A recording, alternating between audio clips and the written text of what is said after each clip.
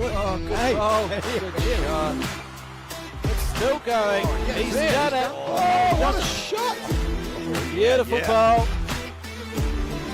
Need a shoulder, he might just pick the jack up. Look at this. Look at this. Oh, yeah. yes. Oh, what a goal. Look at this. Could be Look, good. that is an outstanding goal. Oh, and he's tucked it in.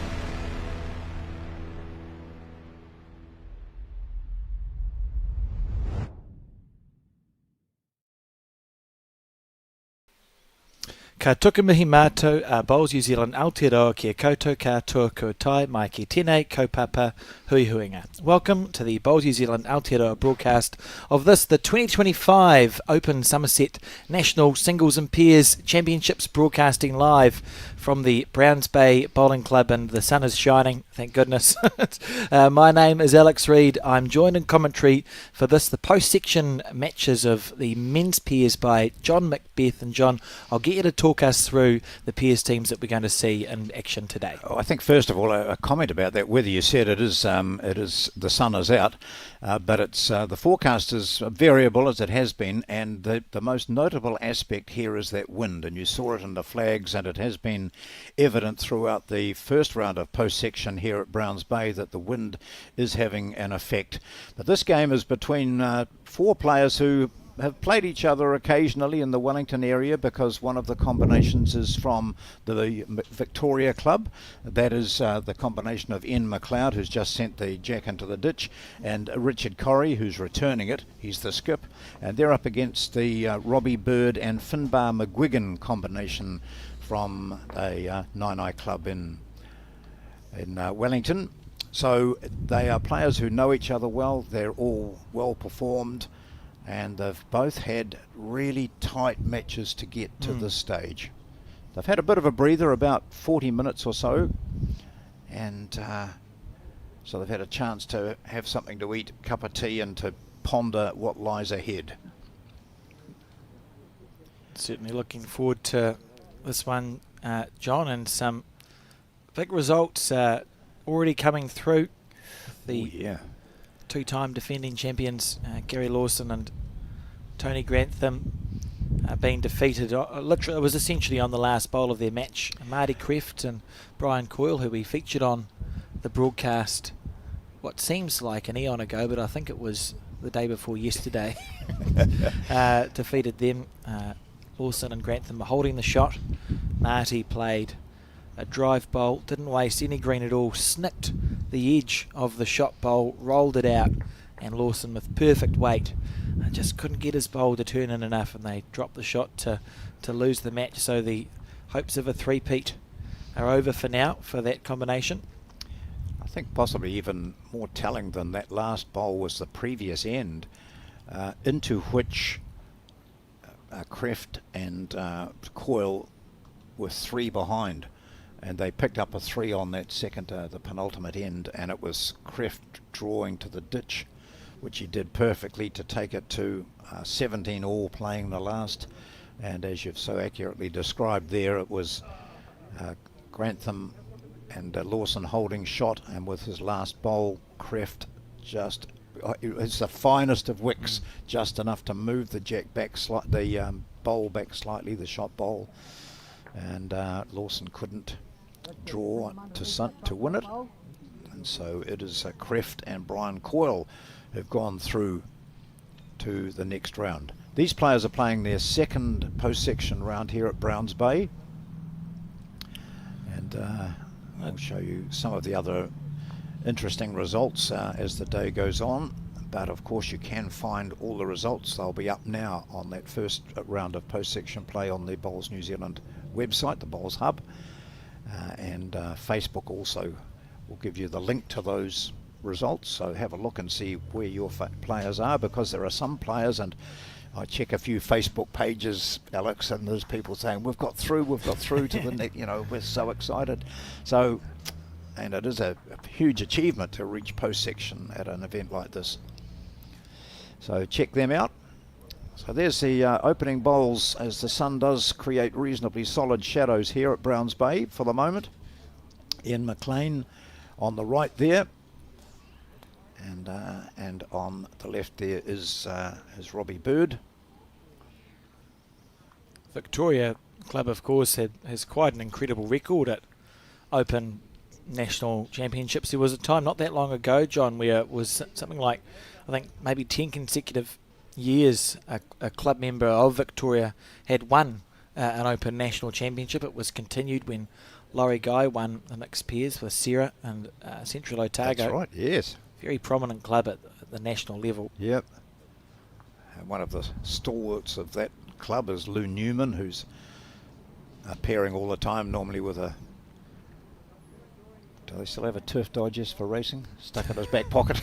Probably.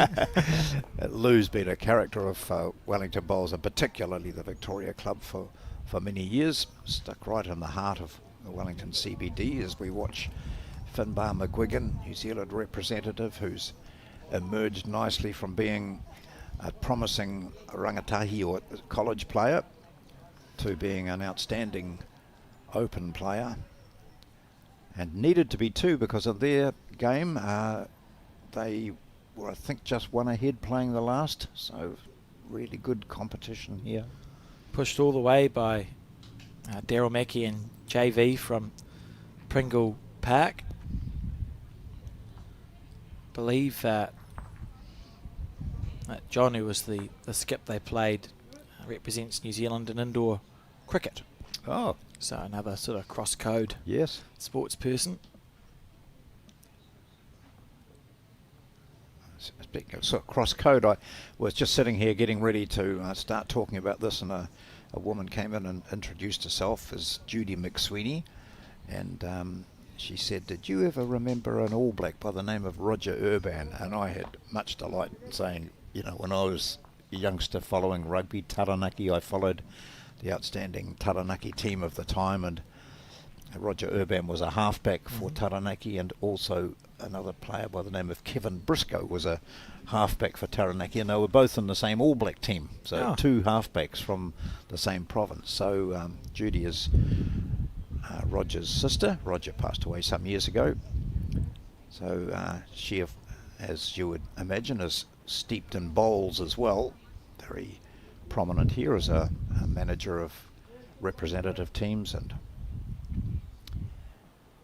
here keeping fit, looking fit.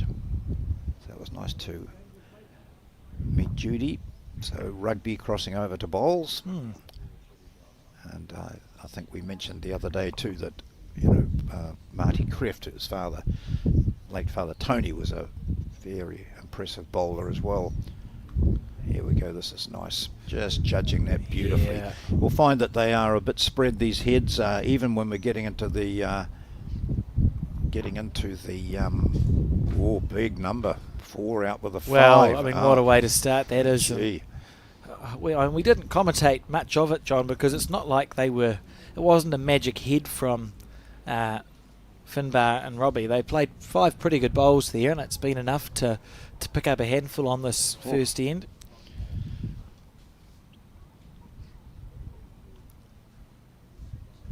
Be pleased with that start. When you can score a 5 that isn't as challenging as it could be, it's quite a nice way to start a game of bowls. We call that sort of a loose 5, isn't it? You wouldn't expect to play those 5 shots and score 5 that often in a game. Just keep an eye on, you know, both hands here and see which one the players are preferring and which one looks to be a bit more forgiving than the other. Well, you can't get much better than that. Stunning opener there from Bird. Very steady bowler. Won the New Zealand Champion of Champions singles when it was hosted at Nainai 3 or 4 years ago, and that's sort of when he burst into prominence on the national scene. Has been a well-known Wellington bowler for a number of years. Yep. I feel like he was a good darts player too, but I might be making that up as we see. Oh, it's a good shot. That's a bowl that I've played against Ian a few times in sort of Masters matches. He played for Wellington and I was playing for Kapiti, and I couldn't find anyone else. and that's what he's very good at as a lead. He will just play that dislodging shot quite nicely. That's lovely bowling from Gee, yeah. Robbie Bird there. It's as good as it gets. Yep. So McLeod used to play for Miramar in Wellington. Doesn't look so happy with this one. And then for the last 5 years he's been at Victoria.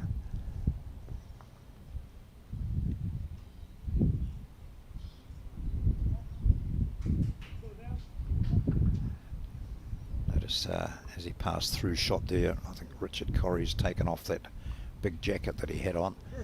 It's not cold out there, but it is breezy, and maybe he's just predicting that it will drop in temperature. I think the maximum expected is 18 or 19 today, but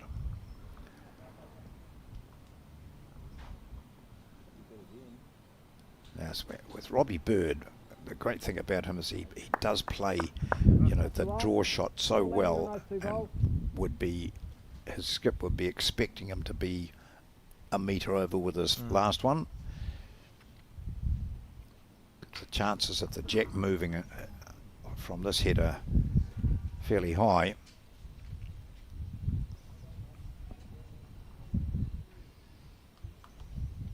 So the players see. So the green there, quite impressive on the second end. We'll look, see the bowls essentially bunched largely in the middle, within the sort of marks we have for the players to stand between, John. Yeah. But he's sort of usually pleased as a player when you can find the line, start finding the line like that early on.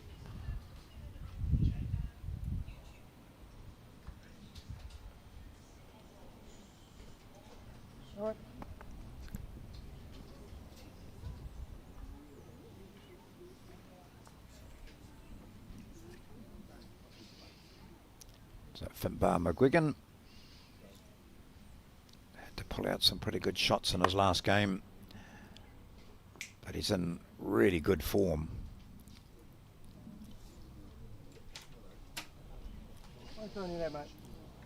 Good positional bowls there from the skip. Richard Corrie, he's got pretty good qualities as well. He's played at a few clubs around the country. I think Bulls was one of them. He mentioned he's played at it.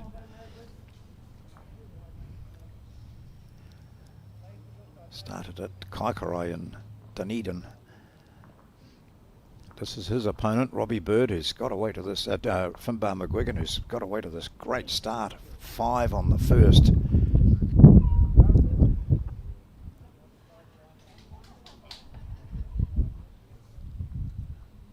But even he can play a loose one. Richard Corrie.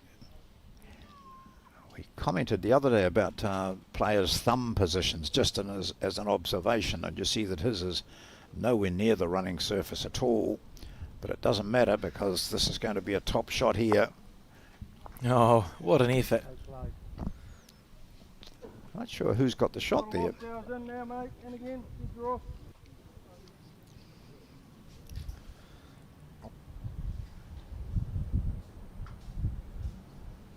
See if we can get a good overhead on our camera in a second. It's hard to tell. It's probably the blue bowl at 6 o'clock on your screen, I think. Sort of resting, isn't it? Looks like it, doesn't it? Oh, Yeah, top effort, mate. gee, good shot there. Just a one down, mate. Just heard him say we're one down. Ian say we're one down. What do you play here, John? Well, it's a hard one, isn't it? To turn that with the perfect weight, just to move the second bowl, the black and white one, in is almost impossible, isn't it? Yeah, but into both them might just do it. Legitimately nearly an impossible shot here. I mean, and even to get around, and you can't push the blue out, the shot out, because it's blocked up. The blue at 6 is locked in. Yep. If you try and play your backhand, which is to the right of your screen, it would be just as easy to accidentally sit Finbar up and over and drop it 2. Thank you. He's remembered. So maybe just drawing around that last bowl of McGuigan's there, the orange. Probably, yeah. Can he Probably get around that? That's a delicate shot in any situation, but with this wind affecting play, affecting the bowls, I'll see what he does. So he's sort of he's got the bowl in a sort of a cup position, no thumb up on top, and others you'll see do have. I think he won't be wanting that one. Takes one out and yet no measurement. So that light blue one of Robbie Bird's was the shot. So they move to 6-0 after 2 ends.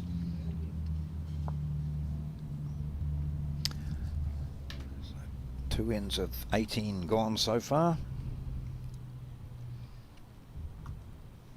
And a good start from Robbie and Finbar. Robbie Bird, of course, has been in the eye of the national selectors for quite some time. It's consistent bowls. And at the other end, Finbar McGuigan, of course, is firmly in the eye of the national selectors. Yeah, he's been selected in that Open New Zealand team Finbar has to contest the Trans-Tasman in Wellington in February. He's done well to hold on to his spot.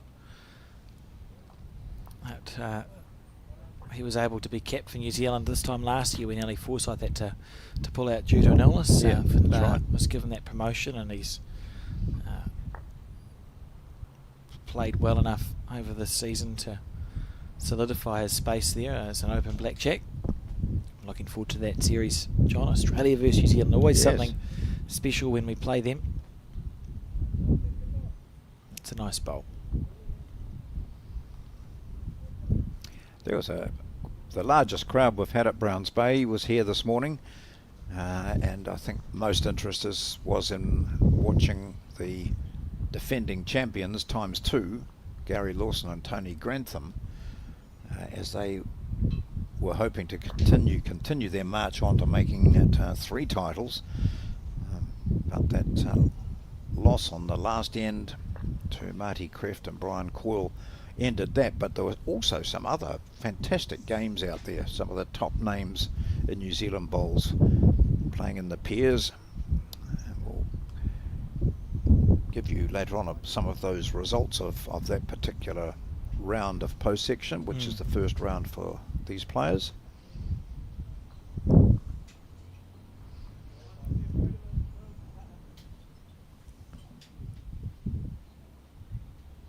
When I left from watching, there were, I think, 3 games that were tied up playing the last end. Oh, it's so tight, and so many things have to go right to win a national title, which is why it's just staggeringly impressive when you have your players like Lawson and Grantham. Grantham won his 5th national title last year and winning the pairs, and I can't count high enough to get to the number that Lawson holds. But so many things have to go right, and you have to win so many clutch games to win just one national title, John.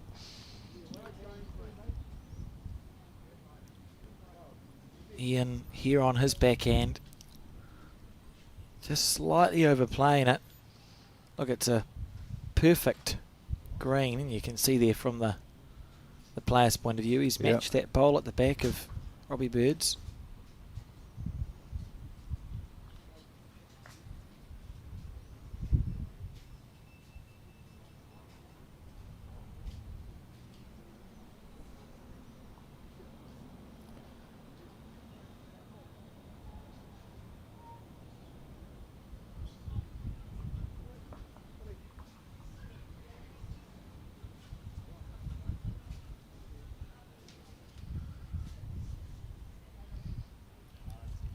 First of his 3 coming down now from McGuigan. On a very high line, this one. Looks a bit bamboozled at that. Just thinking, oh, didn't think I was going to miss by that much. No, but take note as a new bowler, perhaps watching that. Often bowlers who just turn their back on it, but he stared down all the way and took note of where that ended up from the line that he'd taken, which was probably the line that he'd taken the first time coming down here on the first end. Just to be aware of those different conditions that are appearing all the time. Gee, that's well overcooked there by Richard Corrie. Scratches his head. They, McLeod and Corrie played on rink 1, which was our TV rink 2 days ago when we played in this direction. So we've moved it over to rink number 2.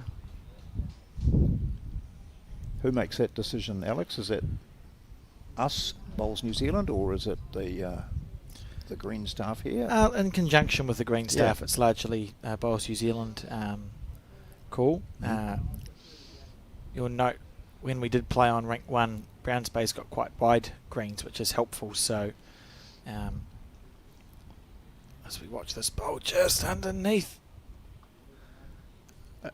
although it reads like it's an end rink, it's not really an end. No. You've got end rinks and you've got end rinks. Yes, yeah. I've played on end rinks where you can't play the ditch hand because the rink's so narrow and it's too wide. So it was sort of in conjunction with Bowls New Zealand and the greenkeepers, rink 2. And you can see today we're going again, sort of crisscrossing the opposite direction as what we played yesterday, just to keep the weir nice and even on the greens.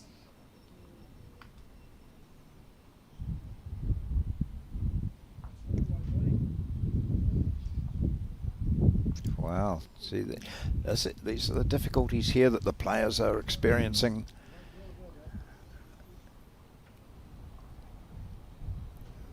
That's, 75% of the bowls have finished narrow. And then we saw bowlers trying to allow for that. And they're pushing it long. That one, good line, but past the head. And the march continues for Finbar McGuigan and Robbie Bird in this game. 3 ends gone now. And they've picked up 7 now. One more shot. Just one more shot.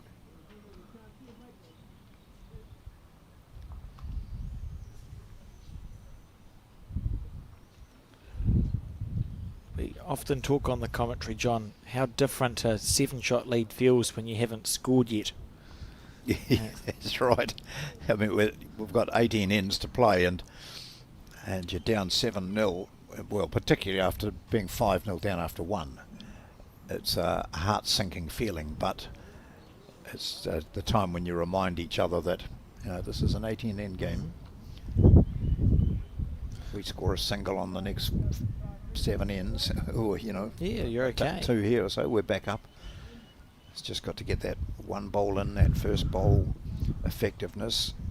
Not going to be this time, according to Ian's reaction. Interesting. Doesn't look too bad though, does it? No, I think it's almost perfect. Yeah. It is perfect. What a shot. Yeah. That's a very good first bowl. And his reaction, that's interesting, isn't it? Because he felt that he hadn't played that well. So something's happening on the green. That it'll be interesting to see his next one, because mentally he's making a correction. Yeah. I despise. Yeah, it's one of the weirdest things, or a very strange thing about bowls. Yeah. If you think you've played a bad shot and it's good, what are you supposed to do? Yeah, you still make a correction. What are you supposed to do with your next one? So let's see what happens. That's an indicator of the wind. And he's probably thinking, I don't know about this, where this is going to be. Well, he's walked away, and it's well called, John. Yeah. I think he's just feeling a bit uncomfortable.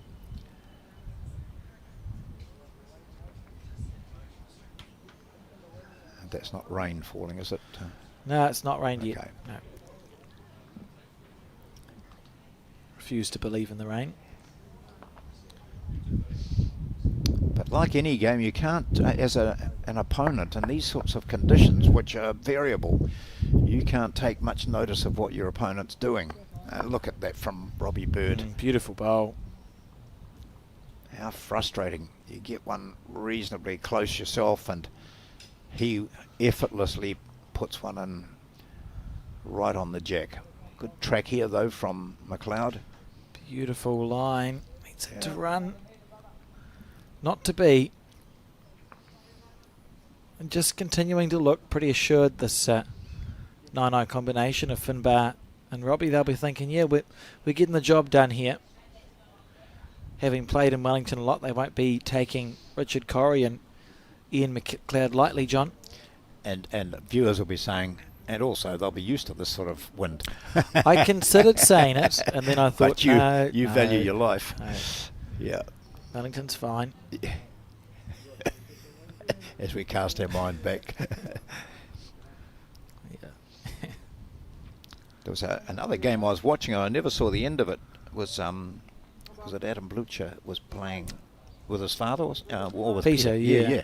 And they were 14 all or something playing the last, so I never caught the result of that. I should have a look around and see if they're still here.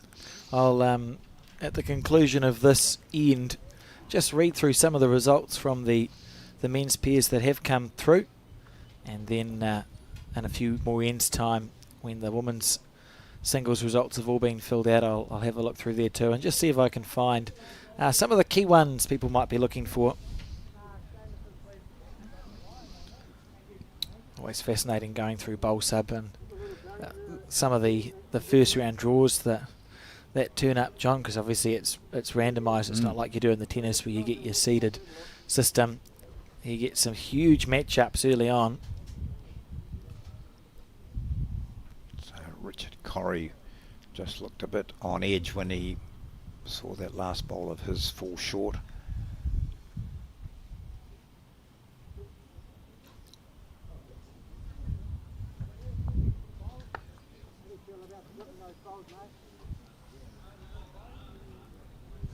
Might see some aggression here from Corrie. I can't allow this to go on for too long. There's nothing at the back though, I don't think. Needs it to turn. Oh, just chipped off the front.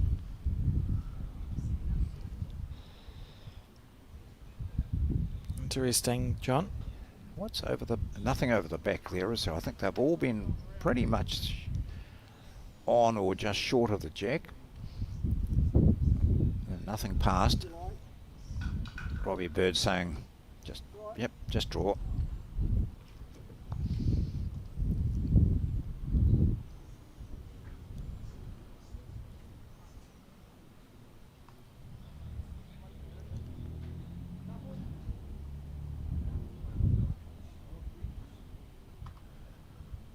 Right back to the centre line. Yeah.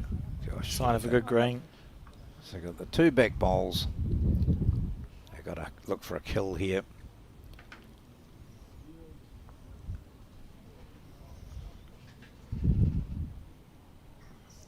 This first one was perfectly in He could line. get them both. He could get them both. Oh, that's a beautiful bowl. Not a kill. It's worth two shots, John. Yeah, absolutely.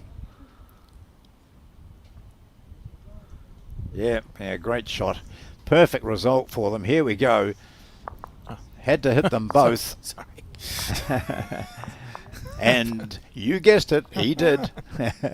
Apologies, team. Yeah. Viewers, that's entirely my fault. Well, that's encouraging because they were looking down the barrel of, being 9-0 down or 10-0 down even after four ends. That's a big deficit to overcome. 7-2 looks better, feels better. It gives McLeod the chance to get the jack after this shot. What a good one it was too. Couldn't have been better. Absolutely perfect weight. Both bowls clean out.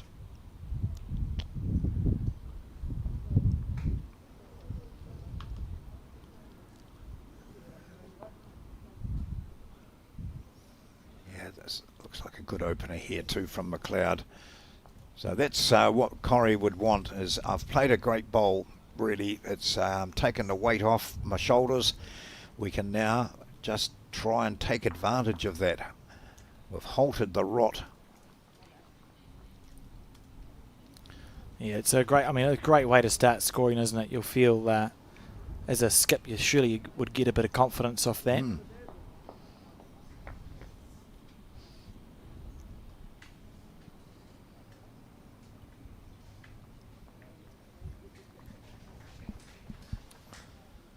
Of course, the Finbar, McGuigan, Robbie Bird is a composite team.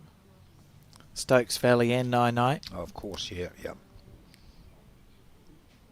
Someone's reminded you of that, have they? Yeah, and fair enough too. I just said, it's always John's fault. I wanted to say the Wellington region. Yes, yeah. Keep it simple. There'll be, I think Plymouton people will be saying, yes, but Finbar played here initially. That's a good bowl, isn't it? Oh, he's playing some Yeah. mighty bowls Yeah. off the front, is Robbie Bird. So consistent, John. Yep.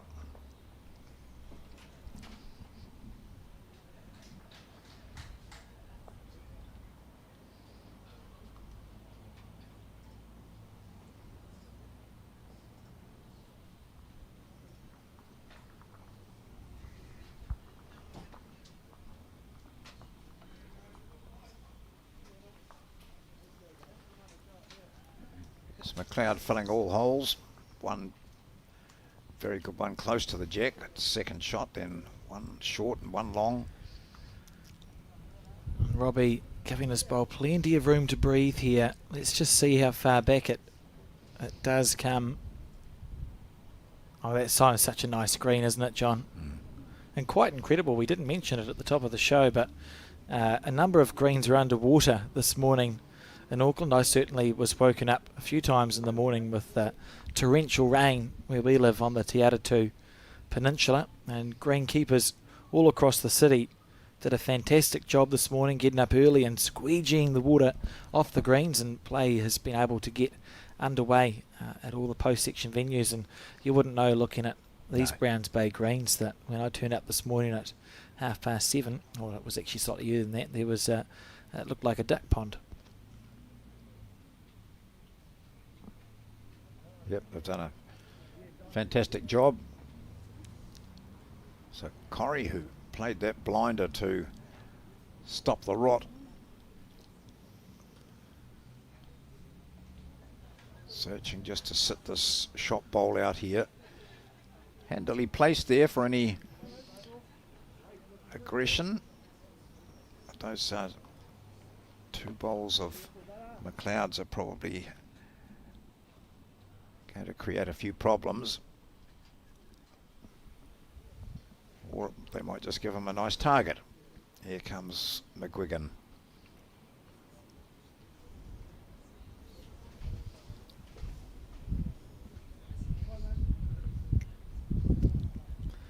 Of course, too, this national championships has books run by the TAB for post-section. John, they've closed now, of course, because post-section started at 8:30 this morning, but will be reopened for the quarterfinals onwards and semi-finals onwards of the men's pairs and women's singles, respectively.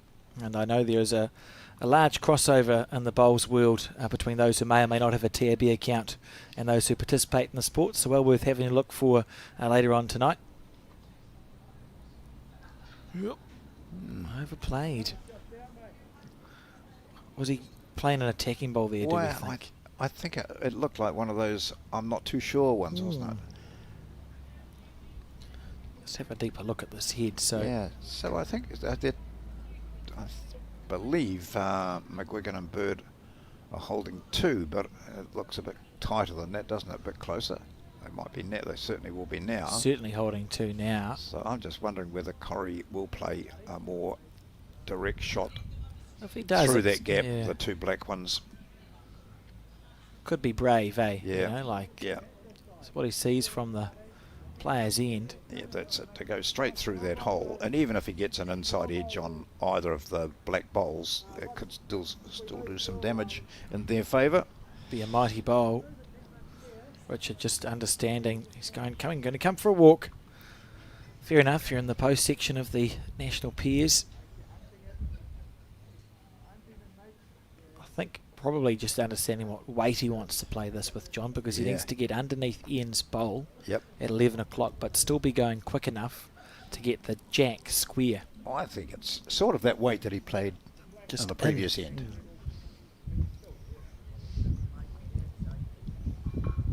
I mean, even if he was to hit one of the black bowls, as we say, Ian's bowls, it could produce a favourable result.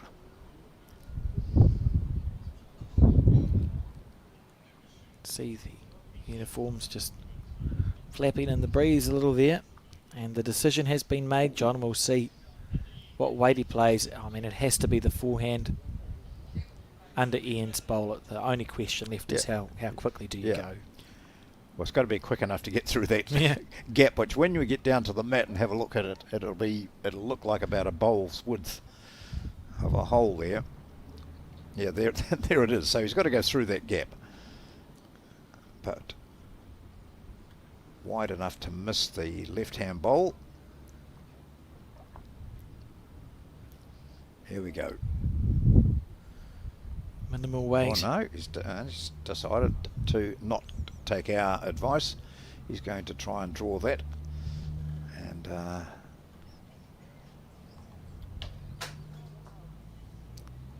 he'll be disappointed with that bowl, John. I think so, yeah.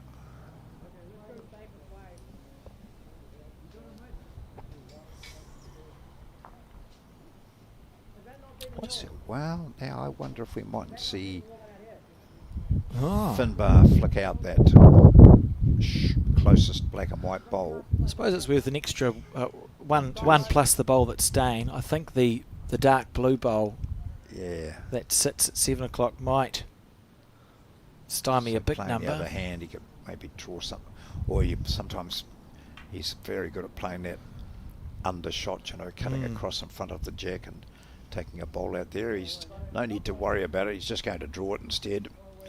Well, when you're good enough to do it. Yeah, that'll be in. Why not? That was a 3 indicated there, so raced out to a 10 shots to 2 lead. The composite team of Finbar McGuigan and Robbie Bird playing very well. 18 ends, of course, so we are a third of the way through this match. And I'll just have a look at some of the results that have come through onto Bowl Sub Aotearoa as the leads play the first 6 shots. Of course, the full results can be found there. I'm not going to read out every game. We'll be here. We'll be here for a while, but ones that people might be interested in, the combination of Sheldon Bagri-Howley and Aidan Zitterstein are safely through their first round matchup against Richard Kempthorne and Bruce Fenton, winning that 27 shots to 4. Colin Gareth and Carl Garrett, who've been perennial, I wouldn't say, how would you say it, successful pairs combinations, haven't they? They always make it through to the pointy ends. Lost their first match to Michael Carmody and Parmesh Rahman, 16 shots to 8. Neil Fisher and Steve Cox lost their game, 16 shots to 17 against Tim Hook and Brian Lucas, so a close match there, and that would have been a favoured combination.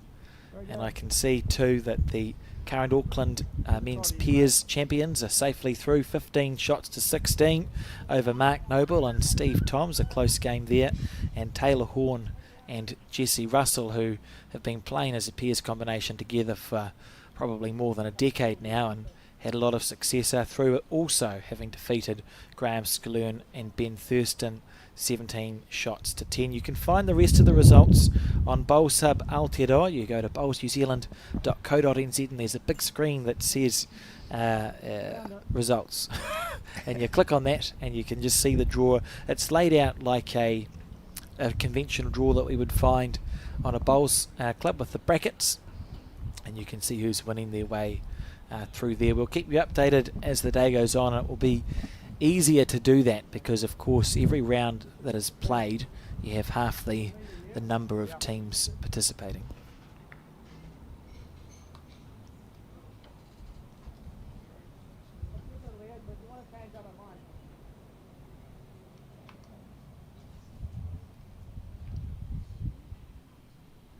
Bird now, who's, for a change, not holding shot.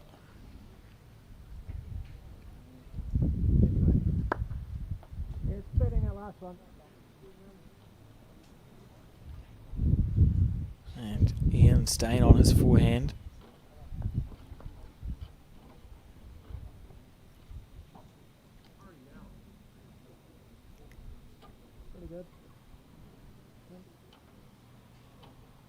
If he gets around that, that's a good one. Not quite. Just his heart would have been racing a wee bit as he saw that was such a good line.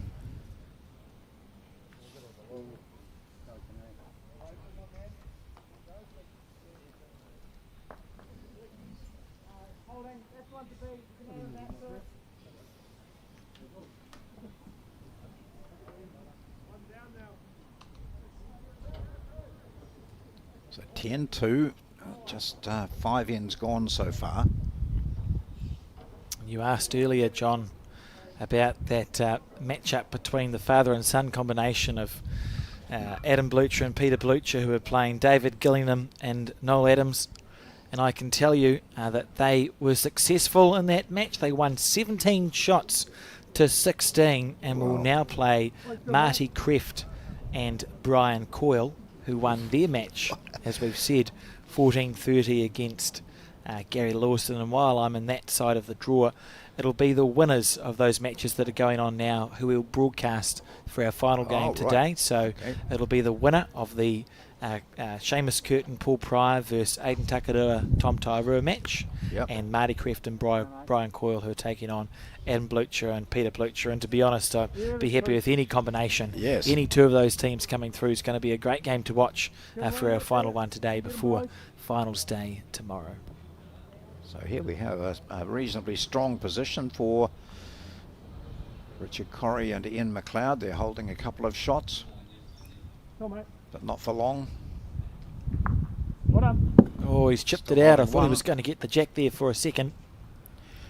So that the Adam Blucher match and the Lawson match, to name just 2 of the 4 competitors, 8 competitors involved, that was being played on adjacent rinks earlier today, and they were both level playing the last. Both teams, both games were level playing that last end. So we saw Kreft win his, and then Blucher also by 1 shot. So very tense stuff. I'm very impressed with the With the light. well, the standard of play. Oh gosh. Max has got his blinkers on.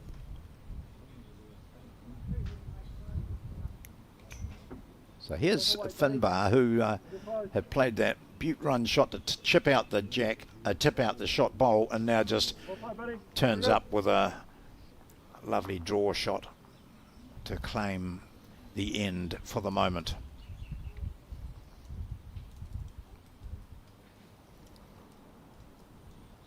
I think you're under here.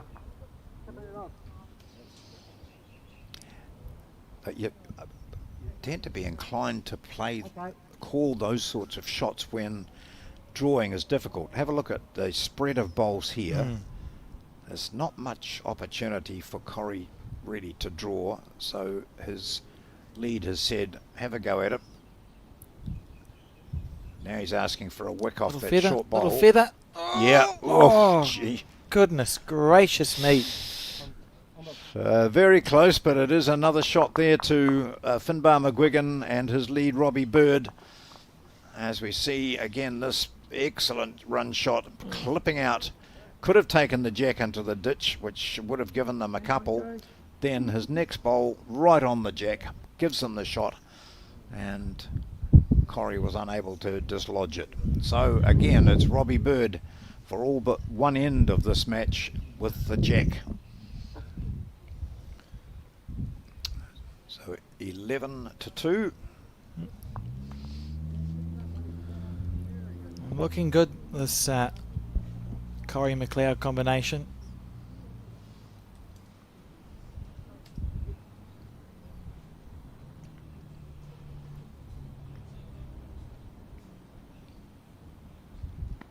From what we've seen, that's too narrow It's probably the first bowl in this match in which Robbie Bird has had any cause to slap his thigh and grunt and groan. It's easily the worst bowl he's played this game. Yeah. And I'm pretty sure it'll be a one-off, John. Let's watch this correction. Yes, possibly at the turnover we'll say, well, here's Bird holding 2.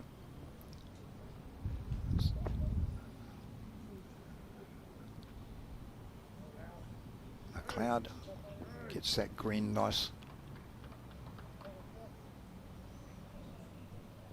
So yeah, already you see the correction that Bird's made. Yeah. Leave it, just come back in. Oh.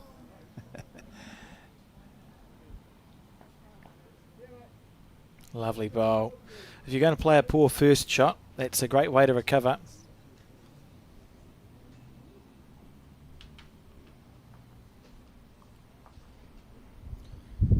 This is not bad either from McLeod.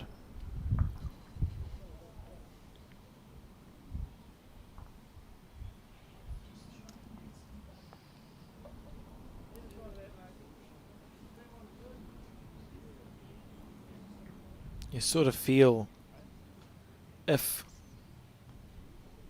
Corey and McLeod are going to stage a realistic comeback here, John, it'll probably start from Ian. Doesn't have to beat Robbie Bird off the front, but just matching him a little better than what he is at the moment. Yeah.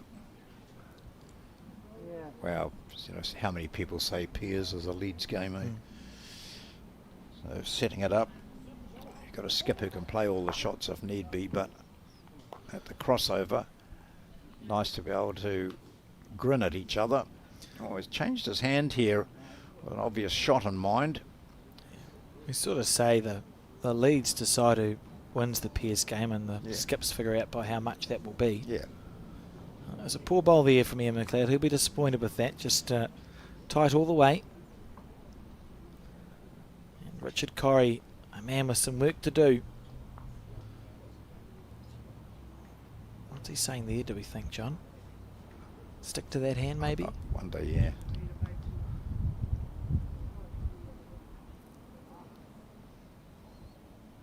But you'd sympathise. You've got a lead down there who's bowled quite well coming through, but he's 2 down, and you can see the jack on the other hand. He knows he's got the back bowl, and he thinks, I might just make up my own mind here, and I'm not sure if that was the case. You can see it from here. You just see, oh, lovely. I'll change my hand, play the backhand, jack back, or sit the shot. Would be the ideal opportunity to sit that blue shot. And that's probably what Corrie will do. Yep. Backhand, seeking the jack or the shot. It's a better line. He's close here, John.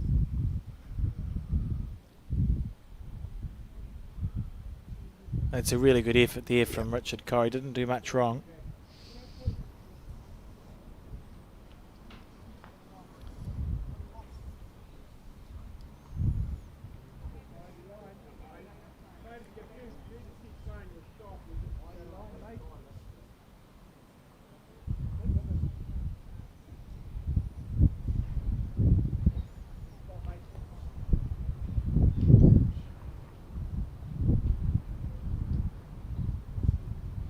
Oh, look at this, John.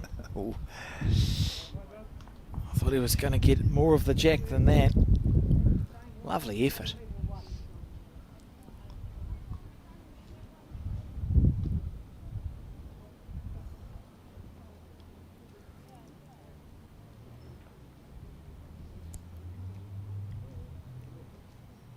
I think I see Neville Hill there, just sitting in the corner. He played in the previous round, so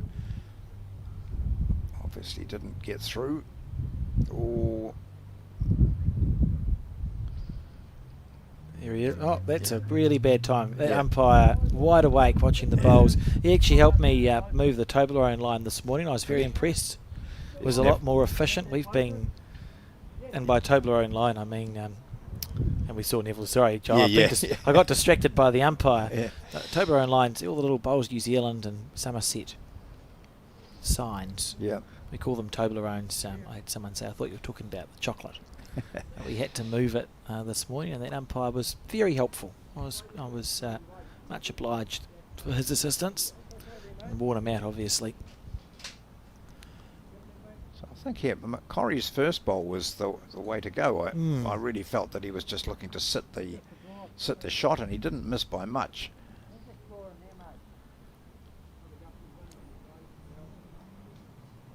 11-2. It's difficult to dead draw. Corrie's a very experienced player.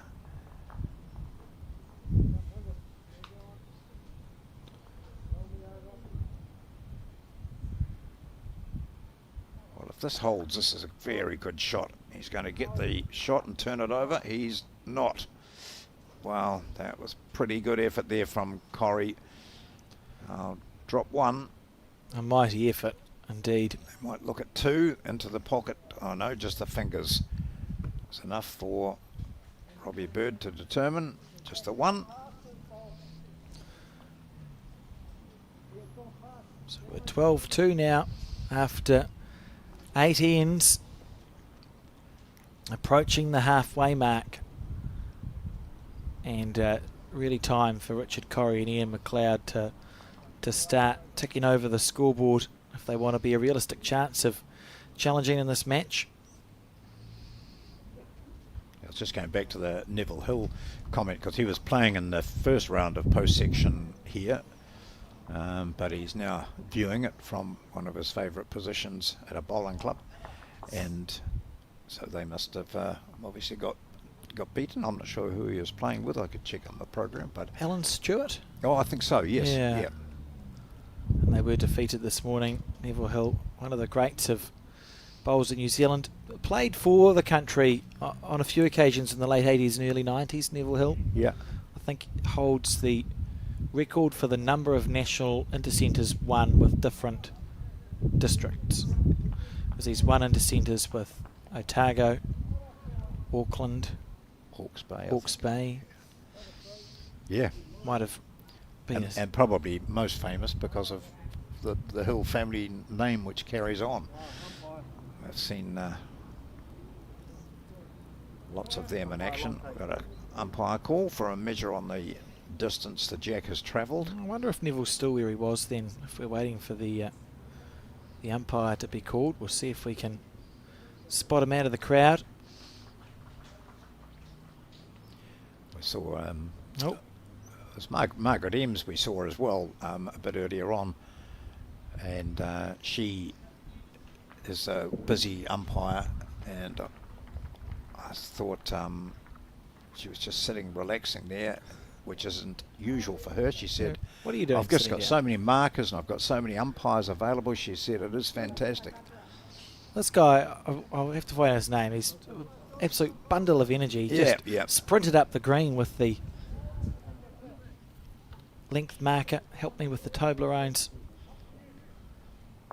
and it's up anyway.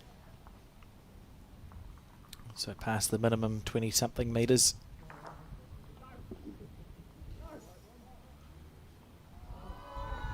So therefore, if the tape was hauled out, then it's a short end, the shortest we've had so far. And I know they didn't deliver the end to this length, but you'd have to think that Richard Corrie and Ian McLeod won't be upset that something has changed, John. No.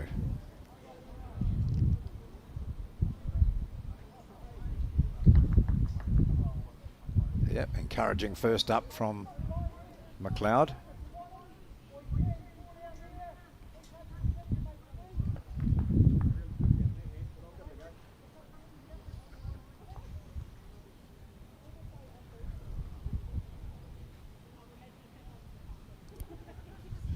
Look at this. Yeah, it's pretty impressive stuff. Nice bowl.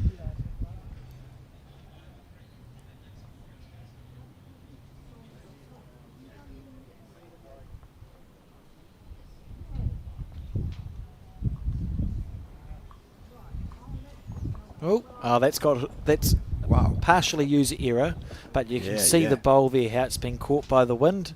So made to look worse than it was, John. But that definitely got a gust there, Ian McLeod's bowl. an experience I'm sure that he won't be used to, hailing from where he's from.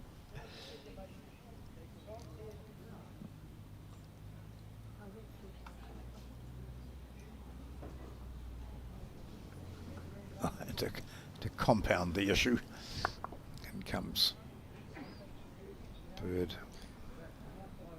with a third, possibly. See, Ian just indicated he wanted to switch to his backhand.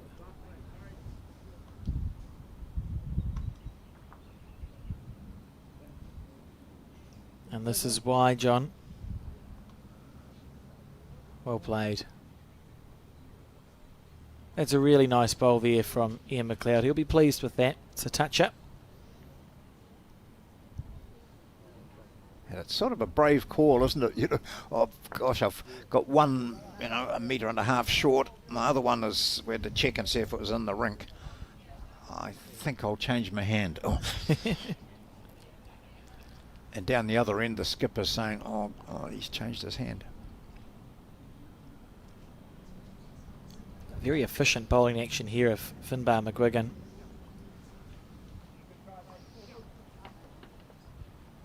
Hasn't changed a lot over the years. No.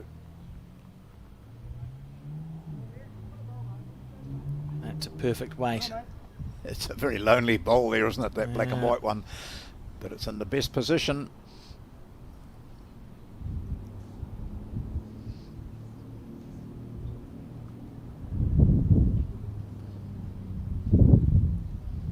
This would be good if he sits on that orange or just flicks in inside it. Classy bowl. Yeah, nice. Yeah, well done. And sit. Yes, very good.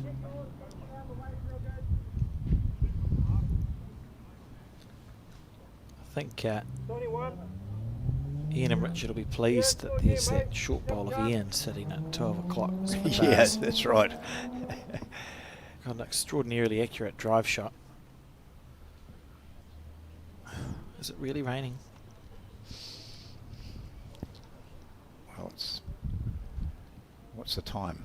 Getting a bit grumpy, John. Whoop, turns his back on it, and that doesn't often happen. Well, that's probably makes Ian McLeod feel a bit better.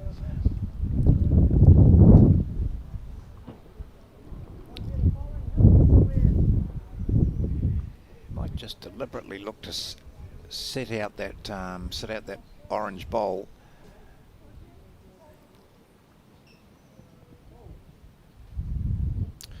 See Richard just wave his hands in disbelief. It's a very light drizzle, isn't it? Yep. So what's he asking for here, John? I think Reaching draw? Yeah, I think so. For Corrie and McLeod, they'll be feeling quite good that they've got that bowl there, that short one, which is in the road, and also they've got the bowl just behind the jack, which would have been a lovely catch for them with that weight that Finbar played.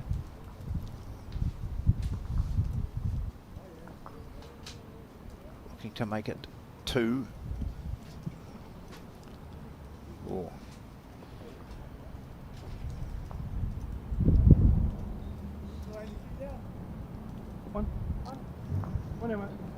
Just a single, and I'd imagine that if he controls the jack well, they might just mightn't be too afraid to go short again this time. Oh, absolutely. There's no reason to not do so. 3-9 now the score, and we're at the halfway mark, John.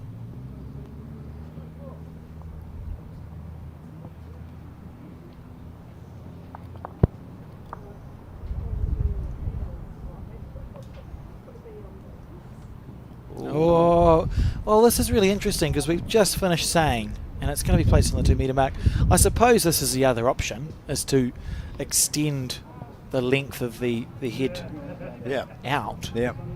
But a little surprised. So sort of, I thought they might go the other way.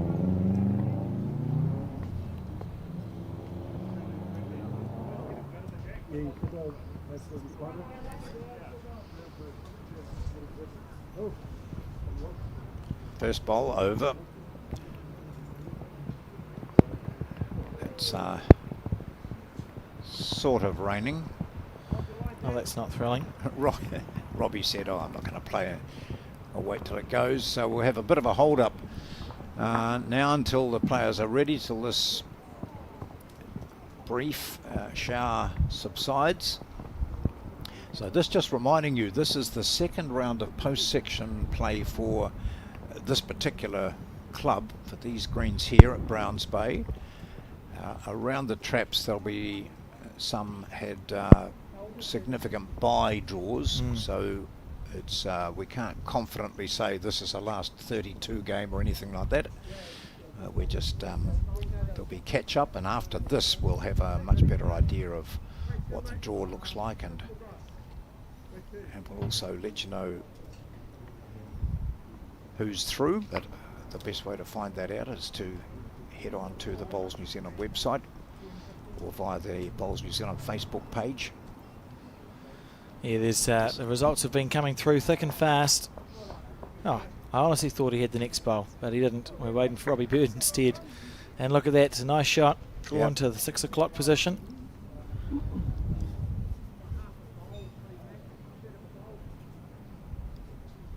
Also being played today, the women's singles around the traps as well. That's post-section play. There seemed to be a lot of qualifiers. Did you count how many there were? I saw the list coming through last night, and it's I thought there's not many that have missed out. So it's quite a sizable field to start with. It went to around 64, so it must have been 50-something qualifiers. Was it? Yeah. It was one of the largest entries we've seen in the women's singles for some time. Yeah.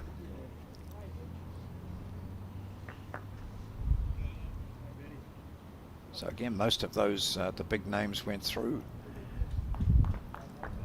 So, the likes of Selena Goddard and Taylor Bruce, Leanne Paulson, Debbie White.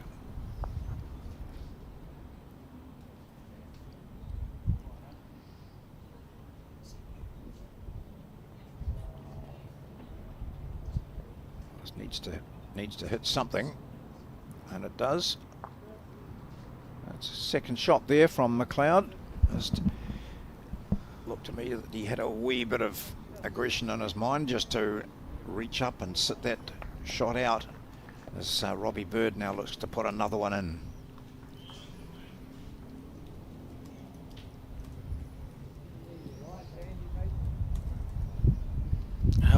How's the weight?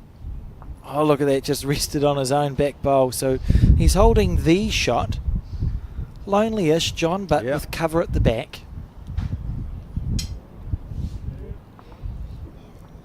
Corey's shown that he can play that backhand quite nicely. He played a couple of really good attempts at drawing the shot or dislodging the shot the last time the players were heading in this direction.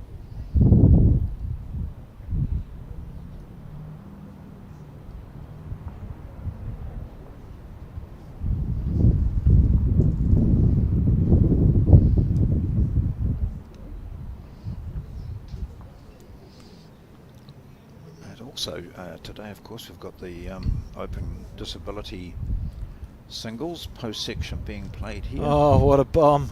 That's what he almost did that twice last time coming in this direction. He's made it 2. That's quite incredible, John. Yeah, that's very good.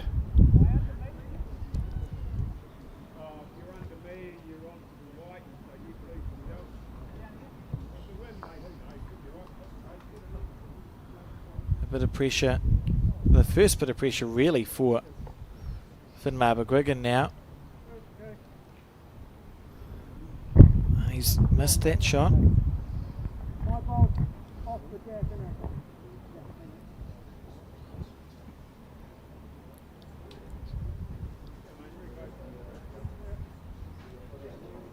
Same shot.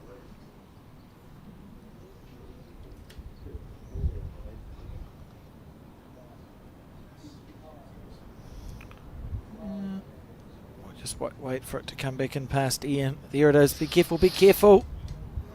Was careful.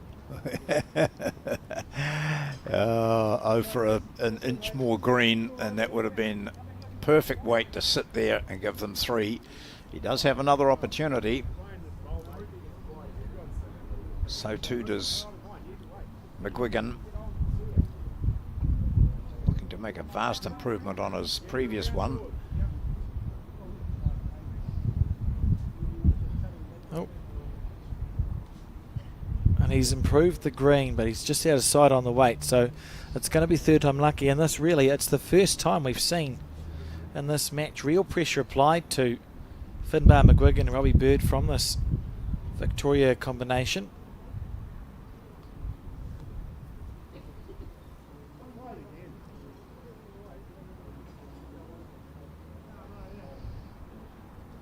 Oh, he took just slightly too much. This feels like a very important bowl. Yeah, I thought that this was a great one, the only opportunity really that Corrie and McLeod have had to capitalise and score a number here. They had the potential of 4. That would have really made a huge difference to that scoreboard that you see up there. 12-7 would have been, you know, you're back in the game, aren't you? 12-7. At the moment, though, they're holding a couple.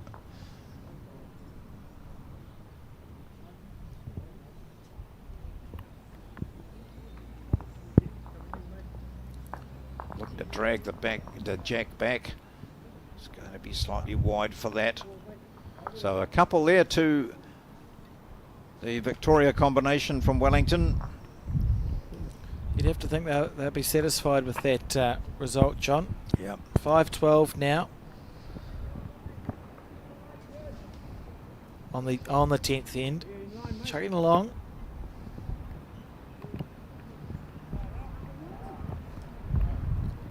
A familiar sight here in Auckland for Major Bowls Championships. I'm just digging that in because people got so uptight about what happened at Nainai.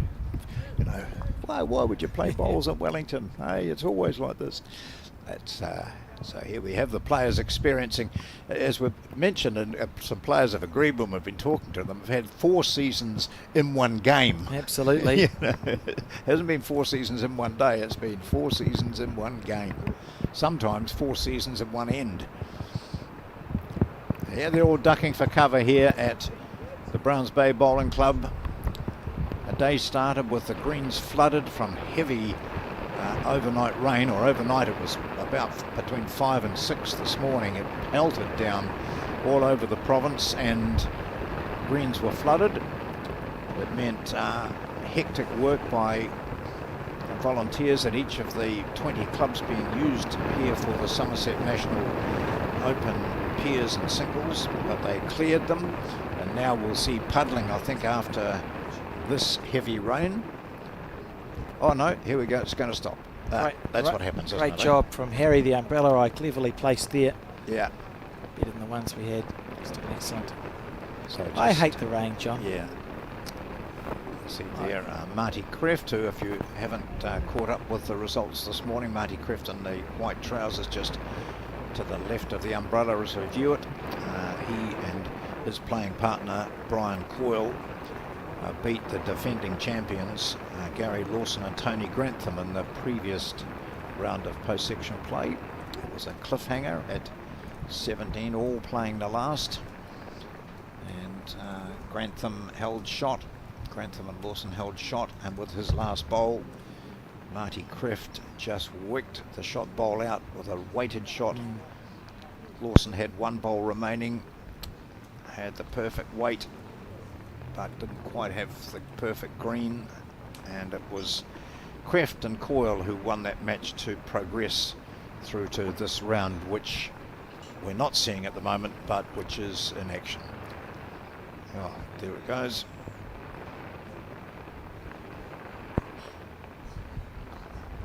The man in the white jacket there, Peter Sheehan, who's the boss of this particular club, and it's not just by name either. He's a person who G's up everyone here, but does as much work as anyone, more probably. Control most things, Pete, but not the weather. No, certainly not. Absolutely typical. One know what he's saying there. I think we should just take the camera away from him just in case. Beautiful weather.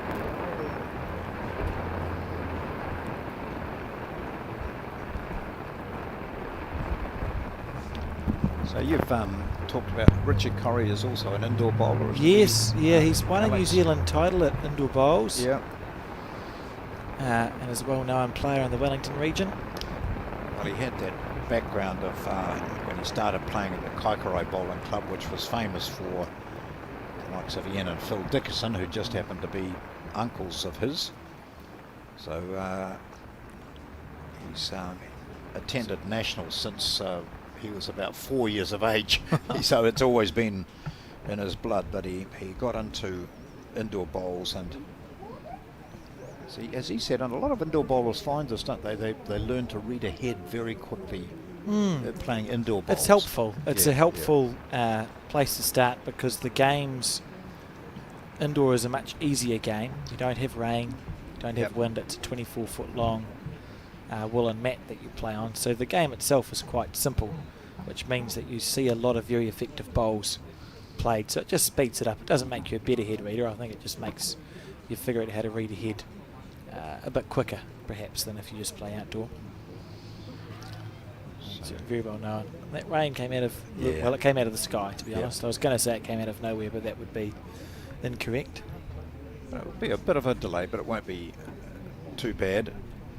So just mentioning, so Richard Corrie playing with Ian McLeod, which, as I said, he started his bowls in Kaikorai, but then I think was in the Air Force at Ohakia, played out of the Bulls Bowling Club, the BBC, but also spent a bit of time up here at Hillsborough and Northcote.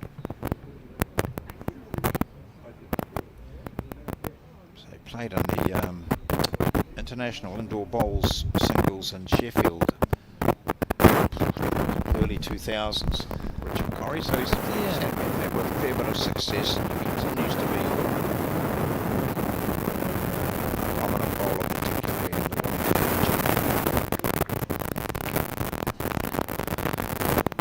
You see the distance there. Robbie Bird's going to start again. We've decided the downpour is over. Yep. Play through that rain, play through that water. Yeah, that's good news.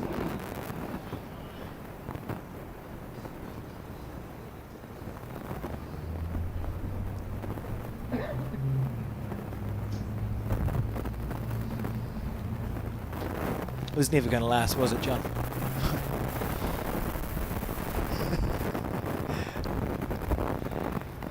No, never going to last, but it will return. So the question is, what difference is this going to make Yeah. to the greens? It should. Well, in New Zealand, it doesn't really slow them down until you see the pooling. But it's already rained today, Yeah. so I think it probably will slow them down. And this is exactly what Richard Corrie and Ian McLeod were crossing their fingers for, John. It's a change in conditions. And what happens to a bowl when it goes through a pool of water, Alex, like we're seeing here? Does it speed a bowl up? Does it affect it at all? When it's pulled, it slows it down a little bit, I think. And we'll start seeing the track of the bowl, which will be really interesting on this end.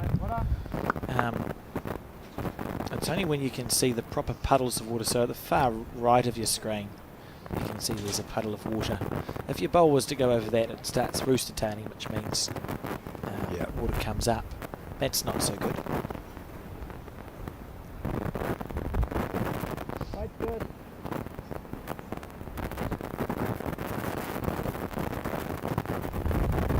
There'll be some frantic drying of the bowls, possibly. Some people are just quite happy to play with wet bowls.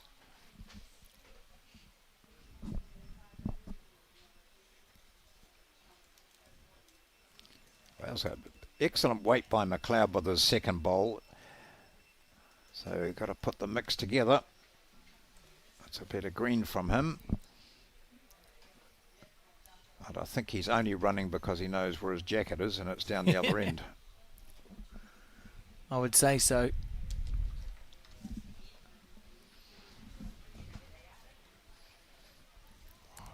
hand on hips. He's just talking to Richard about how he thinks it might have changed.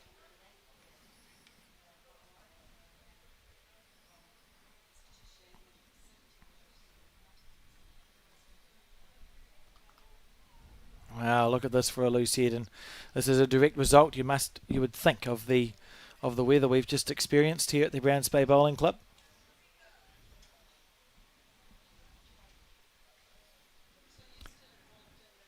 So there we see Richard Corrie on the left with the Victoria sign on the back. He started wearing that jacket. He took it off when the sun came out. He's put it back on again. And don't be surprised if he's taken it off again before the end of this match.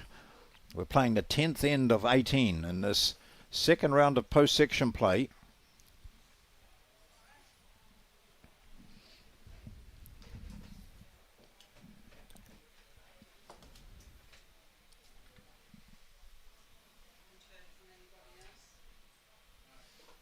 On the forehand. Well, it looks to be bowling into a headwind there, doesn't he? When he knelt down and delivered, his jacket was swirling around, struggling to stay on. And he looked to have given that plenty from his delivery as we viewed it. And that's one thing that Corrie has not been today, and that is short. Here we see Finbar reading it well, bringing the bowl in for the shot here.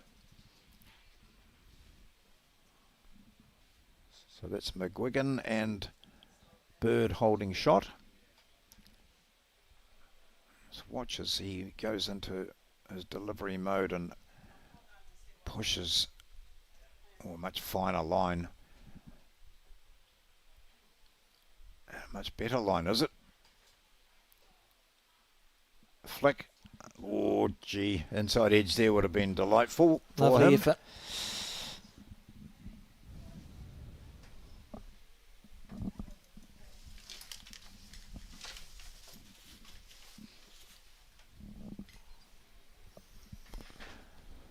This match started quite sensationally with McGuigan and Bird picking up 5 shots on the first, singles on the next 2 to be 7-0 up after 3. And then they were 12-2 ahead.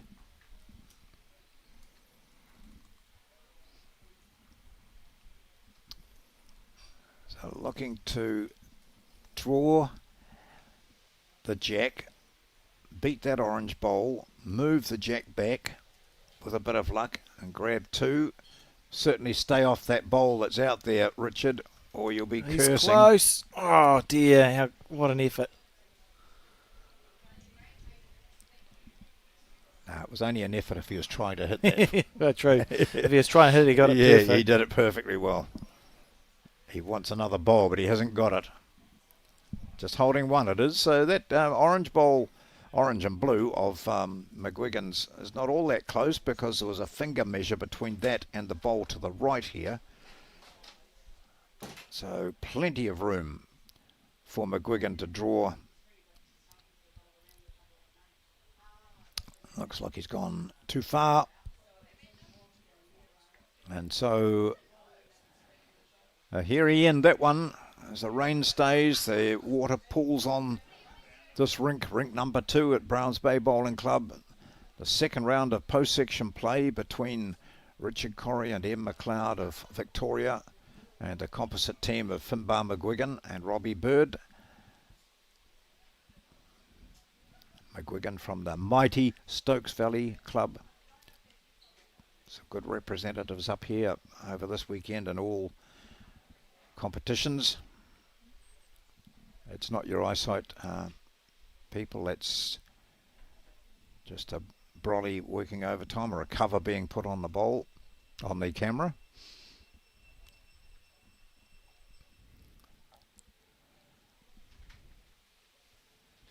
First bowl of this, the 11th end.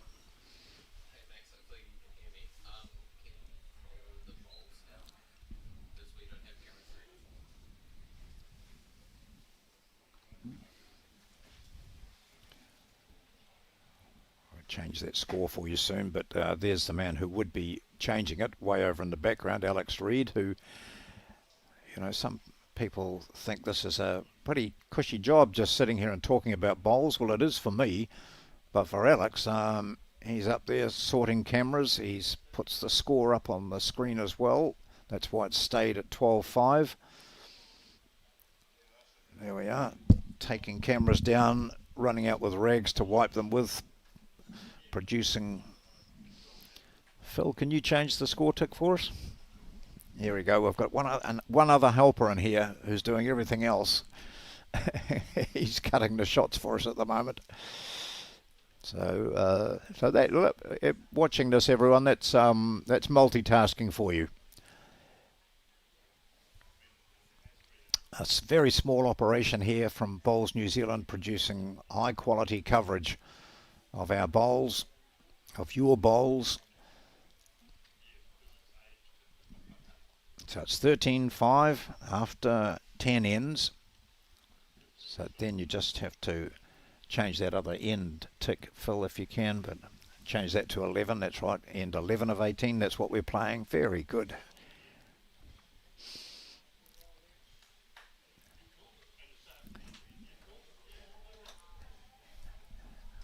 Yeah, great shot there. Two excellent shots, probably giving them three.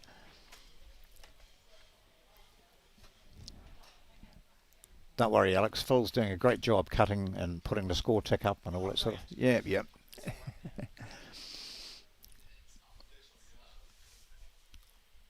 And working out in the rain there is Max, our solo cameraman. That's a good shot coming in there from Ian McLeod. Low fives there between these two, Finbar McGuigan and Robbie Bird. They've been in control of this match. They're up by 13-5. We're playing 11th end of 18, so they know that this is far from a foregone conclusion. And it won't take much for Corrie and McLeod to close the gap, so they have to just make sure they're tight with everything. A lot at stake here as the sun starts to break through.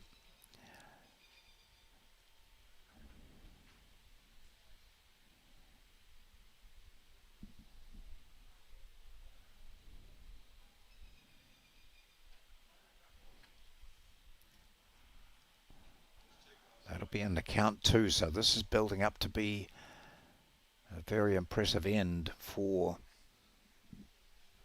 the team which is leading at the moment.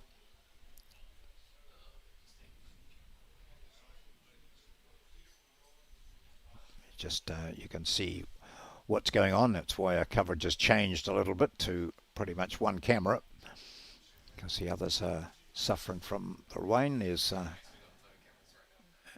Alex down there wiping those two cameras down.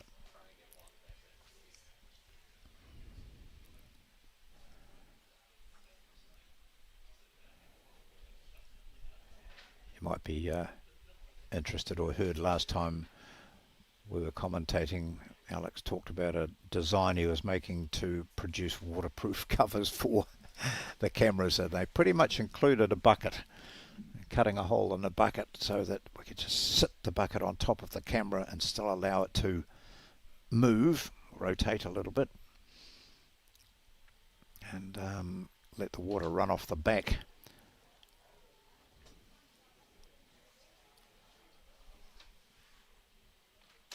So Corrie short and slightly narrow with that, wanting to reach into those to where that jack is.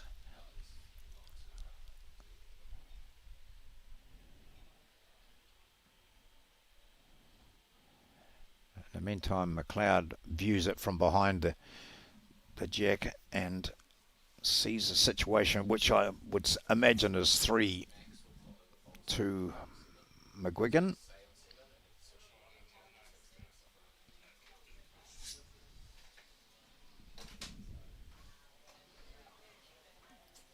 And we might just add to that, McGuigan might just be up. He's onto the jack, doesn't want to move it. He plays the perfect bowl through the hole, which was pretty much non-existent, but just wide enough to accommodate the track of a bowl.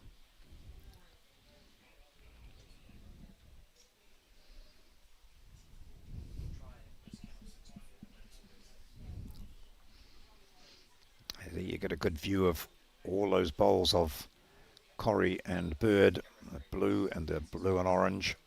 So that might be, it's at least 3. It's 5. It is 5. So a huge end for McGuigan and Bird. They started with a 5, and now 10 ends later they've picked up another 5 to make the score 18 to 5 after 11 ends.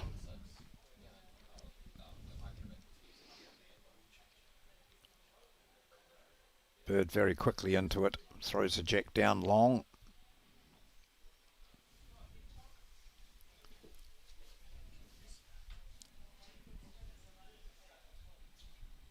So it won't be much fun for Ian McLeod to be putting up another 5 there. Their bowls weren't too bad. It's just that there were 5 closer than theirs.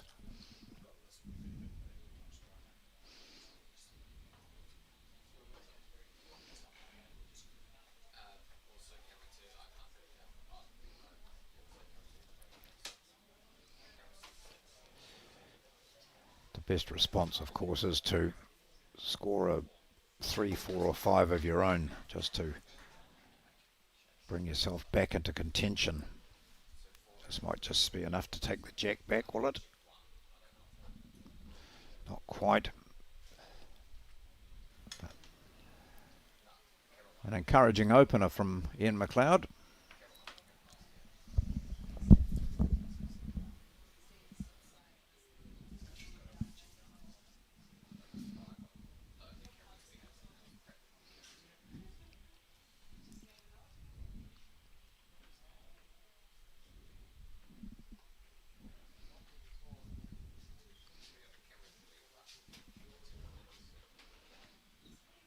Let's see if he can repeat the dose.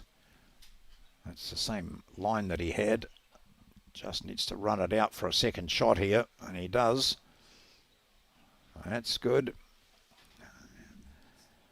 So dropping a 5, returning with, or responding with a couple or 3 is the way they need to go. Otherwise this game does certainly slip away. 10 and 2 ends, gosh. It's those horror results.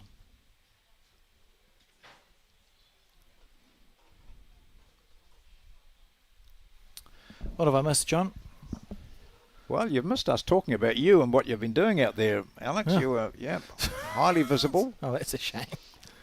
I think viewers now know that you do more than just talk. It'll be a surprise to many.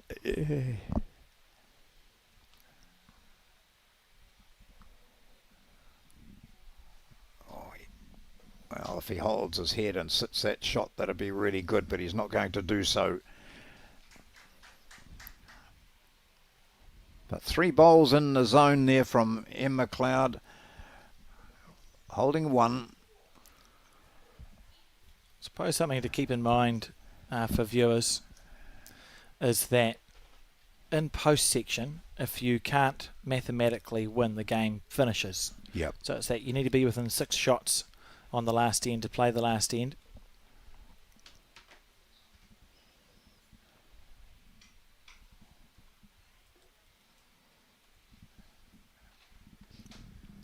And within 12 to play the second to last. Correct, yeah. Well done. Yeah, that's, they've got to be thinking those sorts of things. Oh, pretty good line here from McGuigan. Pick the jack up, take it back. Oh, that's a great stay shot. with it.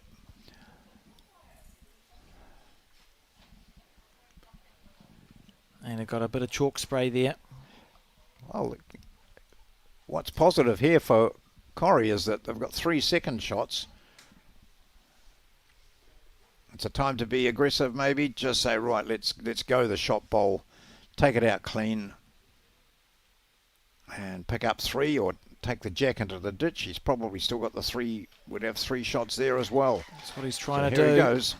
Oh, which hand? He's on his forehand, but it's diving across the head. And that's a swing and a miss from Richard Corrie.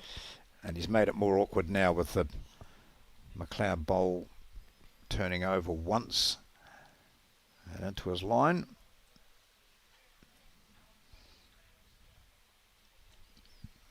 Might have a view of that from the mat next time he's playing, just to see what he can see.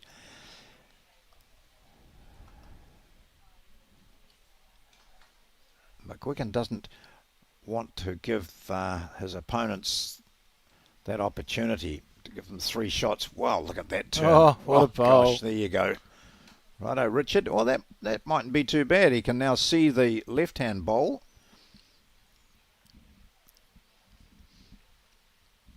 What does that look like from the mat, Alex? Can we see or not?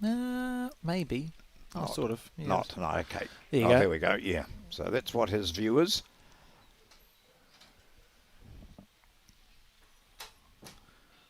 Dire situation for the Yeah. Corey McLeod combination here. Really needs to make this bowl count. Little feather off the front one. Hasn't done so. Come across the head, and that's achieved very little there for Richard Corey. Finbar's put 2 there. Why not put 3? Well, he has had such a perfect track. They'll be wanting to move the jack across to the side every end now, because he's got this great line and it finishes so well out here. He's got the same line again, and look at it start to work. Oh, just Oh gosh, it just starts to, it's hooked up. So it wasn't the same line. I was wrong. Yes, it was the same line. It's just this slightly different. What does he see now? Nothing has changed really, apart from that orange bowl has moved across into his view. Smack your own. Decisions. I'm not sure, John, what the best option is here for Richard. It's I mean, that's not a good head to be. That's not a good head to be playing to. You've got short bowls. He'd like to take jack into the ditch or kill it. But if here we go. What he walks back now, he can only just see the jack, I think.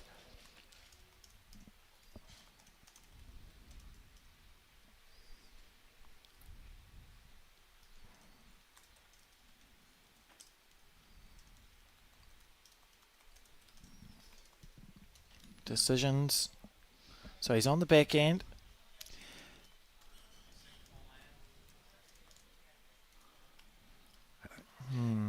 Looking to draw. See if he can follow that track down of McGuigan's and sit on the shot. Not a mile away either, is it? Oh, very good. Oh, he's Takes chipped one one out. out. Yeah. How far back did it go? Did it go back far enough to be out of the count? It is just 1, and it is just 1. Oh, no, 2. Robbie Bird holds the 2 fingers up, and this game is now well and truly slipping away from Corey and McLeod. It's 20 to 5. Where did that time go? Yeah. And we're playing the 13th end. It's a 15-shot lead with 5 ends to go. I would say 3 on each end, and they're getting excited. yeah, but that's literally what they need. It's do or be done here for Richard Corey and Ian McLeod.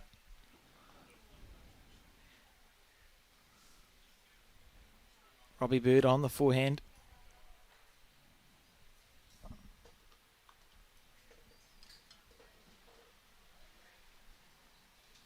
Back in his shirt sleeves, taking the hoodie off now.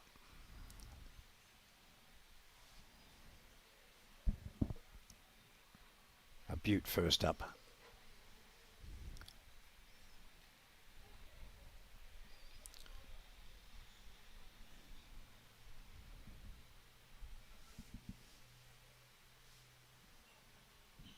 And that's a poor bowl from Ian.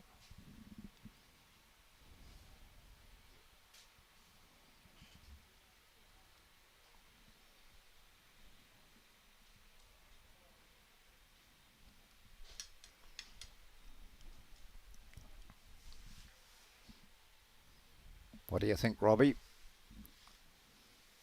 In the zone again? Or a bit short? Oh, that's not bad, is it? No, it's a lovely line.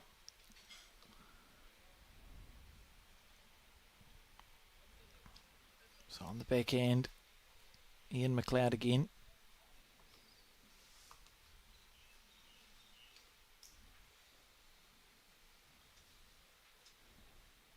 That's a nice bowl. Good line. Yeah. He made the necessary adjustment.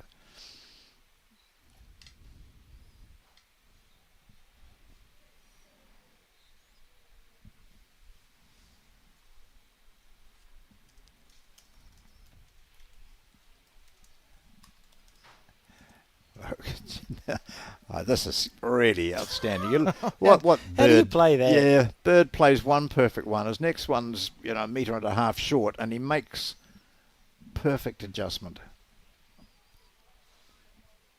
I think we might have Ian McLeod saying, agreeing. I might just play up to those. Is that all right?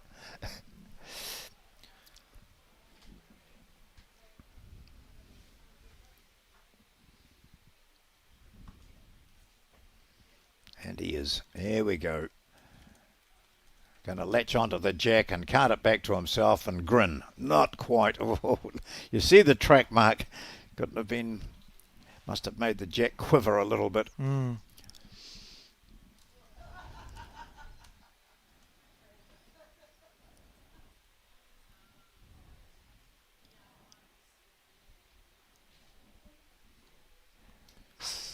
Such a sinking feeling while that rain was on and you weren't here, Alex, and couldn't even see what was going on. But we didn't have time to look. But dropping a 5, and they were still in the game at 13-5. Just needed to, cut that down and couldn't quite do it. A single would have been manageable, but now at 20-5.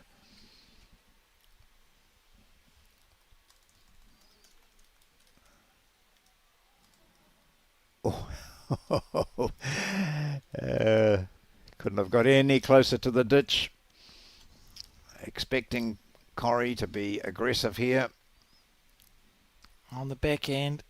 They need numbers. They can't afford to drop any, and they need some numbers, but even a 1 or a 2. So he's packing them up round here. That's the sort of weight which, if the jack was to travel back here, so we might just see Bird say to McGuigan, put one down around my foot. Just beat those 2, cover those 2 just in case. Because they... Literally what he's doing there, John. Interesting. And you see Finbar's bowl on that forehand side. There you go, another one in there.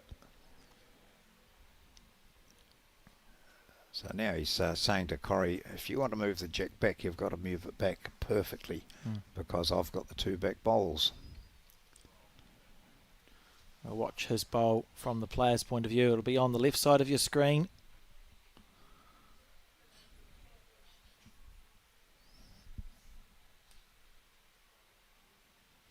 Oh my God, look at that. That's there you go, and he has moved it back, but not perfectly. And so therefore those 2 bowls, the call from Robbie Bird has been vindicated. You've got to start.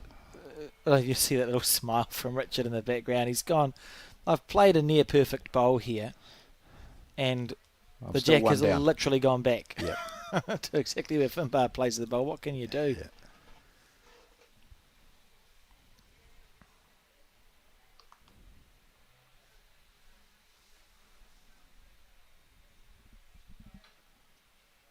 Oh, look at this.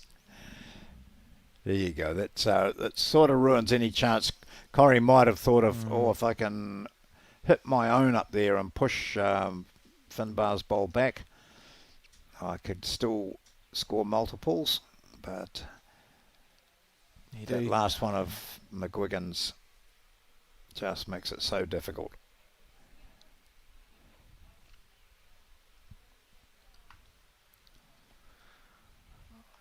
Don't think he likes this bowl, and that's a number. I feel like we're getting very close to the end of this match, John. You sort of, in this situation, might be thinking, well, maybe we'll play back to the clubhouse and see if we can score. Just wait for that score to be ticked over. Another 2 shots. So the score now 22 shots to 5. And we're on the 40. 14th end of the scheduled 18, but hard to see this game continuing much further than what it is, John. And a great performance, really, by Finbar and Robbie. Yes, indeed.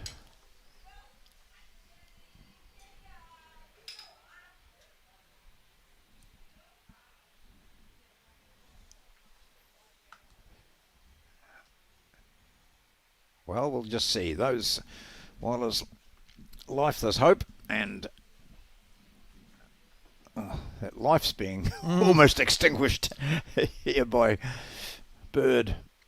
It's been a very all-round performance, hasn't it, from Bird and McGuigan. Robbie's been so solid off the front.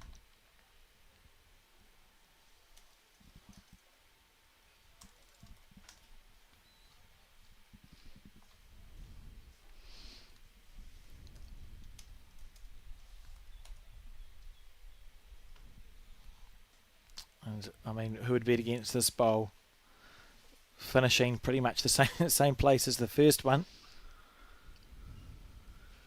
Steering down after it, Robbie Bird, as the sun streams down at Browns Bay.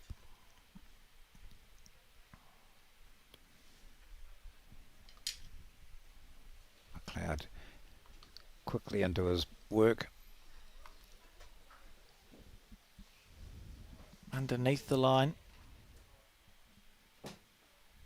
When you wouldn't believe, there's blue sky. There's been blue skies all day, before and after a downpour that came out of absolutely nowhere, and there's blue skies again, John. I can see it out the commentary window, just streaming down.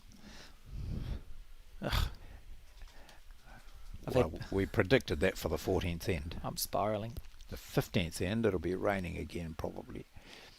Look at this, Robbie Bird. Oh, that's a bit of a nuisance. And also, how good is this from the Browns Bay members who've sprung into action on the adjacent green, which is harbouring some women's singles play with the squeegees. Change of hand here for McLean. This is the hand he was using from the start, and then he opted to switch over. So his bowls are in quite a good position there.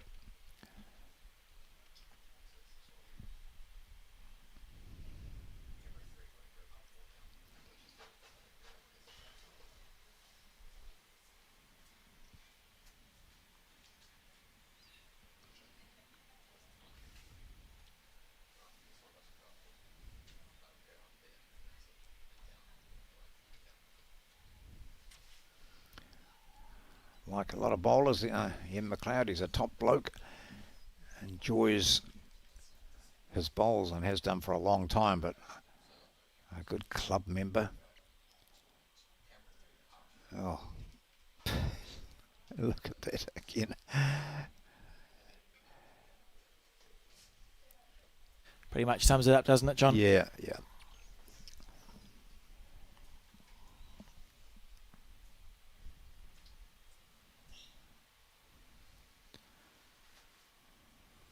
And that bowl going to cut across the head. A slice of good fortune? Not really. Would have been hopeful for a second. Yeah.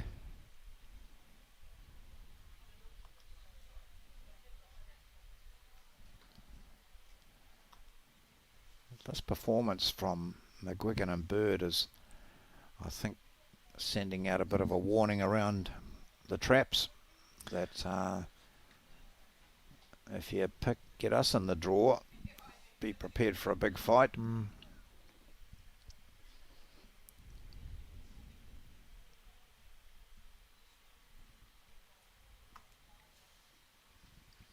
On the back end. There's an opportunity here for Corrie to get rid of a couple of those McGuigan bowls, or the one that's already shot, but also one of the blue ones of Bird. So they can't afford not to score here. I think that's the situation now. So A beautiful line here Yeah. from Finbar. Just stacking the bowls in there. Yeah. Wow. So I'm thinking that Corrie can play backhand, run onto that closest bowl there that we see of McGuigan's, which will take out his other one and that blue one, light blue one alongside it. Take all three of those out, and McLeod and Corrie end up with 3 shots. There you go. So hit that one just in front of his foot. Yep, there. Take the next one out, the orange and blue one. Spins across, comes over to the left, takes out that blue one, and all the rest left are McLeod and Corrie's, and they ended up with 4. Oh, it There you sounds... go. You've convinced me, John. Yep. Don't know why you wouldn't play the shot. Yep. Still looking at it. Realistically, it's your half chance, right? It is, yeah. If you don't get it quite right, you might be able to kill the jack, which would be... That's fine. Yep. See there, that's Peter Blucher, just walking off your screen. He was the father and the father-son combination you spoke about, John, who won their first round match, wasn't it, by 1 shot? Right, here we go. Do or don't. Yep.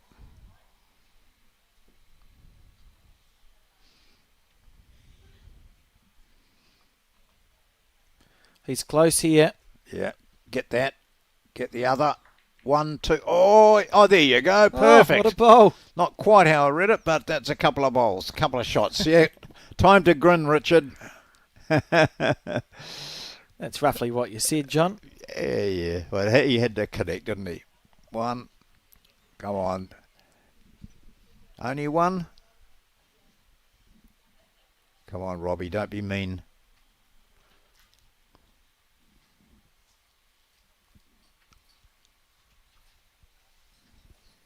I think it was a 2 there.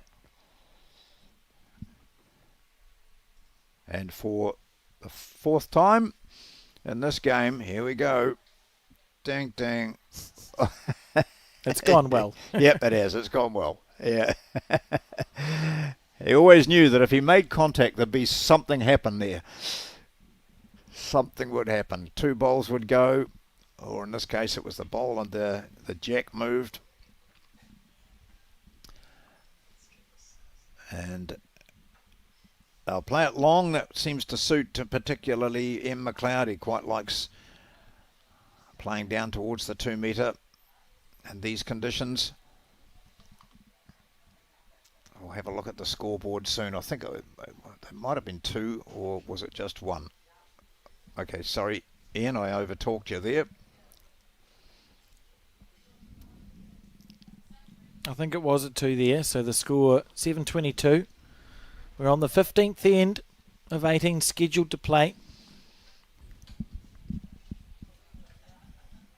Robbie Bird's been on fire in this match, and it largely continues with that. That's a very good lead bowl from Robbie Bird.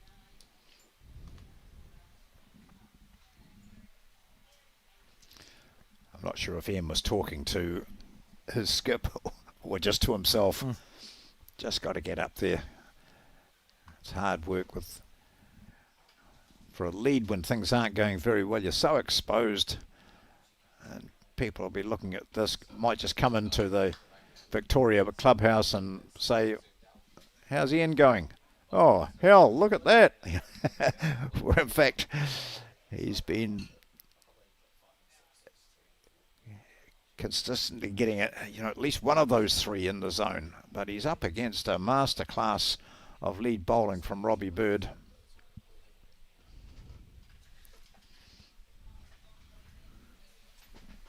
Another good bowl. Short of a little bit of running, but it'll do the trick, John.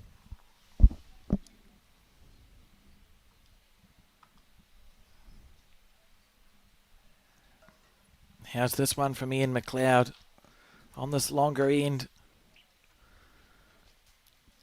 Not going to do the trick at all. It's short. That will be something to watch for viewers as we move to our next game in about an hour's time, John. Because the green's been quite wet twice, if the sun's out like it is now, the water that's underneath the green, it's it's going to start evaporating up through the green.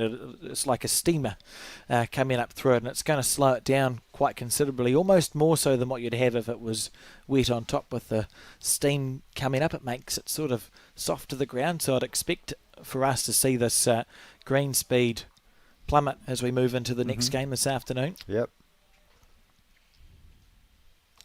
And on the crossover again, Finbar and Robbie looking the better of the two teams.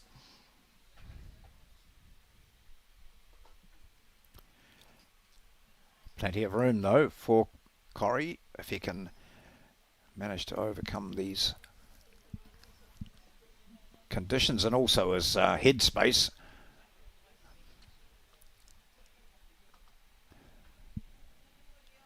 So he's seen his lead fall short. He's seen Robbie Bird be a bit scattered for him, and he puts one in the ditch.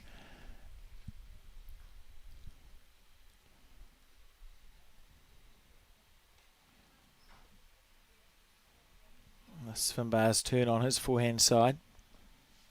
Such a nice track there. You would think from down the far end, all you can see is I've got to come inside this blue bowl to the left and I'll be in for shot. Just about went around it. Yeah. And that's enough. They're holding 4 shots here. Yep. Richard can't do something to mitigate this damage. I'll be surprised if it's not the last end, John. On the forehand.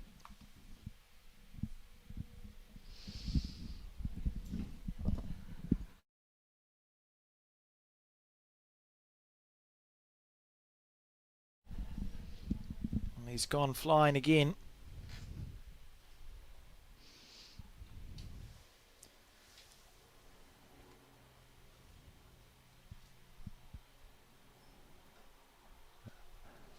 Is he going to add to the pain with this? I think so.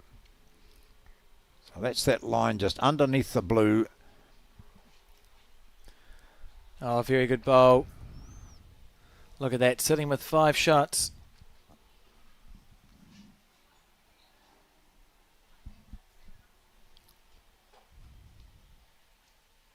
And last effort here from Richard Corrie.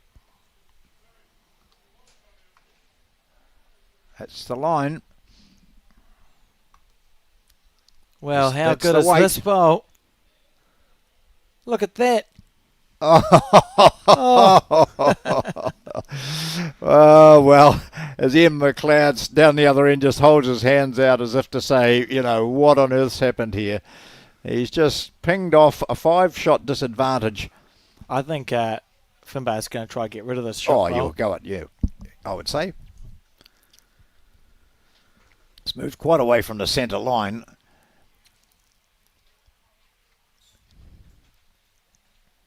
We'll just stay on this angle here. Although he's drawing so well on that hand.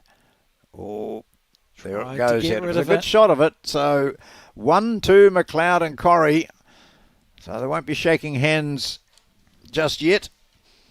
So on the 16th end, 2 to go. And the score difference, 14 shots. So they need to score a 2 here, or it's all over. Yep.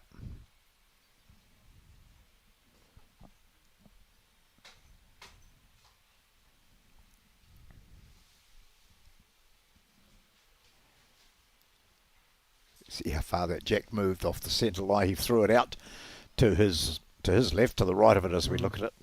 Out right of the white line, the centre line, and it came in and went right across the other side. So you're playing that narrow hand again. He looks more comfortable with this.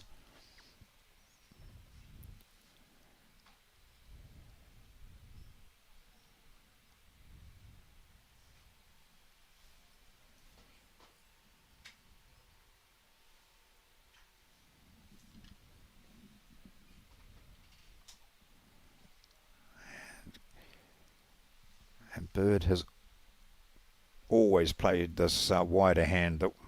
He's got the line pretty much perfect each time.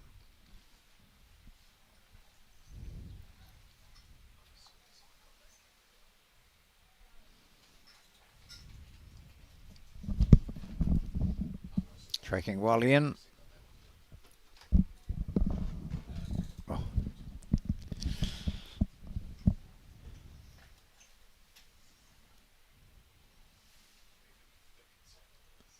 On the back end.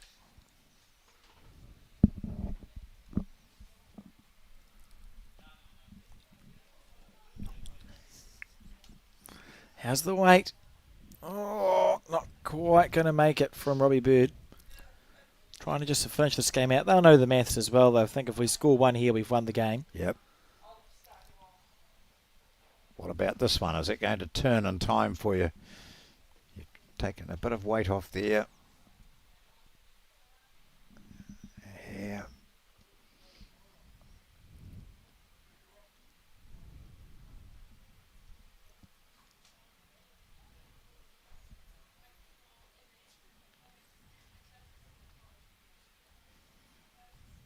Oh, that's certainly a much narrower line from Bird, but as Skip did say, I want one over the head, and he gets it via a collision.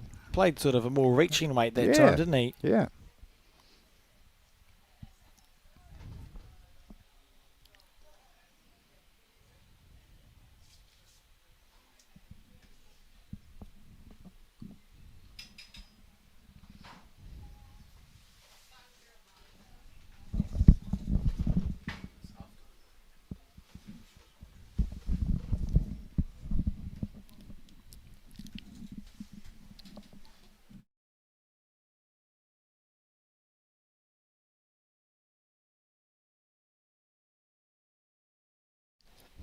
On his back end.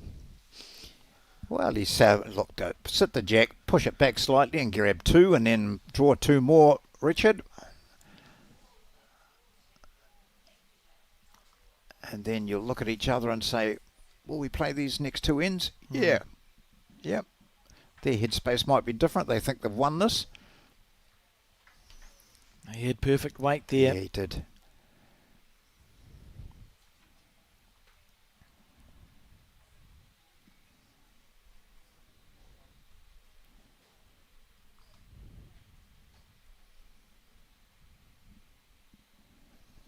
How's this one from Finbar McGuigan?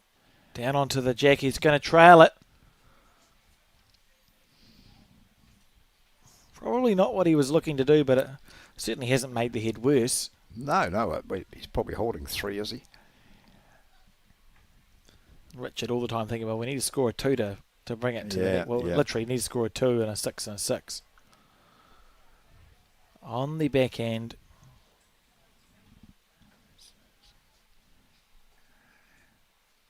He wants to bring the jack round the other way.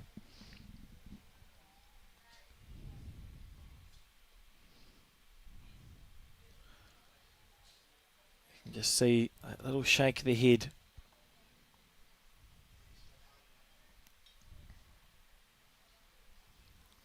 Not what he wanted from that bowl.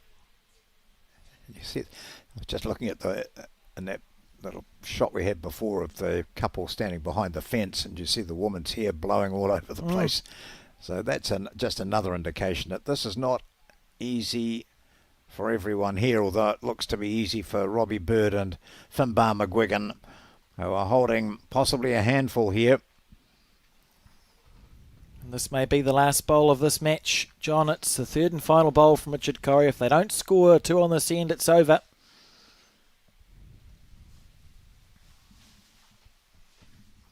Just thinking about his options. So after this, we'll get into, and we'll be advertising for you the next match that we will play, or we will show you, and it'll be into that last 32 of the men's peers. Here it's the third round. It'll be the third round of post-section play. And already today, if you haven't heard, we've seen Gary Lawson and Tony Grantham, who have won this event the 2 previous seasons. They were knocked out with a last bowl victory by Marty Kreft and Brian Coyle from down south. Coyle from Southland and Kreft from Otago. Here we go, John. This to see the match continue.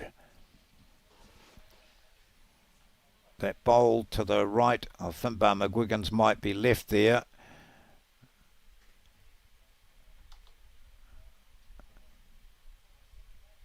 And he's not been able to manage it. No, that's possibly a handful there. At least 4. I think we've probably just not witnessed the shaking of the hands between Robbie Bird and Ian McLeod.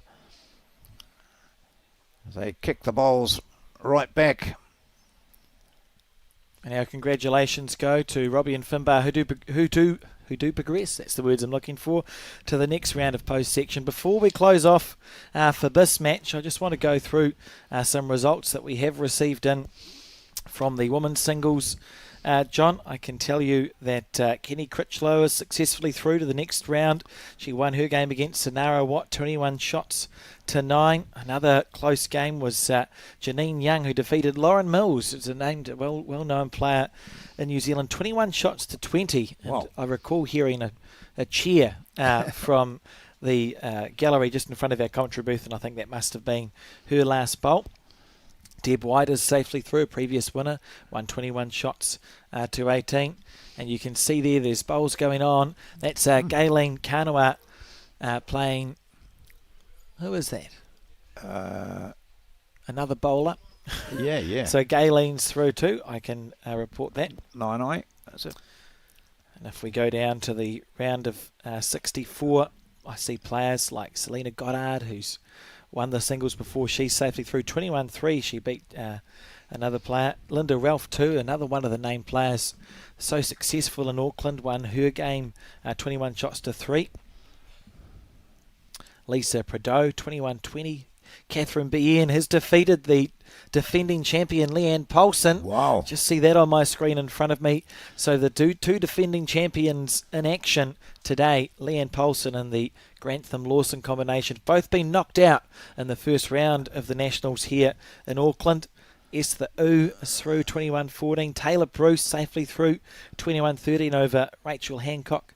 Dale Rayner, another name, 21-10 over promising young bowler Hannah Dawson. Trish Crute, who we had in the commentary booth, is safely through, 21 shots to 19 over Lindley O'Callaghan from the Alexandra Bowling Club. That's a good one for her. Claire Hendra is through. Elaine McClintock, Kirsty Hill, Briar Atkinson, one to watch. He's through safely to round 2. Defeated Aggie Motu, 21-14. Wendy Jensen had a good win over Bronwyn Stevens, 21 shots to 15. And the World Champion of Champions winner that we watched here, John, Millie Nathan of Birkenhead, defeated Barbara McGregor, who qualified after being on the broadcast TV, 21 shots to 8. Angela Stephen won her game, 21 shots to 18. And Jenny Stockford through 21-8 as well. So some good games going on here. Certainly looking forward to the next round. John, and we're not sure who. There's still 7 games to go. So most of the big names, but that's 2 shocks we've had today are the demise of the playing through champions. Leanne Paulson in the singles for women, and Gary Lawson and Tony Grantham, who had won at the Peers twice previously. There's still some matches going on here at Browns Bay, and there's still some matches going on around the other clubs as well here as we get deep into this competition, the Summerset National men's peers and women's singles, and also open disability singles being played today as well. So as Alex was reading through there, those results are available for you on the Bowls New Zealand website. So whip in there and have a look and see. You might see how that Gail Kanawa match ends up that we just saw previously, the one uncompleted match that was on that green. But in the meantime, we've got the sun out here at Browns Bay. The wind still blows. The conditions will remain to be difficult throughout the rest of the day for these players. They're managing it well, and we look forward to another outstanding men's peers match for you when we return with more coverage here on Sky from the Bowls New Zealand Open Singles and Peers at Browns Bay.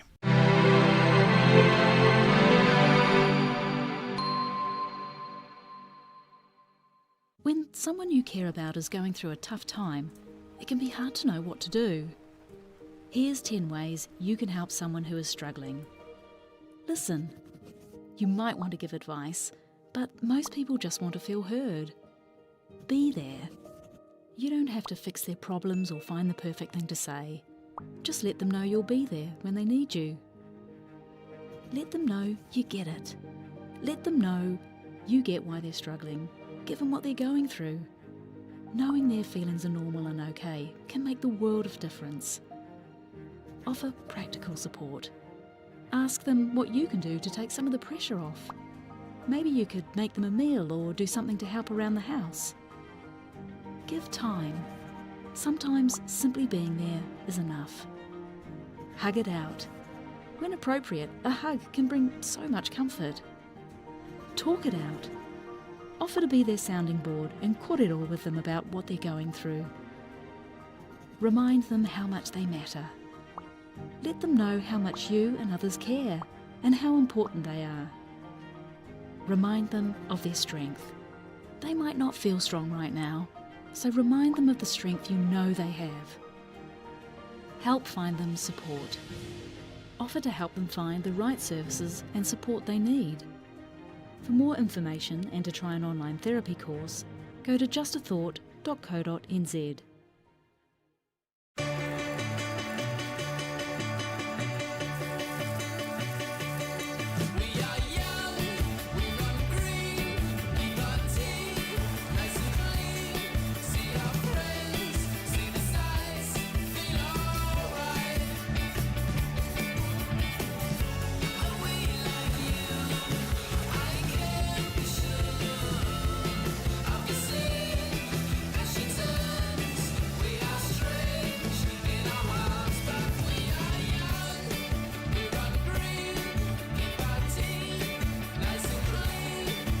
Think age is just a number. Love the life you choose at Summerset Retirement Villages.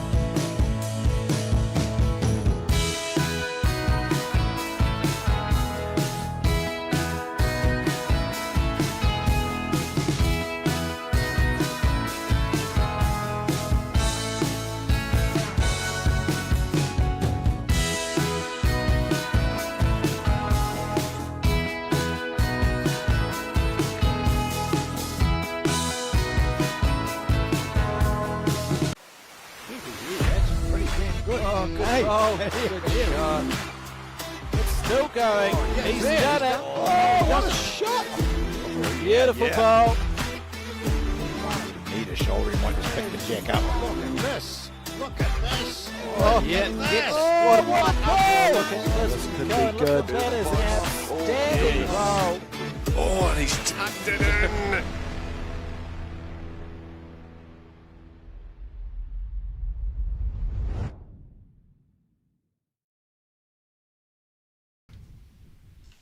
Ka tuku mihi mātou a Bowls New Zealand Aotearoa kia koutou katoa kua tai mai ki tēnei kaupapa hui huinga.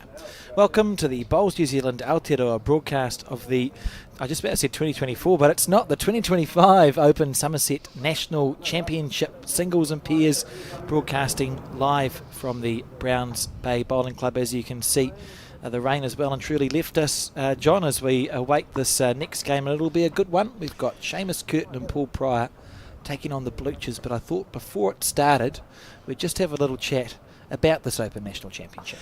Well, I think we touch on the weather all the time here over the last 3 days. In fact, most of the time when you're playing bowls, weather is so important. And we've got probably the best conditions of the day, in fact of the last couple of days. Still that breeze there, and all the players have conceded that the breeze here, wind here has been quite difficult to handle at times, and yet we have still seen some absolutely remarkable bowls, and I think that's what we'll see here in this match too, between the Bluchers, Peter Blucher and Adam Blucher. Adam has consistently been one of the outstanding youth players in the Auckland region, and plays a dynamic brand of bowls, always willing to have a go. As we've seen, sometimes he's featured on our television coverage and other events. And then we've got an international combination, really, Paul Pryor and Seamus Curtin, who are, Curtin of course has been in the New Zealand team. He's teamed up with Paul Pryor again at the Nationals, second year in a row. They both play out of the Ascot Park Club in Australia. So we'll see, I think, a pretty impressive performance. We've seen already, Alex, that the lead is the key. It appears the lead is the key, and we've seen in our previous games where one lead just has an edge, and inevitably the team ends up winning because of that. So there we see some of the members arriving here. There's been a good crowd watching today. Some action still on in other greens here on the second and third green. In fact, we saw a match previously which we couldn't quite identify, but Galen Kanawa and Kenny Critchlow of 9-0 were playing. They're still playing. That's been a long game. They might be getting close to that 3-hour time limit. And I can, for interested viewers, announce what the last 16, the round of 16 is for the women's singles. It's the Kenny Critchlow, Galen Kanawa, which is the game that you're going, Janine Young and Debbie White. And when I peeked out the window, it's 20 shots to 9 in favour of Debbie White in that match. So she's almost assured of a berth in the quarterfinal later on today. As we see just on that screen, John, that's Marty Kreft to the left, and he was the hero of the morning with the last bowl, heartbreaking win against Gary Lawson, and there he is sitting on the seats, a 16-15 loss to Adam and Peter Blucher. What a roller coaster he's been on today. And I said to him, look, the best conditions of the day, he said, and I'd rather be out there playing in them than sitting here. So the highs and the lows of sport. And there's applause now just ringing around the other green that we can see, and that is that Debbie White has won that match. Incidentally, mentioning Debbie White, her previous match was a close one, 21-18, and it was against Vicky Lee Remuera of the Wainuiomata Club in the Hutt Valley. Vicky has just ended her 5th year, so she's a junior, very promising junior, and lots of rave reports about her play here at her first ever Nationals. There we have with that experience against the newcomers arriving. Also, I know we haven't got long to go before this game starts, but there are a couple of players that I know from the Kapiti Centre. Adam Batty and Raya Pene played in the pairs. They play a lot together around the traps, and this was their first nationals, and they said, we can't believe that more players don't enter. We've had a hell of a good time, and they qualified, and got beaten this morning, but just raving about it and can't wait for the next one. That was Debbie White there winning that match against Janine Young, so she's booked her berth in the quarterfinals of this Open National Championships. Won this event here when it was headquartered at Carlton, Cornwall in 2019, I want to say, John. So I think that's for right. Yep. A repeat effort. Yep. I see some movement on the green in front of us, and here they are. We gave them a few minutes grace. They had a close game against Aidan Takadura and Tom Tairoa. Seamus Curtin, you can see on your screen, and Paul Pryor finished. We were scheduled to go live at 2:30, and it finished at 2:35. So I said, well, it's fair enough if you want to have a little break, and they've done so. And the game is going to get underway, John. Looking forward to this one. Should be a good one. Yep, there's Paul Pryor to the right, shaking hands with Peter Blucher and Adam. Sizable figure, a sizable personality on the green too. And they've had to play, as all teams, to get to this stage. You've played some of the best in the country in difficult conditions. So to get this far is no mean achievement. So they're on rink 2, and another comment that's come through from players I've spoken to is how different one rink is to the next. Marty Kreft, for example, said, I think they played their last match on rink 6. Prior to that, they played on rink 7. Yeah. He said they were just chalk and cheese. Absolutely. So they have not played, these players have not played on this particular rink. Seamus Curtin, very well-known player from his youth days, where he, before he headed to Australia, played a lot of his bowls with a person we saw in the earlier game today, Finbar McGuigan. And McGuigan is playing at the moment, having made it through to the next round with Robbie Bird, his playing partner. Just see them, I think that's them over in the far corner. And Adam Blucher, Peter Blucher, so it's going to be, there's Finbar. Interesting scoreline, 3-all after 3, or is that certainly not 16-4, 14 after 17? If it was, it's been going about the 10 quickest minutes. game of pairs I've ever seen. Yeah. Right, first bowl in this match, as we are at the cutthroat, pointy end of the competition. The men's pairs at the Summerset Nationals for 2025. Well, if we see a few like that, and we are bound to, they'll be in for a very interesting game.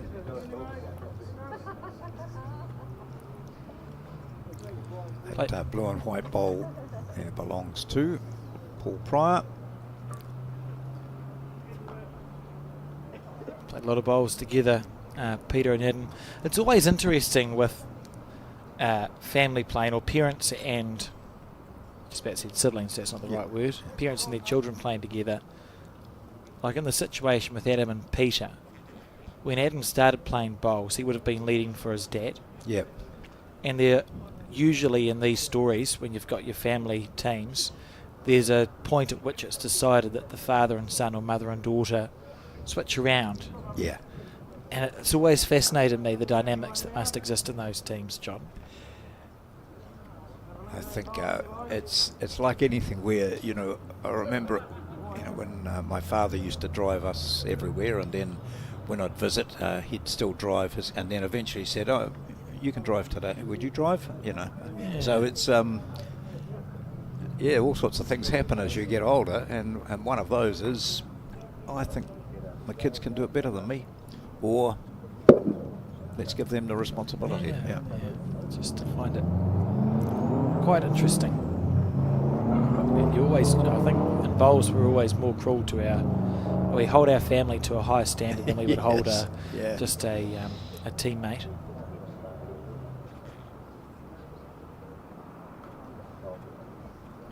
Experienced player Paul Pryor, and he's got that smooth delivery. There'll be seldom a short bowl from Pryor, I think. we've seen that. That's a strength of his play as he leads.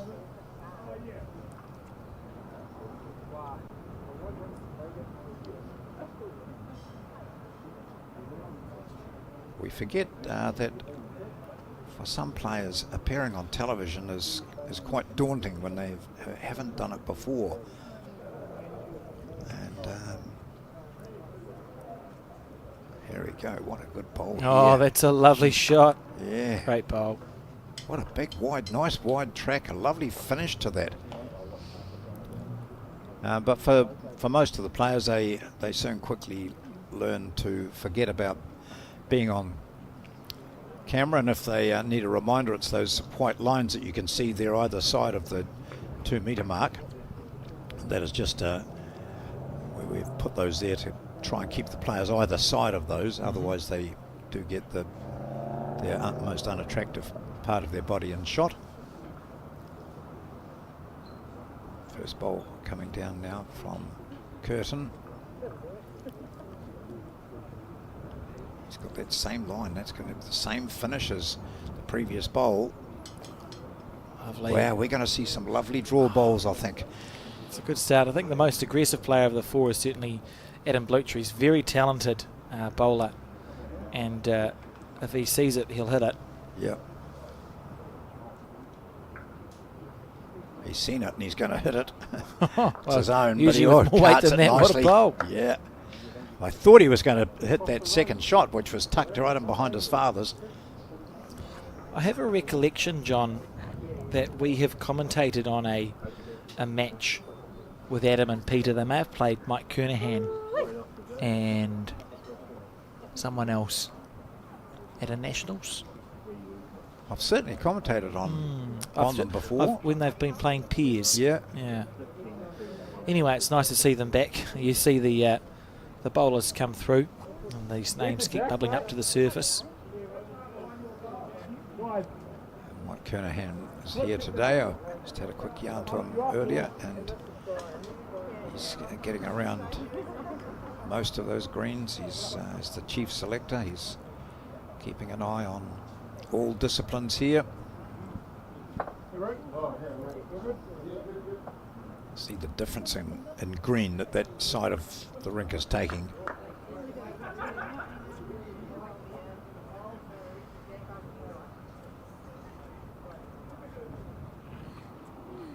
Yeah, well, it was a pretty good line. First time he tried that hand, and just trying to get it around those shorter bowls to settle in for three. Curtin, on the other hand, is looking to use this nice forehand draw to wrest the shot away from the opposition.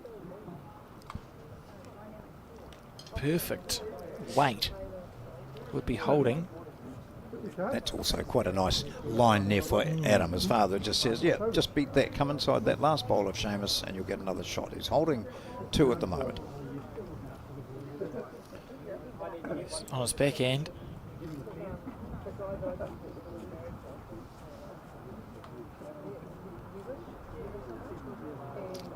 Going to be far away. Under that, under it, run it out. Wow, that was, gave it every opportunity. So a good start to the Bluchers at 2-0 after the first end.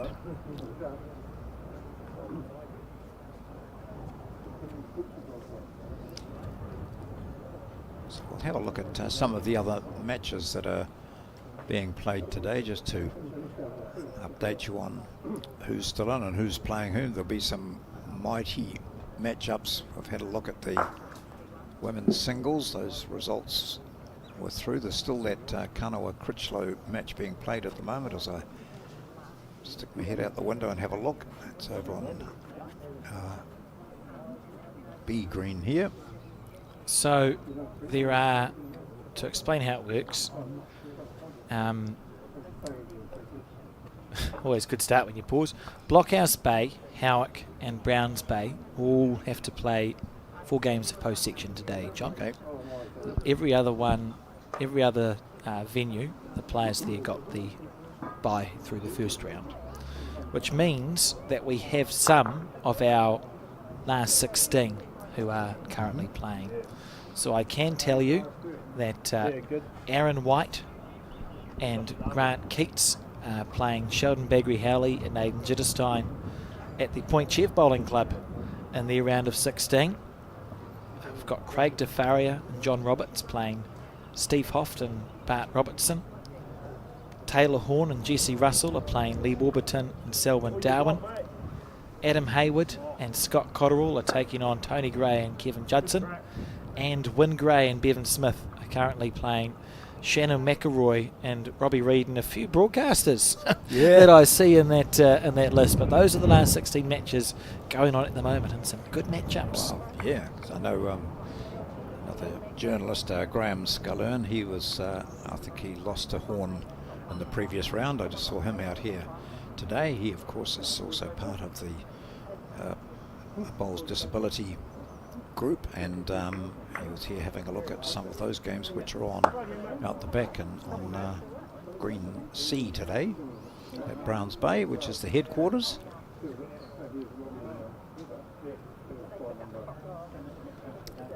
Wearing a Alex Reid look-alike hat. Got to have a good hat, John. Yeah. Flick. Oh, just about.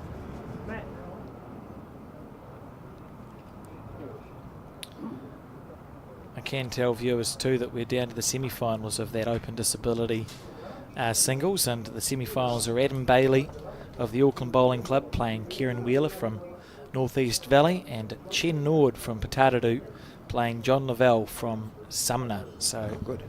They're on here, aren't they? At Browns Bay. They are at Browns Bay, and we'll be broadcasting the final first thing tomorrow. Well, not quite first thing, but you take my... it's the first game we're broadcasting tomorrow.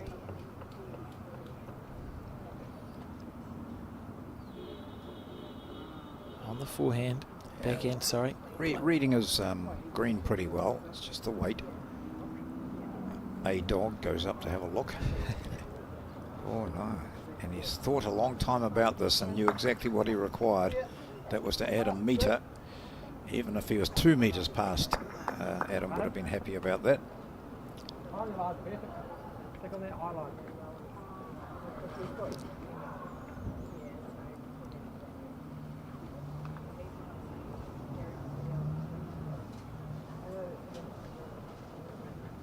Let's see what happens.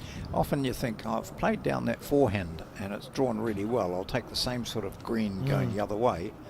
And, well, this green is absolutely fine. But then you're finding, oh, okay, so there's a bit of a headwind going in one direction. It's all those things you've got to put into your head and then translate them.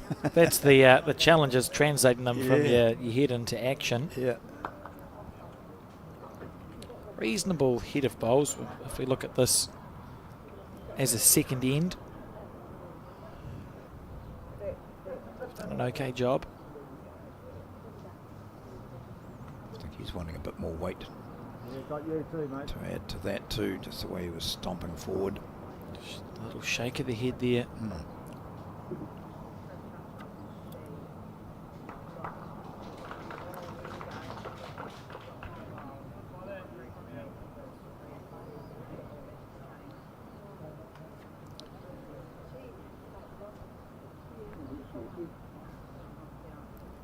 Well, they're all struggling to read this.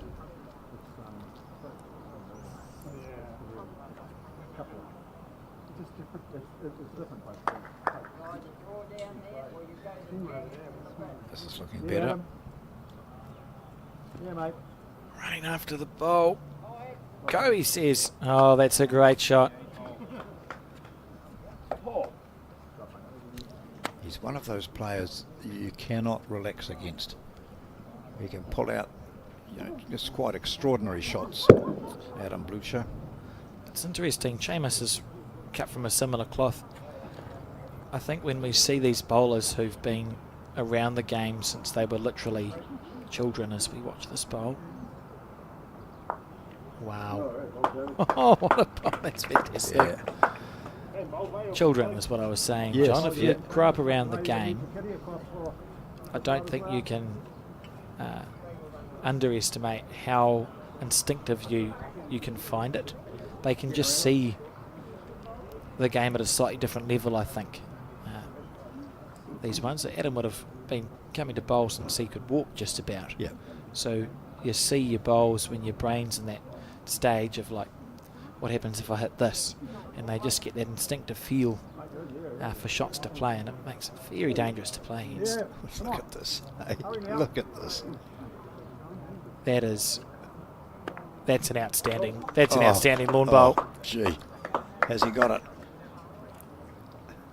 If he's one down, can you imagine if he's one down? Do you think Seamus will players really try this time? Wouldn't be trying too hard. No.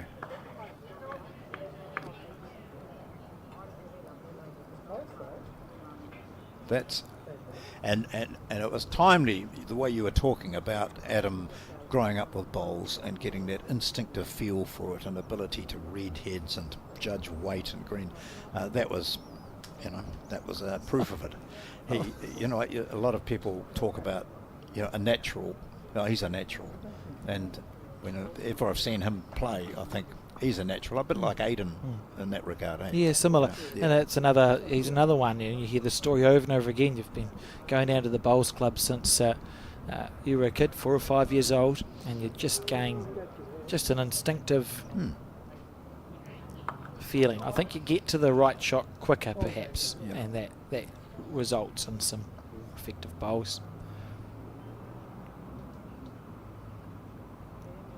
Well, is he down? Yeah, I wonder, eh? He won't be trying too hard if he's up, John. No.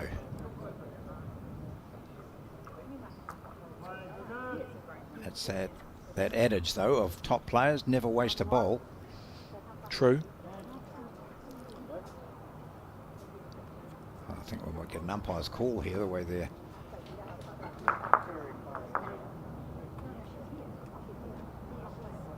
Yeah.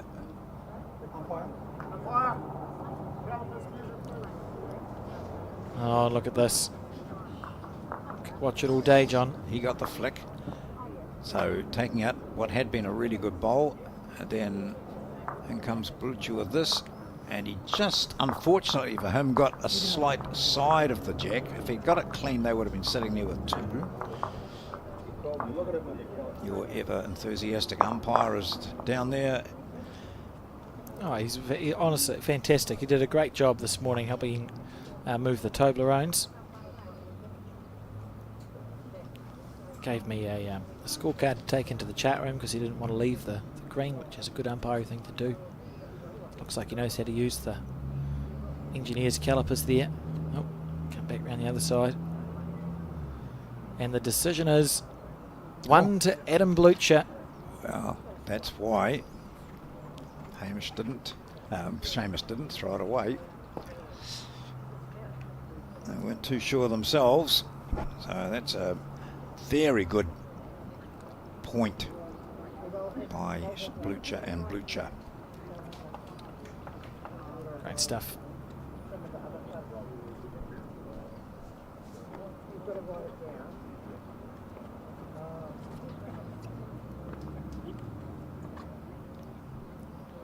We'll just keep an eye on the jack deliveries.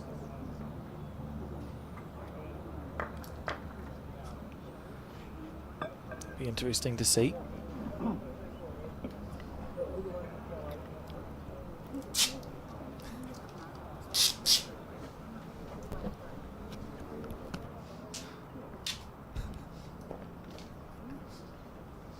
Oh dear. Been a long day. A little bit of gaffer tape being used in the background there to hold up a bit of equipment. Whatever works, John. Yep. Watching his bowl. Run it out, says Adam. And we'll see Adam get more animated as this game goes on.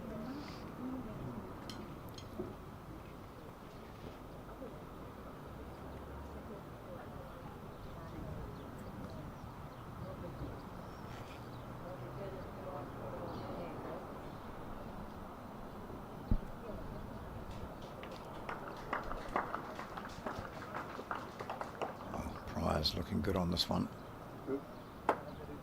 Yeah, nice bowl.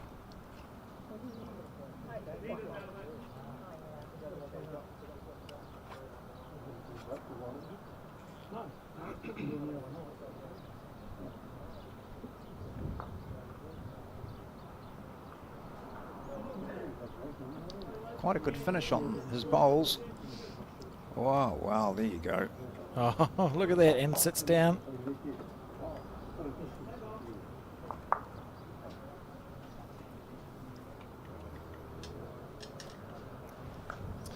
So we spoke about, I think we spoke about the fact that Paul and Seamus were losing semi-finalists last year. So obviously a proven pairs team, and you can see with bowls like this why that might be the case. What a shot that is from Paul Pryor.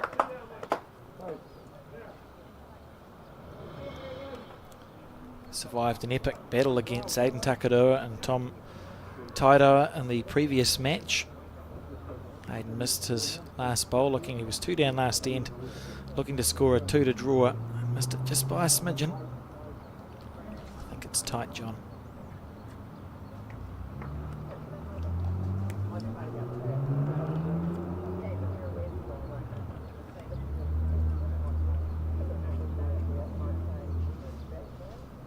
You might be, shouldn't be talking about games that you can't see, but Galen Kanawa and Kenny Critchlow have been playing for, it seems like, close to 3 hours. I think they might have reached the final stage. There's a measure going on there, so Mike Kernahan wander over and have a look and give his opinion silently in the background. What do we think? It's got to be, might be just one, or it's two. Well, let's see. I would say it's 2 there. Looks like it, doesn't it? Yeah. Kearney watching on. Shake hands, Kenny Critchlow and Which one looks? Galen Kanawa. Who looks happier?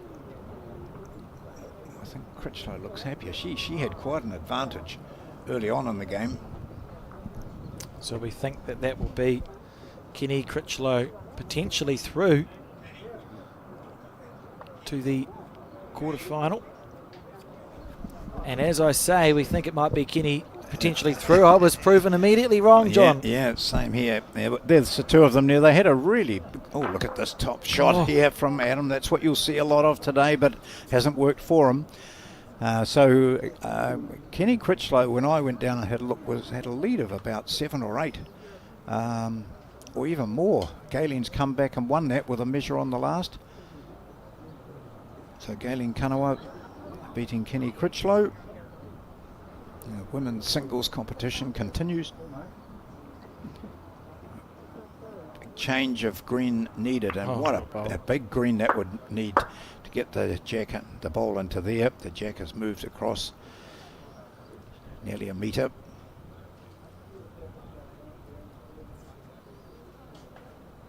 Gee, did Adam even take a sighter? He just stepped onto the mat and let rip. Just slightly off with his weight. After playing a run shot with his first bowl, crunched the jack. Couldn't have got it any squarer, any more square. I think square is a word. Can be for the day. Oh, he doesn't want to move the jack either. Right, now this is an important bowl here for Adam Blucher. I think he is 2 down at least, maybe 3. Let's see what the indications are. The expectation would be that he would draw it on his backhand. Yeah.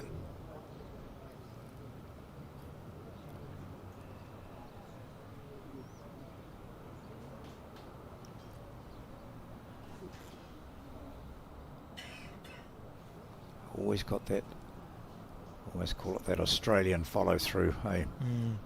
Natural delivery. Yep. Oh, what an awful shot he's bowled here. Isn't this dreadful? Oh, what a bowl. Hey. Take a bow.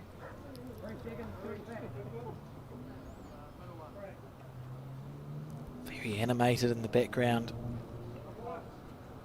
But he knows, of course, that what Seamus can do is get that ball out, and he'll have a go at it. He is.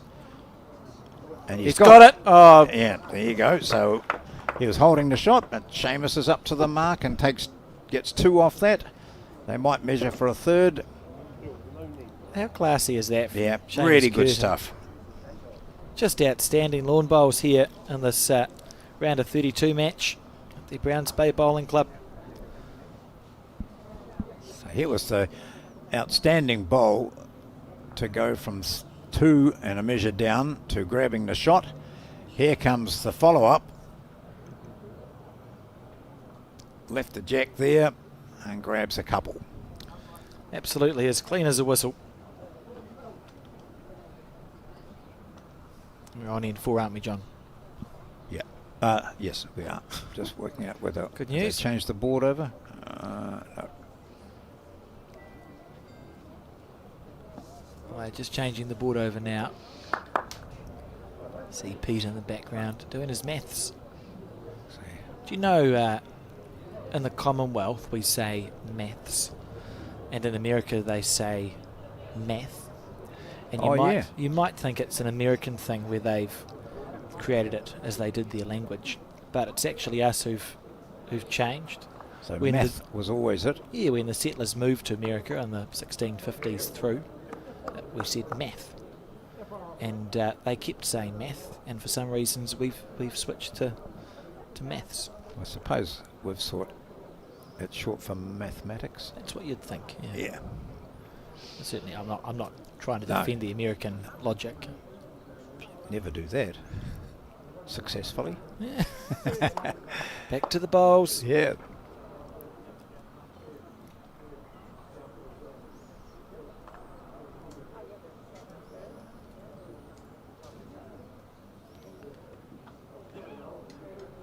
Same delivery every time from Paul Pryor. Look at that, smooth as silk. What's he got written on his wrist? The inside of his right wrist, I think looks like he's got some biro marks. Now I see that scoreboard reads 3-all. Interesting. Yep, so it must have been a 3. They were finger measuring for 3, and it looks like it might have gone Curtin's way. Oh, thank you, John. Change it, mate. Line just under yours there, you're pretty close. On the forehand. Oh, I'm not sure about that one. It didn't look smooth on delivery.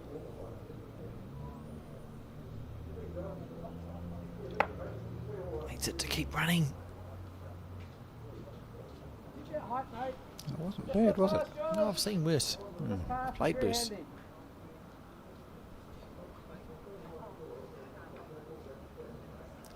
On his wrist there, see? Yeah.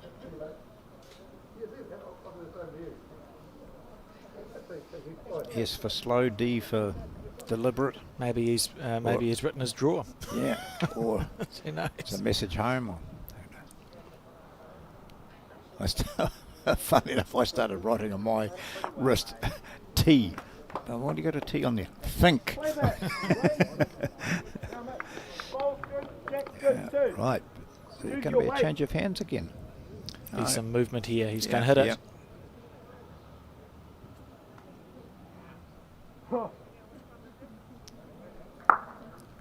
Well, the only good Ooh. thing, John, Yeah, is is that one's that, left on there. One stayed on the rink. Yeah. And it's actually in a better place now than what it was. Yeah. So if I was trying to be positive, I would say you've very dramatically put a back bowl in, Peter. I think that's probably what Adam just said. One way of getting one back there, Dad. Yeah. You're walking home, Dad. Hang on, I've got the car. Oh.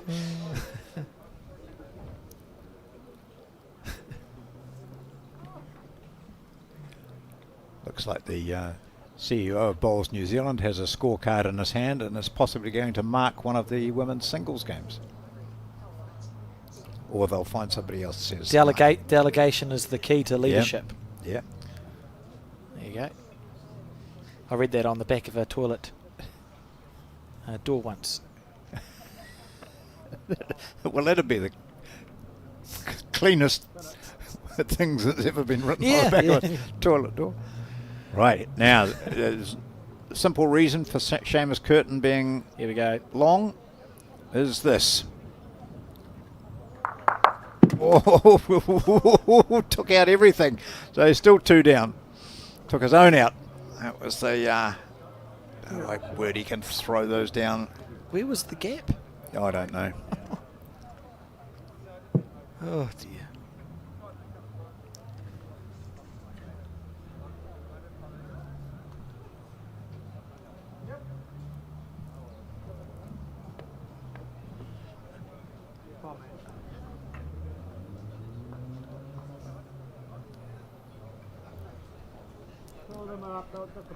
Right, is he going to have another nibble? That's the question. Oh, just drawing. Yeah, just draw. I mean, he draws so well, doesn't he? That's really a good call. Here we go. How's the weight?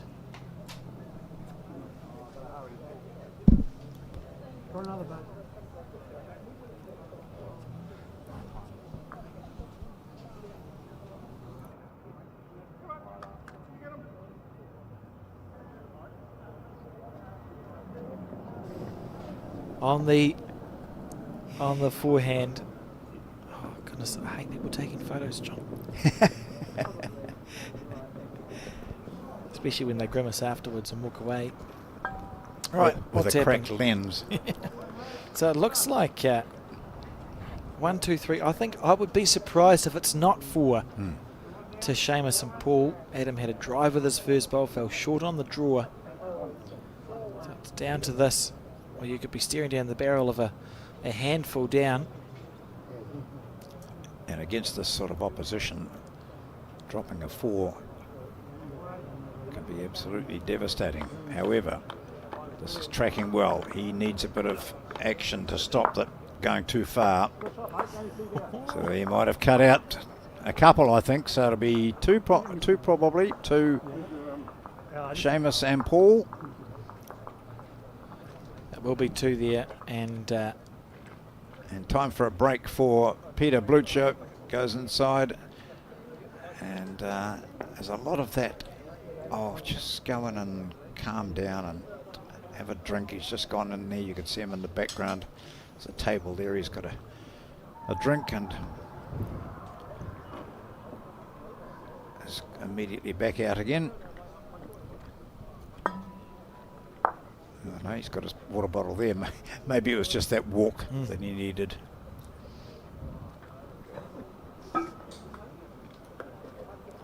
filled up nicely. Oh, he's adding something to the water. It's not only he's the lead, but he's the cook. Yep. I've got questions, John. Yeah, I just hope it's not one of those that he's having trouble with his bells. I'd have more of a question if that was actually Seamus's water bottle. Yeah. Yes. Oh, lovely first shot there from Paul Pryor.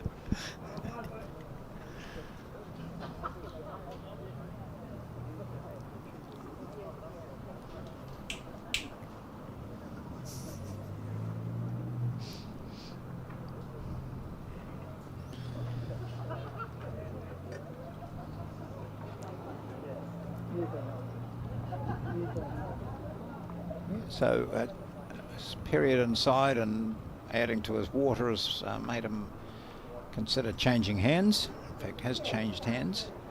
Nice weight by Peter Blucher. Oh no, that's where the you see where the water bottles are of Seamus and Paul, so it's fine. And in the background there, Gene Ashby, our Bowls New Zealand Life member, has been watching the bowls today. Wonderful to have her presence for many years. A top administrator. Great supporter.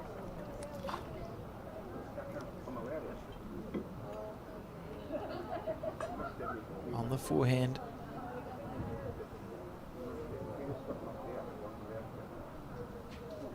Not sure about this one, John. It looks like it's racing just a little. Yeah, a little slightly overplayed. With Seamus's knowledge of Adam, of course, there's that deliberate ploy to make sure you've got one bowl somewhere down near the ditch, because we've already seen in 2 of the 4 ends play that he's had had a go at the shot or the jack. So you're Just a very not doing capable. yourself any favours if you have got bowls all round the jack when you're playing against Adam Blucher, or players of quality. There are some players you can play against, and it's okay to stack the head up because they'll just be drawing to save all the time. Yeah. So you don't worry too much about, well, what happens if they bounce the jack over our bowls into the ditch and we drop a 4 at the back. Whereas you get your players like Adam Blucher, and as you say, John, very important just to have all stops covered. He's not happy with that one.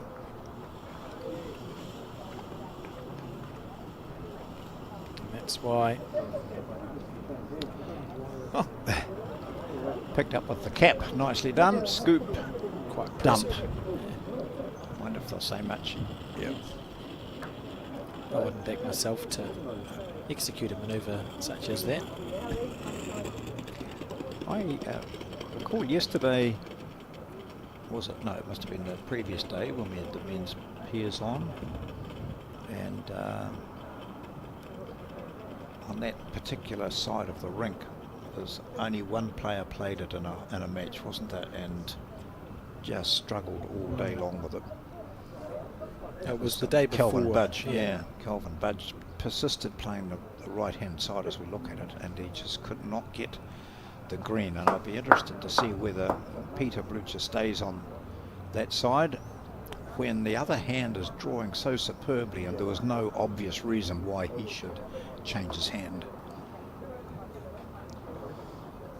This looks to be sailing a wee bit. Stay on though, it'd be good. Has Yes. done so. Yeah. So what do you think? Will Seamus match that, or will he just draw another shot? Yes. Yeah. I'm not sure. I don't know either. I think the instinct is to draw close because you know you've got the position covered, so you think, well, I may as well try and draw close, but always a danger of making the target bigger, and Yeah. you don't want to encourage Adam to play an aggressive bowl. Or maybe you do. Yeah, because you can't hit it every time. Go both ways. He's seeking that little gap between the two blue and white bowls. Next time.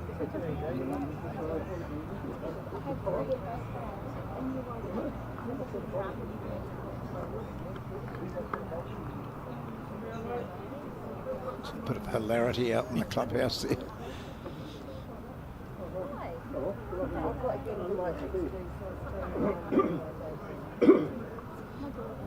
Needs to get down onto that bowl. He's done it. Oh. That's 5. Well, it is, yeah. Or 4, isn't it? Because we've got that 1, 2, 3, 4. No, I think you might be right, John. It could be 5. This will be interesting because the bowls are grouped together enough that Adam could be convinced to, if you hit the front bowl that sits at 1 o'clock to the jack, you move a lot of bowls. And on that is that he does have the back bowl, but that's 5 down. What would be the sensible shot? The sensible shot would be to draw and save as he has done previously. Your conventional wisdom Yeah, is what that's- that has been indicated, is that So you're much to sit on there from 2, that he just gets up there, sits on something, and he'll cut out some. and can afford to be a metre over on his forehand, or it's winding right up on the back end. That's your two choices. It's winding up, John. Yeah. Oh, look at this. Oh, good bowl. Gee. Yeah, that's well played. He's cut it Yeah. right down. Yeah. How do we keep? Very good. Well, gutsy play, isn't it, from him? But he's been driving since before he could drive. Yeah, very good bowl. I actually think he was, I hate to say it, if he had been an eighth of an inch narrower, he may have only dropped to 1 because he left that front bowl alone. Get a little snick of that. There could have been bowls going everywhere. So very brave bowl from Adam Blucher, but well executed. And if you're feeling it,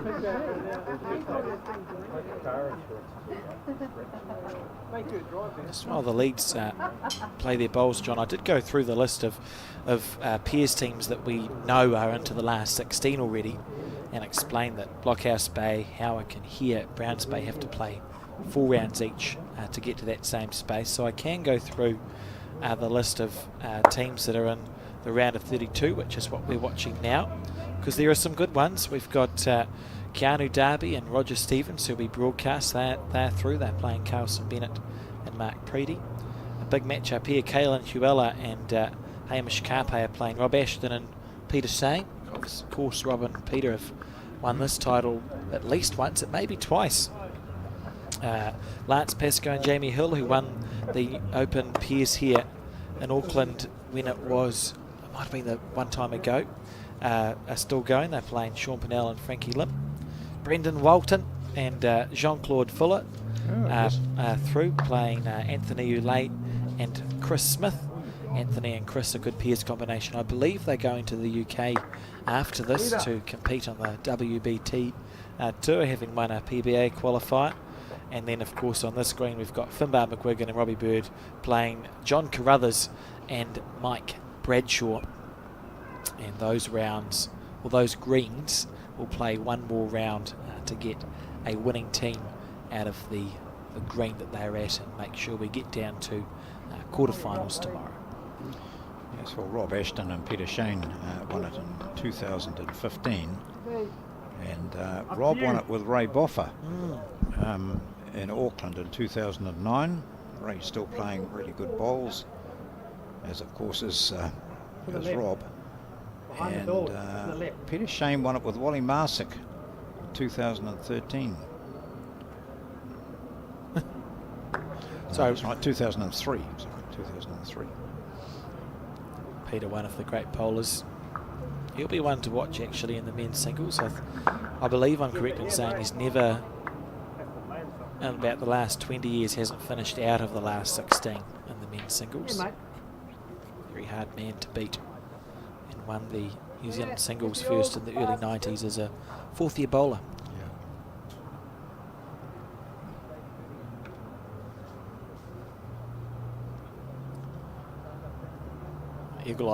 Eagle-eyed viewers will have spotted that Paul Pry actually lost his bowl. He couldn't find it. It was hidden behind one of the Toblerones, but he's successfully located the third bowl, and he'll be looking to make it count here.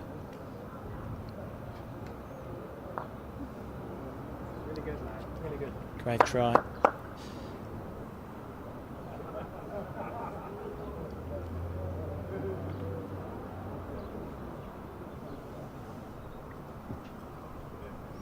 I think the decision's been made here that Peter's going to play this side of the rink as everyone else is. Slide off there will be good for you, Peter. Yep, that's good ball. Nice.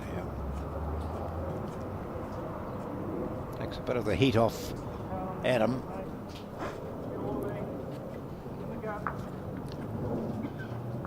He'll be pleased with that. You know, there's only so many times realistically you can play effective bowls when you're under pressure end after end, John. Which is why we talk about the leads winning the match and the skips deciding by how much. And it sounds like a cliche, but it's pretty accurate. It's true.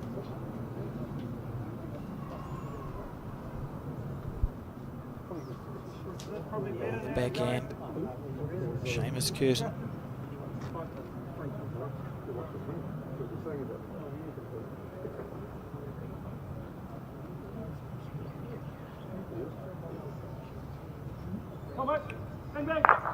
Very good. How's the weight? We know the bowl's going to come back at right angles. It's whether it stops in time. Oh, not quite.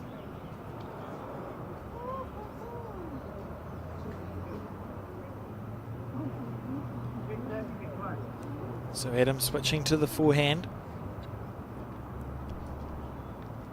Oh, it's drifted a little bit there. That was a little breeze. Wasn't Adam's fault. Wasn't the green's fault.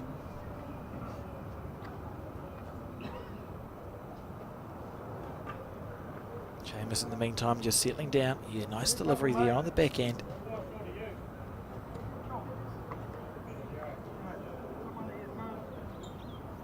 long is it going to hold before it lets go? He'll be a bit annoyed with that one. You can see the tiniest amount of frustration showing through.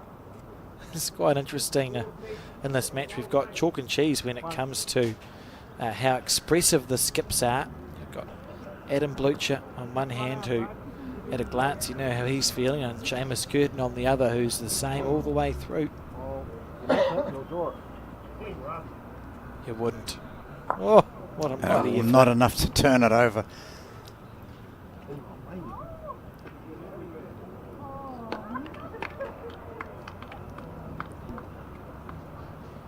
Yeah, just went out to replenish the water, and Peter Blucher was doing the same. Did you ask what the... I did. I said, he said, well, this rink's playing totally different, but he said, honestly, going away from the clubhouse, he said, I've really struggled all day going away from the clubhouse and on that hand. So that's just one of the issues he's had. And again. But it's early in a game still, and the score's not that much difference. They're just the one down. That's an incredible. If they just one down, that's an incredible result. Oh, I'm not sure what to play here. Well, I don't think he can see that last bowl that he played onto the white. That was his father's bowl, isn't it? Yeah, the white. So that would have given him the shot if it just had an ounce more weight. I don't know whether that same shot's there, so whether he's going to try the wide hand coming down on our right and bring it inside the shot or sit on the shot bowl. Well, that's the direction he's going. I think because he can't see. Yeah. The racing there. He was looking to be aggressive and take the shot bowl out. So the shot bowl is obviously the one that's out at 3 o'clock. And it's a 1. A single to Paul Pryor and Seamus Curtin in this intriguing match. We've played 6 ends of 18, so a third of the way through.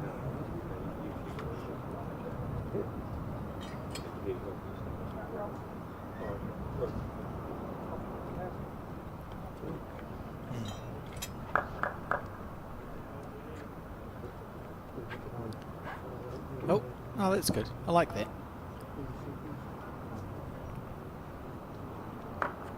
It does always, it doesn't amaze me, but it's always heartening to see, John. And I maintain we see it as much, if not more, at high levels than we do in club bowls. But there's mutual respect at the pointy end of these championships, isn't there? You can see the players just have that mutual respect for each other.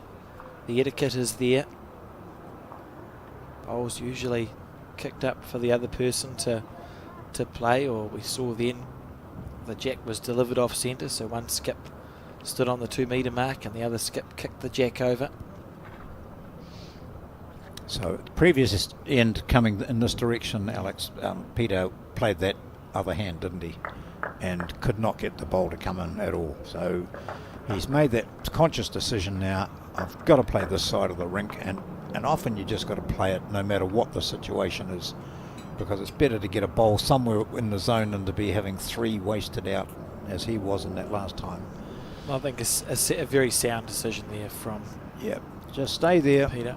You've got one in the zone now, so you've put the pressure on the opposition, lift your confidence.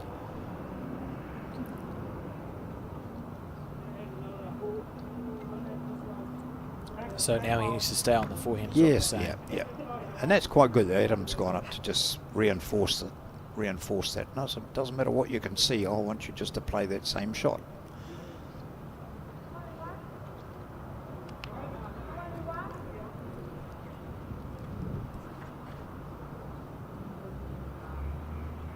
Coming in well from out there. He's played that same line again. That's really good. That's 2 lovely bowls from Peter Blucher. His next one, Adam would just like him to be a bit further over, and he'll be right. So it's when if you... So that's good confidence. Adam and Peter will be really willing Paul to be ineffective with this bowl. She's not going to be clean run. That's an outstanding shot, isn't it? Yep. Open the head up a little bit. I'm not sure if Peter will be asked to do it, but Adam will absolutely be thinking, well, there's a bowl and a jack there. This isn't so bad in playing, not trying to draw it here. He's really wanting to be, you know, a metre on into that. So he doesn't need to worry. That green doesn't need to worry him at all. Here he goes. Yeah, this is good. This is very good. He's got it. Yeah. He's got it. Yeah, very good shot. Well done. So the spring and the step was returned here for Peter Blucher.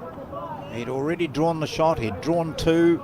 It was taken off him, and now he's played a beautifully weighted shot, which has given he and his son the shot once again. The trail by 8-3 after 6 ends. That's 3 very effective bowls there from Peter Blucher. Well played. It must have been the chat at the water cooler that did it. I wasn't going to say it, John, but it did cross my mind.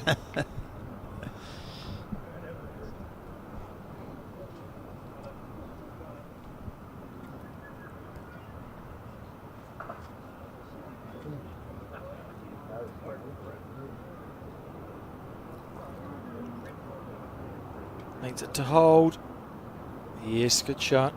Still should be 1 to that white bowl at 5 o'clock to the jack.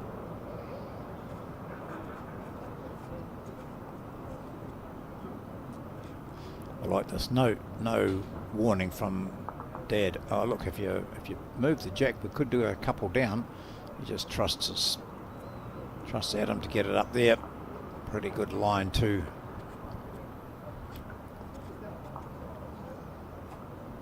Cutting down to the deck of the bowl, or the bridge down at the moment? Seamus just asked if it was worth attacking. He said coming down for the jack or the bowl. It actually is. I think he's got a heat rash. the hot weather here. Oops, no, it's not. It's raining again. No. So see the Ascot Park label there, and on the cap, that's the club that he plays for. Yeah, bit of action here. He's got it. Square out. Yep. He's played 2 run shots. They've both got their intended target as clean as a whistle. So that's still, though, 1, isn't it, to the Bluchers? No, it's get ready for this. Seamus's black and white. Looking at the jack. Gee. Good effort. Yeah. He's very accurate, John. Earingly accurate, really. When you look at those, you know, if you're not a bowler, then the jack is smaller than a tennis ball. You're not aiming at a big target. Changes, yeah, that's very impressive. Stalking this one down. He has to be careful he doesn't lock Adam in.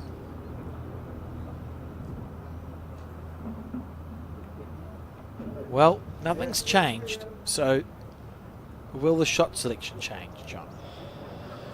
Well, the only shot select, well, he'll still go, but whether he's going jack or those 3 bowls. Oh, yeah. Oh, no. Well, you have every right to say what you just said, Adam. That was very close. Great effort. Mighty effort there. Yeah. You don't even need to be a lip reader. So that's going to be, I'd say, 3 already after 6 ends.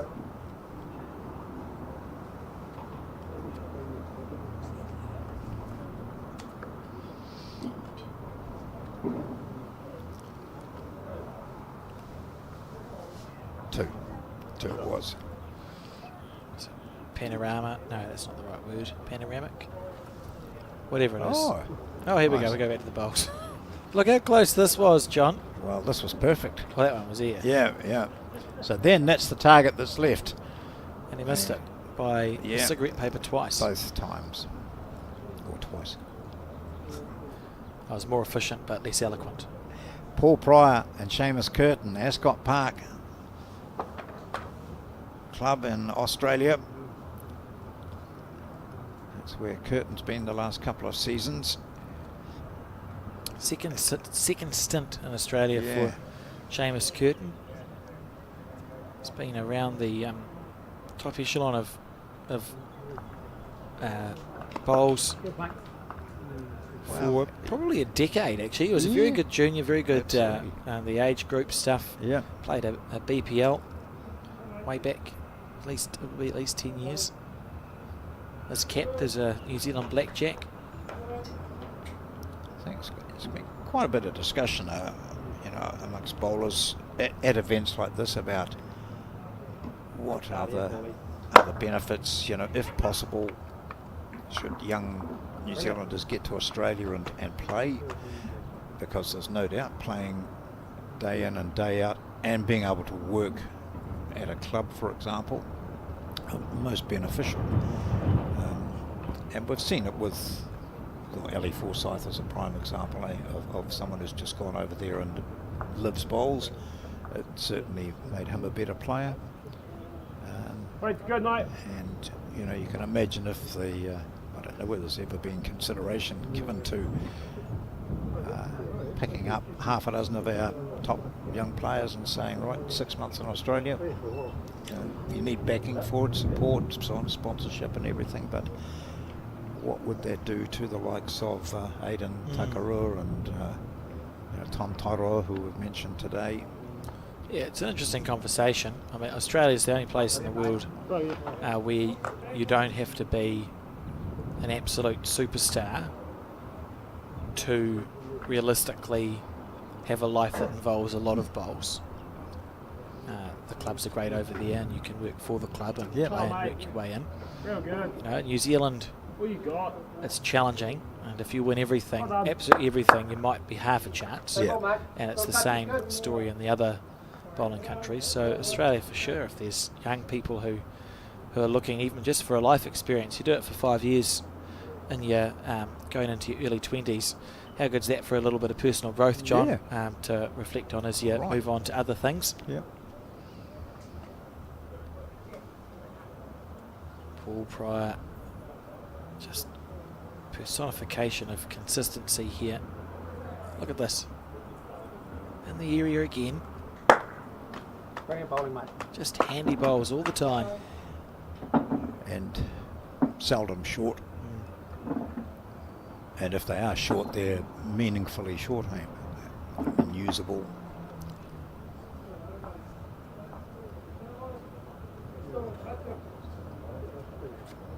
Hurry. Adam asking for it to come through, mate. So, the difference here, pretty good bowls there from Peter Blucher, but they're all half a metre or more short. And on the other hand, the blue and white ones are on the jack and a similar distance over. Isn't it interesting that we'd look at that head and say both leads have missed by the same amount, and Paul Pryor has by far the better lead head? Yeah, far the better miss.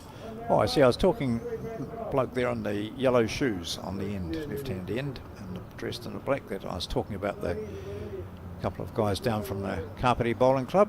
The other one is there on the right of that with his cap on back to front. That's Adam Batty there, and his surname is he's taken advantage of. He's got a bat as his logo on the not a cricket bat or anything, a bat flying actual bat. Yeah, as Batman. And so he was the chap. I was just saying how people turn up to the Nationals, enter the Nationals for a first time and get a great experience out of it. And as he and his playing partner were saying, we just can't wait to get into the next one. Oh, they're such cool events. I would be challenged to think of another sport, bowls indoor and outdoor. Yeah. There's no other sports I can think of where you just have to be an affiliated member of a club and you can enter an open national championship and you can draw anyone. Anyone in your section at all. You don't have to be of a certain calibre to qualify for our national events. You just need to be affiliated. And stacking up this head again, John.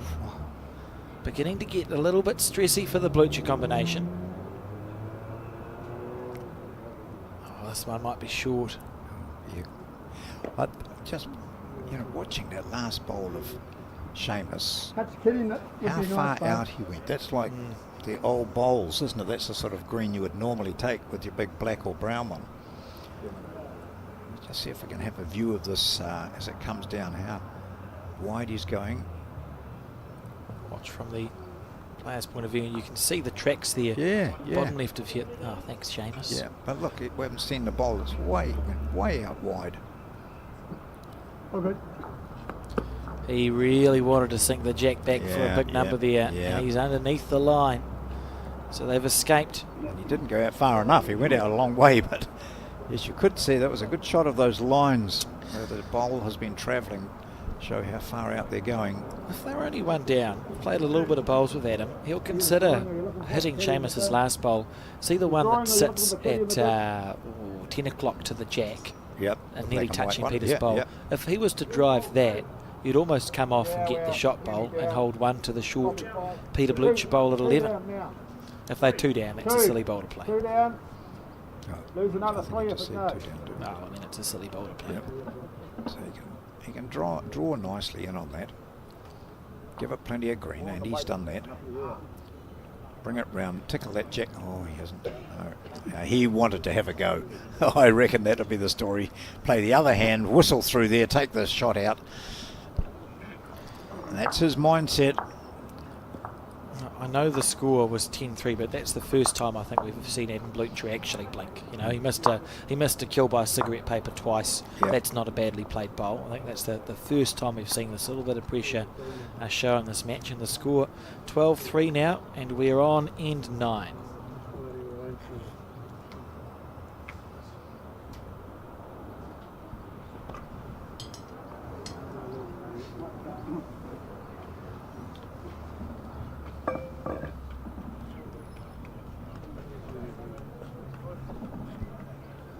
Jack delivered to the 2 metre mark. So totally in control of this match, Seamus Curtin and Paul Pryor, John. I just get the feeling there's going to be an end that changes this dramatically. Either it goes all Curtin and the Pryor's way, or the Bluchers get a slice of luck somewhere along the line and turn the tables.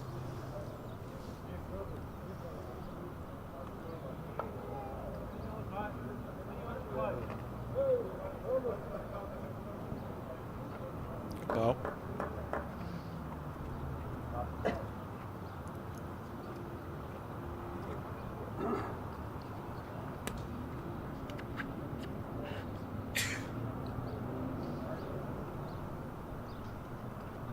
It's the first one coming in now from Peter Blucher.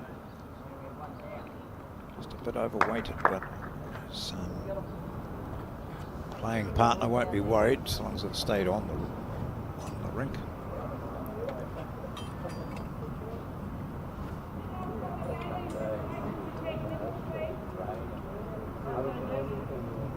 on the forehand.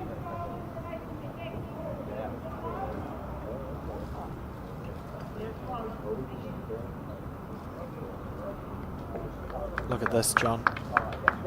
Square through the jack. Has done so. Trailed it back a smidgen. However, now we think if that bowl did stay on there, yes it did. So Peter Blucher's first bowl is an effective bowl. This again should demonstrate. We'll watch this ball come onto screen. It's literally the far bottom right of our screen. Look how far it's swooping across through to the left. And that is an absolutely brilliant shot.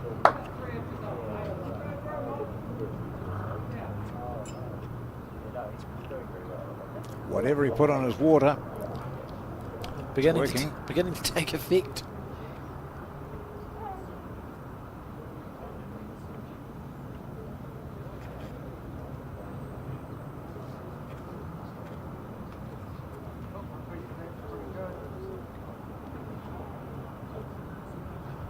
That's the first or the second poor bowl we've seen from Paul in 9 ends. And his previous one was sort of a good bad bowl, wasn't it? Yeah. You know, he was narrow. And unfortunately for him, he did take the jack back out of a strong position. Sure about this one, John. Peter walked away essentially immediately when he let it go. Yeah. And that's why. This would have been good if the jack had not moved. I think I can see a new sponsor coming up for Balls New Zealand, Alex. The, Oh, if they sell those hats, I'm sold. yeah. Look at that. Balls New Zealand and the two Bs getting together. Epitome of style. Obviously being played in good spirit here.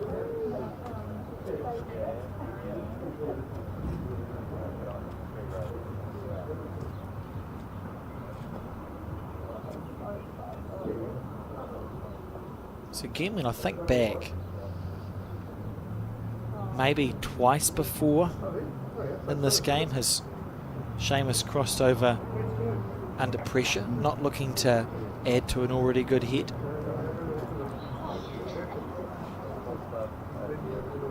Thinks he's heavy.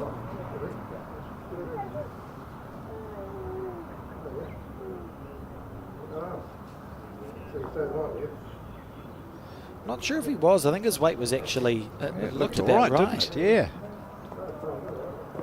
I think it was 6 inches narrow. Might be all right too. Just one of those bowls that Seamus has to avoid. That he might not. He might just hit into that last bowl of Adams. Oh no, he managed to get underneath it. That's a great bowl too, isn't it? Oh, what an outstanding shot. What they're doing here really well, John, is limiting the number of shots that Adam and Peter can score on this end. Wasting no time, Adam switching to the backhand.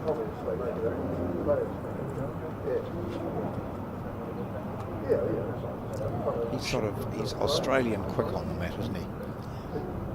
He's Aaron Sheriff, all the Aarons. I would imagine without asking him that he probably has watched a lot of the Australian bowls, and when you have your idols in any sport, we see them create trends in the way to do things, John. Well, it works for them. Went really well for the high jump that one time, didn't it? Yeah. So they're discussing an attacking bowl here. So let's have a look. So they've got, what they've pointed at is the fact that Paul's got third shot, and his third shot is protected by the bowl at 12 o'clock. That's nearly at the top of your screen. So if Seamus could find a way to hit his own bowl, he could just cannon out the shot bowl. Yep. And it's reasonably safe because it's all protected up front with the short things, I think. Yeah.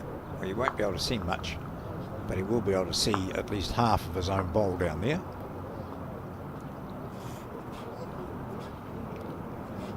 Close here. Oh, that's why it was safe though, because he's chipped off that bowl. It made it a safe shot to play. It's a really good shot selection there from Seamus Curtin, and missed it by half an inch.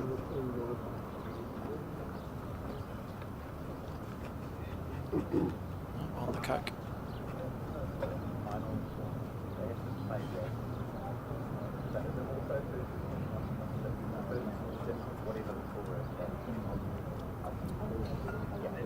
So Adam trying to take advantage of this situation. As his father indicated, I want you to come up here and move the jack slightly just around the corner. He's going to do well to get around that green, and I don't think he... Oh, good try. Could almost have worked against them there. But that's open now for Hamish. Oh no, that was the last bowl, wasn't it? Yes, so 1-2. That's the first time they've scored since end number 2, and we've played end 9. So it brings to an end a run of 6 consecutive scoring ends for the team from Ascot Park. Seamus Curtin and Paul Pryor.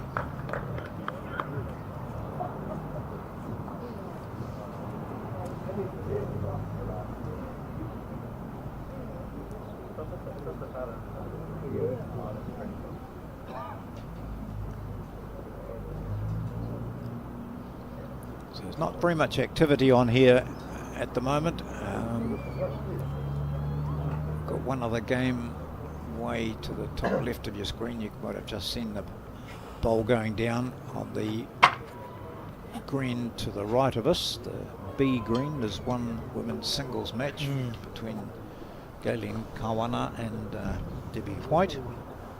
So we haven't got any new results through. There's still games going all around the city.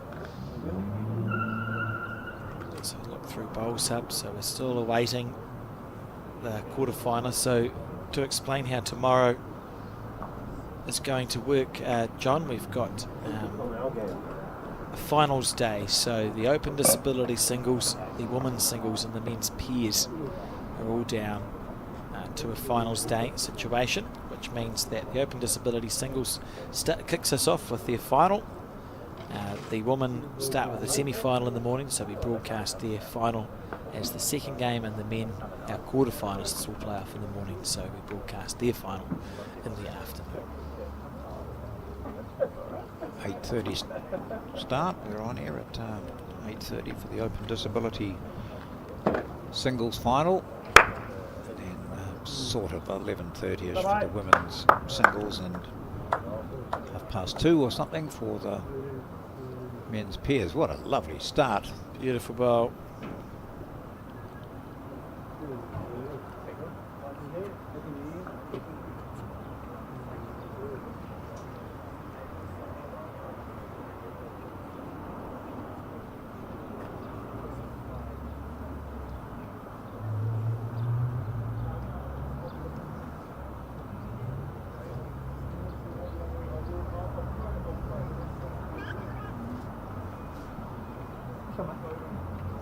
Well,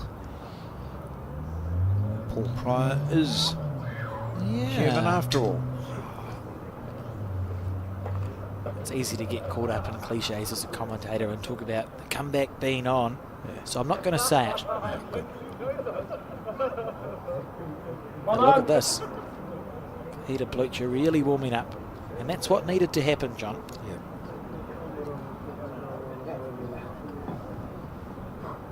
Just giving himself a wee bit of a G up.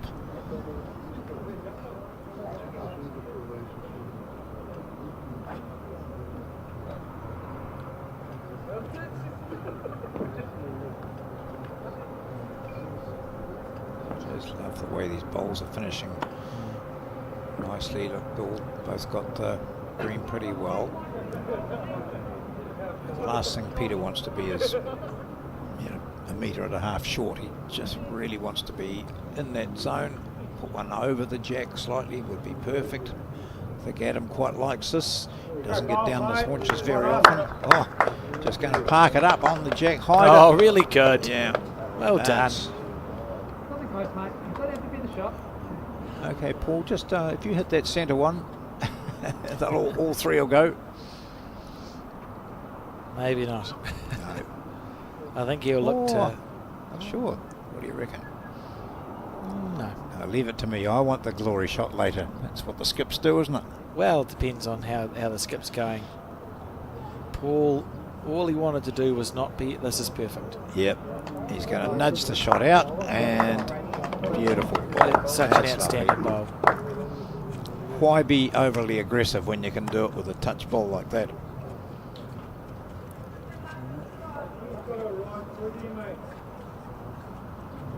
I think you played pretty beautiful.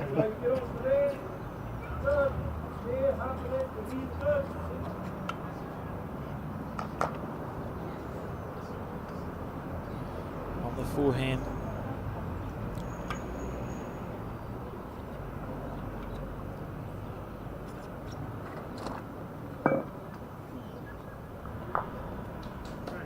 Yep. Ball.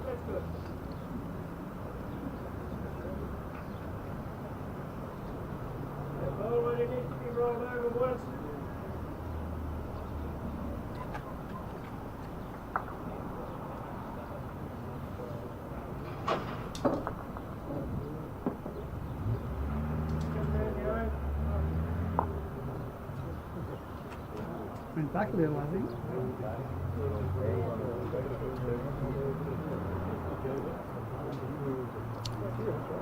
Just looking to make that slight adjustment. Still gone quite a way wide out here for this hand.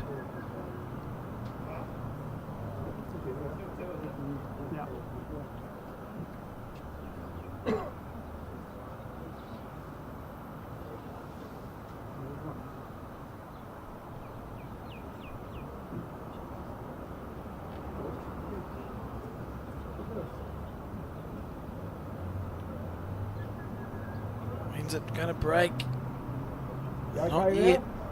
You okay there, Hand? Yep, I'm just going to bring it in slightly. My weight wasn't bad. Doesn't need to make any adjustment to his weight. Is that a sign of oh no, I don't know whether he's made the adjustment here yet. Oh, he'll be frustrated with that, Yeah. as he would have felt like this is a head where he had the opportunity to draw probably third and fourth shot. Seamus hasn't got a bowl close yet. Imagine the pressure he'd be under if Adam and had been able to add two to that head, John. Yes, certainly a bit more pressure than he is. And we expect to see Quite it capable of drawing the back shot in. from here. Oh, Wow. yeah, absolutely stunning. Yeah, so that's the difference. It falls out though. Just fell back.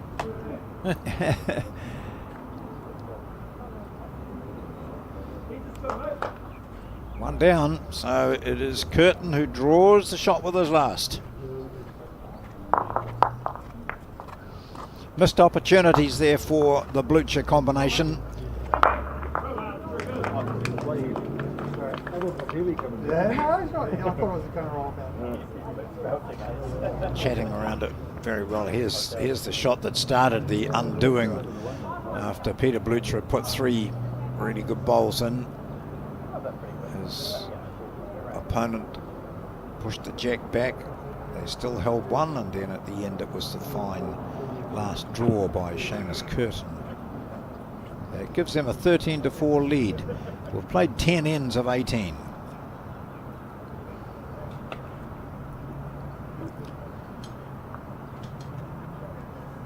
On the forehand.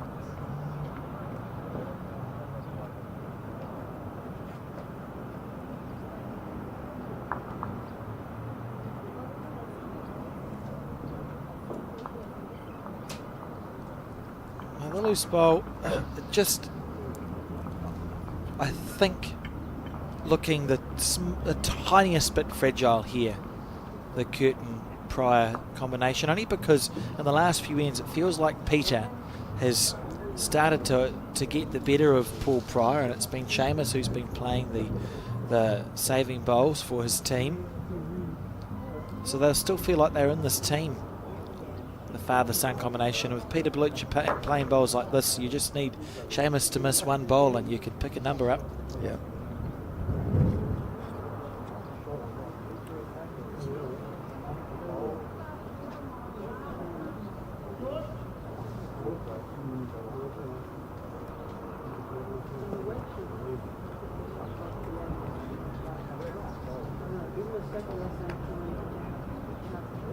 So satisfying to watch, isn't it? Oh, yeah, I just love that. It's just drawing perfectly around there. This hand is playing, as everyone says, the green is playing really well. In fact, I don't think sometimes you hear complaints about, oh, you don't want to be playing at such and such a green, it's hopeless. Haven't heard any of that here. No, we're very happy with this, the Browns Bay Greens as a headquarter But club. all the greens, I've heard nothing about anything negative about any of the greens. I certainly haven't. That's a nice bowl here again. So a continuation of what he achieved on the previous end. He's really stepped it up, Peter Blucher, after his conversation with you, John, at the water cooler.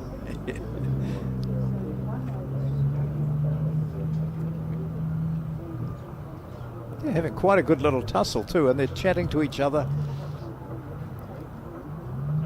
Oh, he's tightened it up. Yep. Peter will stay on that forehand side.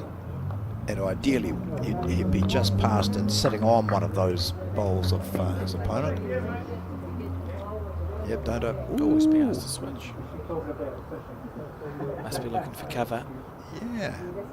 As he said, I haven't really played much that's happened very well for me on this hand, going in this direction. And that's what's happened. I've hung out there.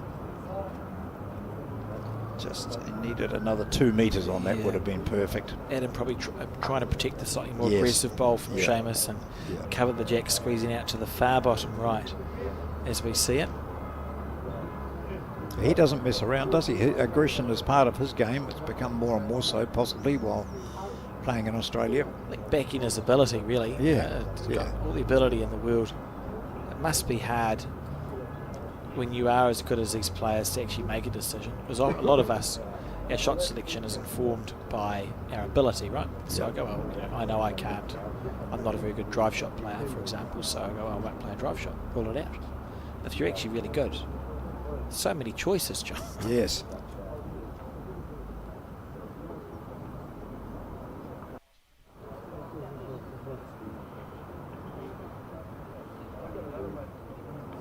He'll remember that. Hasn't played much down that hand. Slightly overplayed. What does Adam do? I mean,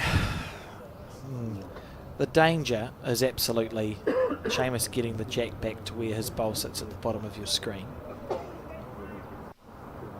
Do you cover it? Do you add a third shot? It's a hard bowl to play for Seamus, I mean. I'm not sure. The back end scares me a little bit Yeah. for the Bluchers. Unless you play it perfectly.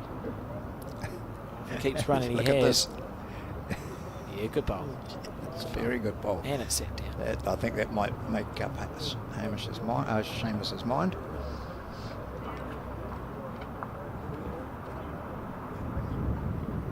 Still playing that very controlled weight. Wow, to try and get that to come in from out there. Watch this bowl. Okay. Sorry, mate. Well, now the danger is Seamus will just drive to kill this end. I would say the Bluchers are holding 3 there, John. Yes. Adam's first instinct will be to drive that last bowl of Seamus's, and but the potential is that Seamus will bring the jack through to the 2 blue and white ones here if he plays on that line. So whether just check those ones, cover those ones. Oh, and he's playing the forehand. So maybe that's the intention, just reading. I think that's a good idea, really, Yeah. from Adam Blucher. He's putting a block in. I wonder if this is an intentional block. No, it's just a bad bowl, I think. Well, he's going to have a nibble at this, John.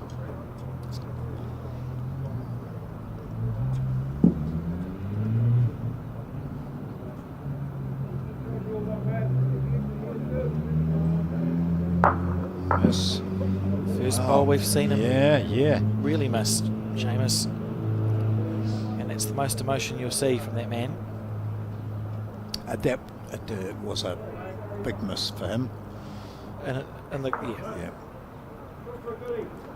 yeah. No, at no point would have he expected to cut across the head. And a huge bonus bowl here from Adam Blucher. Needs to run it out for 4. Isn't going to. Oh, gosh. So close, but an encouraging 3 for Peter and Adam Blucher, and the score is now 13-7. Much healthier than it was at 12-3. That's There has been that little shift up front, hasn't there, John? Yeah. Well, that's my feeling. Is it just seems as though Peter spoke to you at the water cooler. Has sort of picked this game up. He's absolutely stepped it up by a margin, really. And you see there, Adam Blucher. I mean, how could you be more clear? Where do you want the jack, son?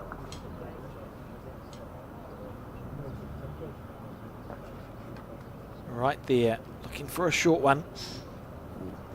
You don't want it to go out. Where's this? Gee, he wanted it really short, didn't he? Has it stayed in? Well, I think it has. Oh, that was a look. Yeah, wasn't it? We do hold our family to a higher standard, don't we? And now it's up to Peter to Draw a toucher. Draw a Yeah, toucher, that's yeah. where I wanted it to go all the time. Yeah.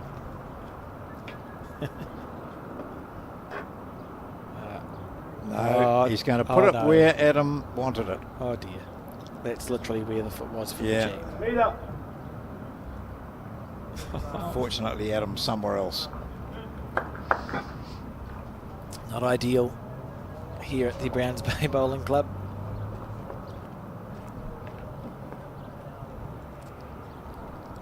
And Paul Pryor's giving him time to think about it.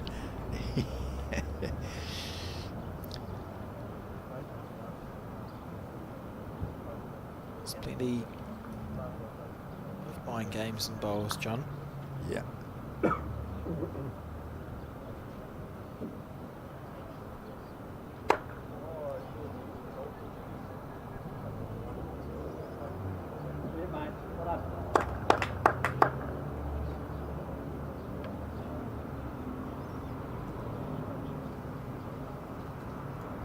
looking at his feet, would you know which hand he's playing? No, I've got no idea. No. One of them, the backhand. Oh, and there's, oh gosh. This is my fault for saying he'd step I this game know, up. I know.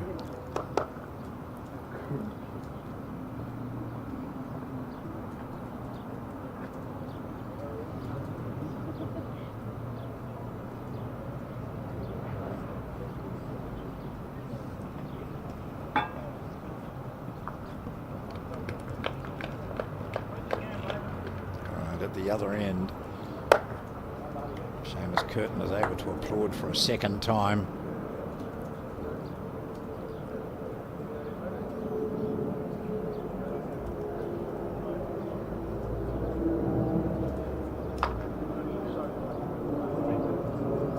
He's running, but it's mainly because this isn't the last bowl.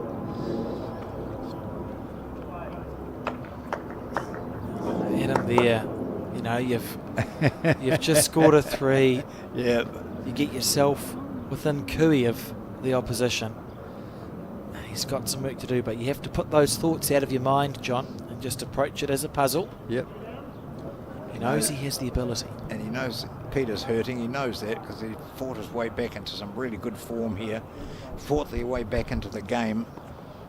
So now Adam really has to, as you say, get that out of his mind as well. And the fact that he's 3 down, that's nothing to him, and there's tons of room for him to draw. This first bowl of Adam's super important, because if he can Yep. be close with this one, you have all the confidence in the world, you're fine. If you miss this first bowl when you've crossed over down, Yep. that's when the gremlins can creep in. Slightly shorter end.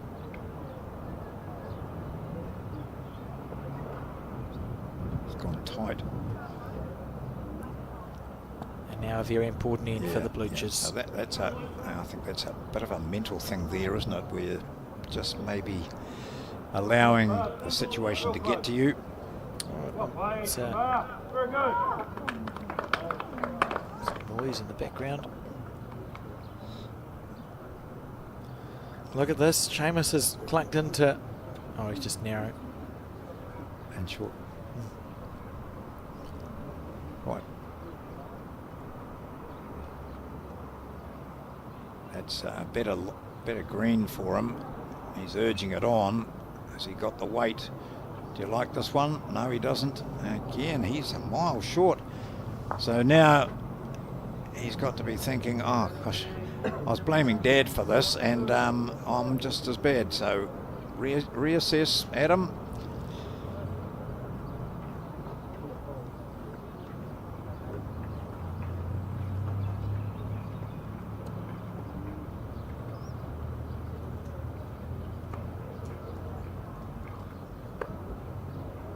Oh, missing the green at the moment again, whereas previously they were right onto it. So it's a variation in the breeze. Right, big bowl here, in this match. They've fought their way back to 13-7. Here's the green. Good green. His green last time was fine. Now he's just got to get the weight up. He's added the weight. He's played a good recovery bowl here. He's played an outstanding recovery bowl here. Oh, what a shot. Well played there, Adam Blucher. And you cannot overstate the amount of pressure he was under there, John. Peter flubbed his lines. Adam missed his first bolt, missed his second bolt. And how long is it going to stay there for? Oh! I was going to say, Seamus probably can't see that to get at because of that short bowl, and he could see it all right, but it had to be perfectly accurate. Is that for an iron? So what an up and down sort of end. It was all going the way of Seamus Curtin and Paul Pryor, and for this bowl here, the last one that he had, has both his father and himself looking down on it. Dad reaches for the chalk and says thank you. Buy a drink later. Yeah, so 13-8. And we're on the 13th end.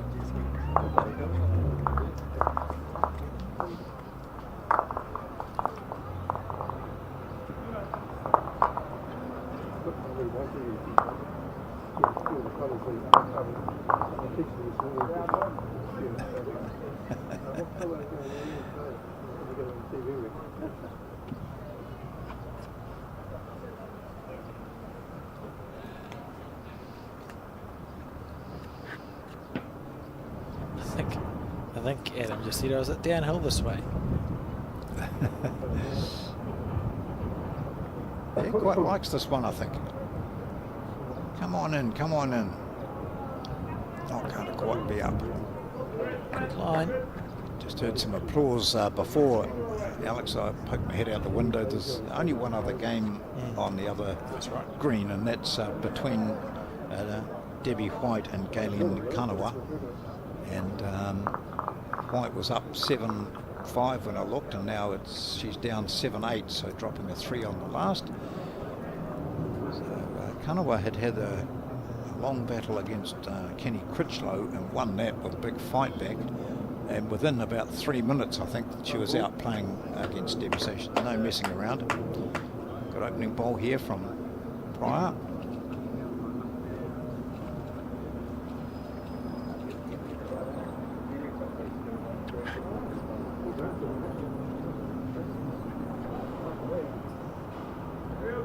Oh no, he needs to go to the water cooler again, John. You can't be doing this. You can't be doing this when you're trying to mount a comeback.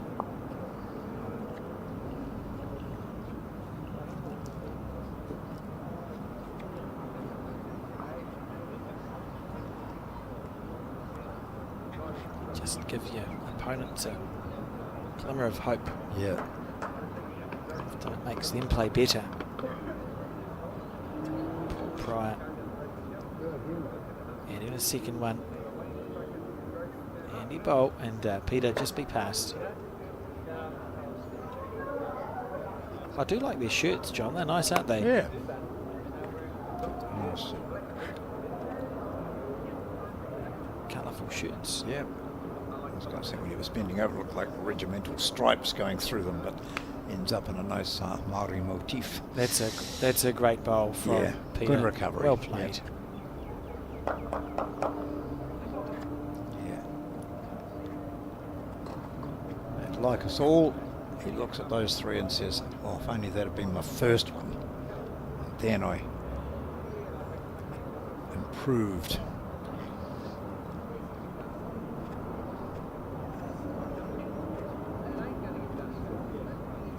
Added nicely to his green here, just gone a wee bit wider than that previous one, so that should settle in very much closer to the jack.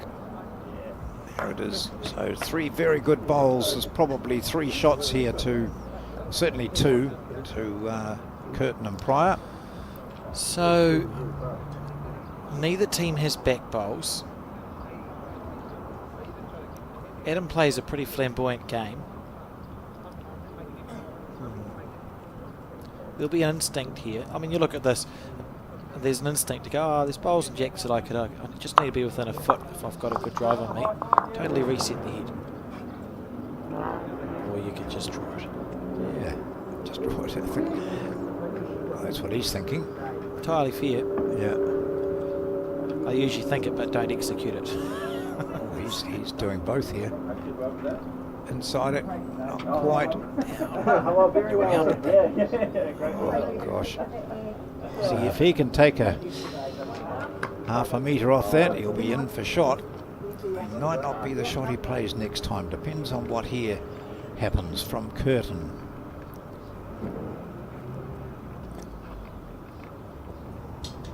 He was saying, well, if I could just tuck the jack back here, we'll have hold 4.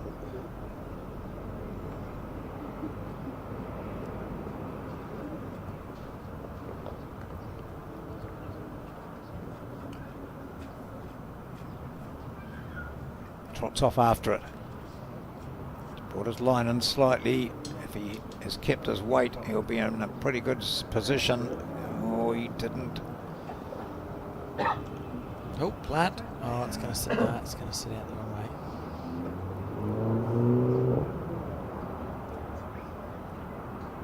way. Back bowl position is held by this man.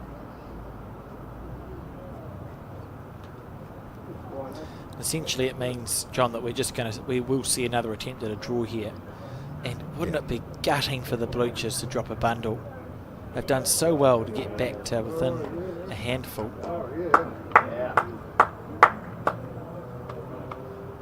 He's looking at that like he's going to hit it, John.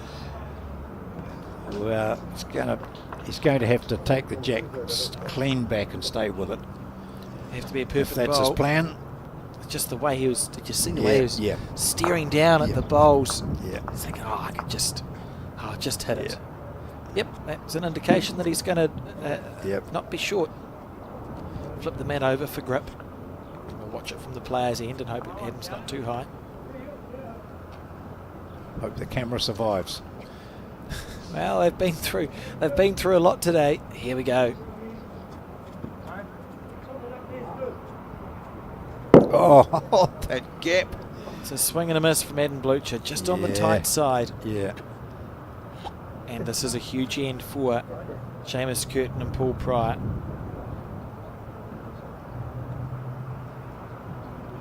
If he just got the edge there, that would have taken at least 2 out. But now Curtin doesn't bother changing the mat over. He's happy to turn this into a 5. Oh, sitting that out would have been ideal. So 4, 3 is it, or 4? It's 1, 2, 3, 3, and any measure for 4? No, 3. Big end. That's the third 3 in this game. 2 of them have gone to Pryor and Curtin.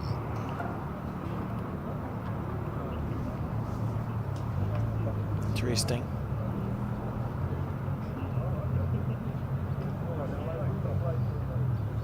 Just have a look on Bowls Hub and see if we've had any results from around the traps. What is a trap? Around the traps. From around the place.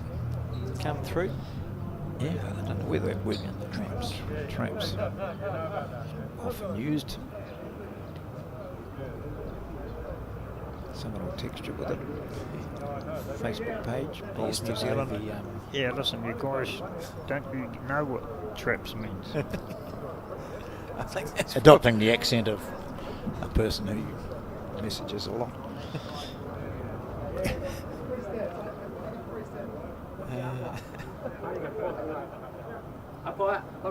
Oh, they're going to call an umpire. Well, it's a perfect time for me to have a look then. Yeah. So I can tell you, John, unfortunately for Wyn Gray and Bevan Smith, their nationals is over, being defeated 17 shots to 14 by Shannon McElroy and Robbie Reed. So Wow. that's what a mighty effort that is from. And I think Wyn. Bevan Smith's using an arm now, isn't he? Yes, he is. Yeah. Because he's had a few bit of surgery on hips, knees, head, chest, fingers, and everything. And so he's back using an arm, or is using an arm. So that's really good. A good effort from my old mate Wyn Gray. 17-14 against McElroy and Reed. It's the one result that's come through so far for that side of the draw. Remember, we're trying to get down, or we will get down to quarterfinals to be played tomorrow at the Browns Bay Bowling Club, and that jack has been declared not legal, and so Peter Bellucci gets the opportunity to set the length here.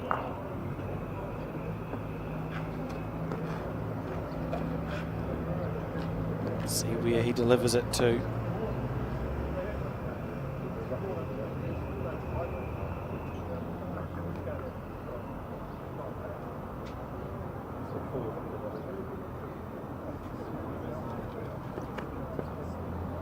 Here we go.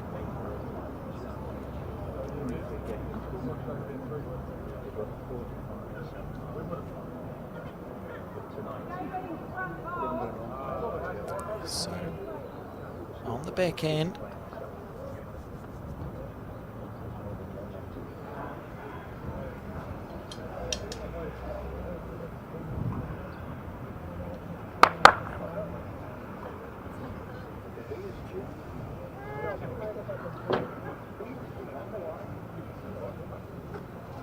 Not as good as he would have liked it to have been.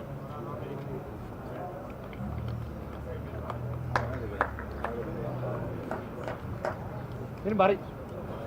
Oh, they're both getting caught. I wonder if there's like a gust of wind coming across the rink. Paul just preparing himself before he plays this bowl. As we've seen it quite consistently, bowls just getting sort of stuck and pushed short and narrow. On the back end again.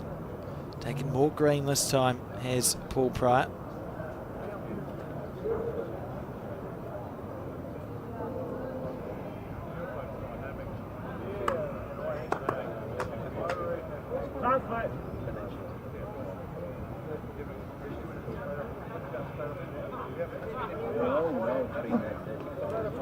And a lot more green taken here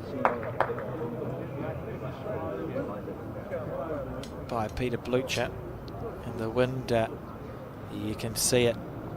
The flags blowing around in the breeze here. The Bowls New Zealand Aotearoa flag on the right, and the Browns Bay flag on the left here. Beautiful day at the Browns Bay Bowling Club. You wouldn't know we had torrential rain for 3.5 minutes earlier on.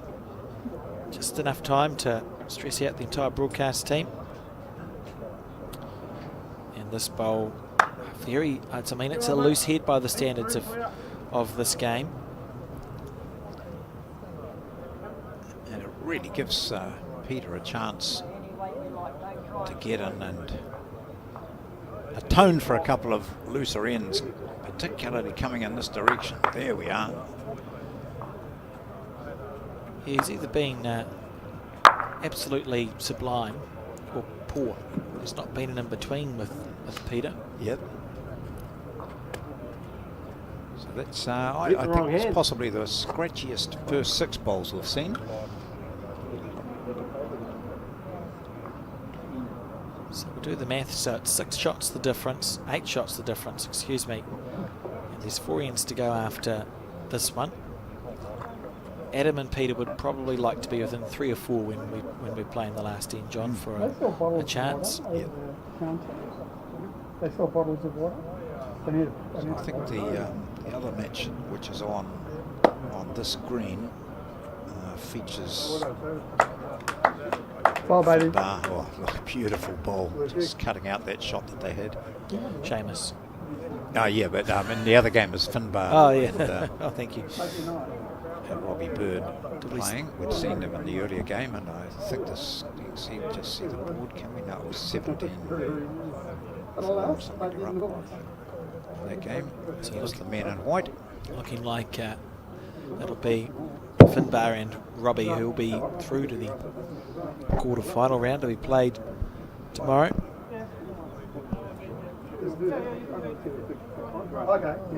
Oh, it's just getting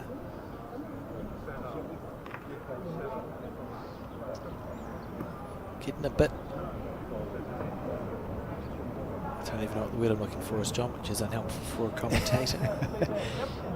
I think there's a fair bit of frustration there from Adam.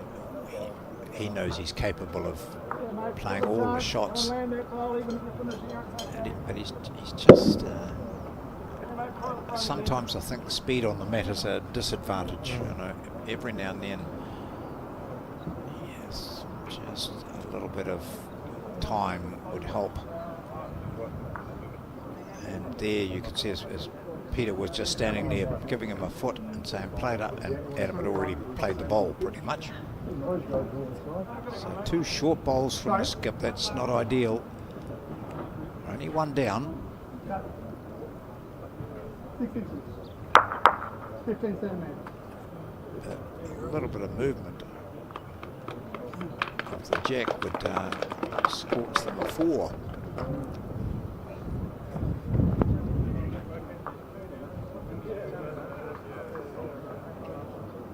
Here we go, the big wide arc. No, that hasn't got it either, so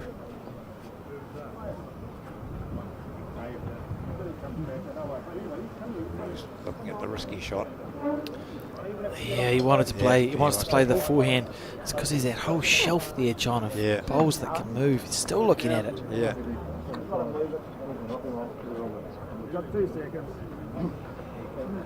He's not looking to drive his centre black bowl, is he? I don't know how you get rid of the 2 bowls without there being jack movement. No. And you, See, he's did bowl at looking the to back. drive his own and drive therefore onto the shot bowl. Yeah, we'll stick on this. It's a run shot. Yeah. It's underneath the head.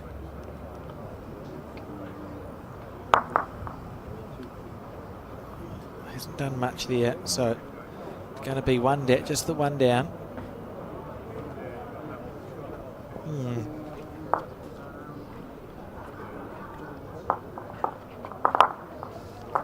It's one they couldn't really afford to drop, but it was the 3 before that did the damage. They'd clawed their way back to 13-8, and now it's 17-8, and we've got 4 ends to go, so it's definitely not over.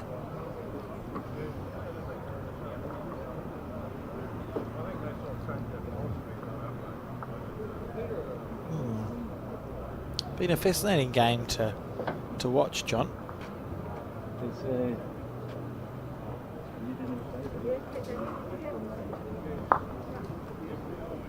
No doubt about that. Watch some really, particularly early on, some extraordinarily accurate draw play. It was started off with this man. It's carried on by his skip, Seamus Curtin. We saw some outstanding play too from Adam Blucher, and then later on, when things looked to be turning against them, Peter Blucher came on form and started placing his bowl inside these ones. You see the big wide tracks on this I mean, side. how well is the screen playing? It's not. Gee, pretty good. It rained a lot. Yeah. Twice. It was, the greens have been squeegeed this morning. They were squeegeed halfway through the first game when I was having the time of my life. And look how well they're playing in this afternoon, John. Such beautifully looked after greens.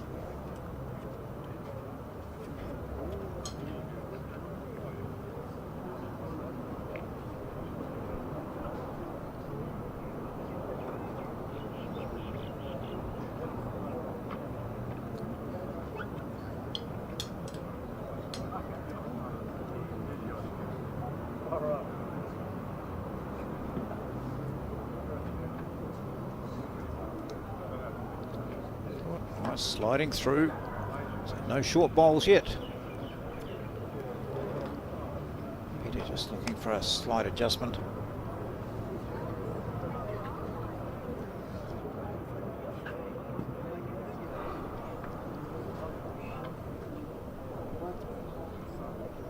And he's not going to get his bowl to stop in time, John.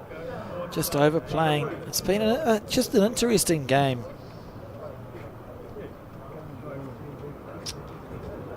I think from this, Adam, in the back of his mind, will be thinking, well, okay, Ed's not quite onto it, but at least he's passed. If I have to have a go again, those 2 bowls might come in to play. still like one as close as this is going to be.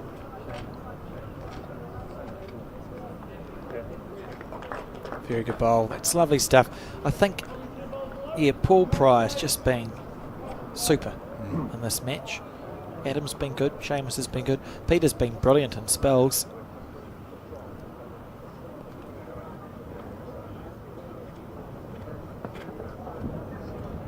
And yeah, 8-17 down. Really want to start trying to build ahead. Oh, look, if it stays on, which it's going to, is there a path for the jack back into the ditch? I mean, you're at the stage where you need to be looking to try to score bundles here if you're Adam, John. Well, really, with Adams first, looking at that First now, ball. you're saying, okay, I think I'll just go backhand, jack into the ditch, and I've got 3. And you have 4 if your collision Yeah, bowl yeah. doesn't jimmy off anything. You know, Yeah.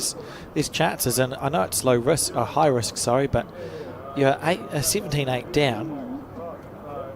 When's a better time to try it? And your first ball. Absolutely first bowl, 100%.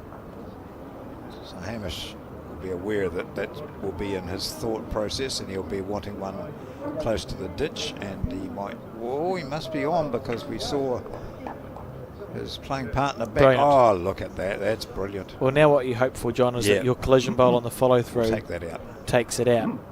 Which it actually could. I mean, it could. There's half a chance. Let's have a look at this. Yeah. If you played your backhand, Yep. so your bowl's going from the bottom left of your screen to the top right, you collide with the jack ends up under the 2. Your collision bowl, which is the one you've played it with, should hit the 2 white bowls of Peter's, which means that one of Seamus's bowls goes into the ditch. You hold maybe a 3. Unless both of your balls go into the ditch with that black one. Correct. Yes, yeah, that's Because it's not going to be a soft shot. that is true. All right, let's see. Well, he deserves to hit the jack this time. He's been so close with other ones. Oh, that doesn't look like a drive. What's He's that? just going to have a rerun at it. He's looking for perfect weight. Oh, look. Come at on. that. Yeah. Oh, how could he miss it? Oh. I really don't know what more he The could gods have done. are not with you, Adam. What happened down there? Is it still... Some bowls went out. Well, we can see one bowl on the screen. Yeah. It's quite scattered. And probably Curtin's still holding a couple, probably. Just Mr. Max, our camera person. Seamus no longer needs to cover the back, but he's going to do it twice. A little bit less green, that's fine. So you've just got a nice open head. You're essentially saying, well, we get one or we drop one. It's neither here nor there.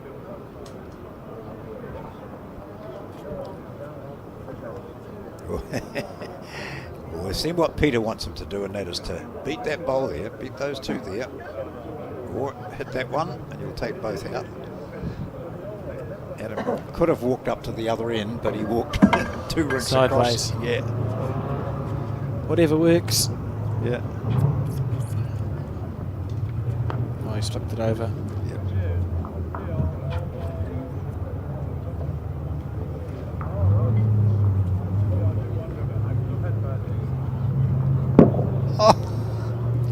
Really, I mean, he's been half a bowl away from quite a lot of really good results here. His father's wandering off.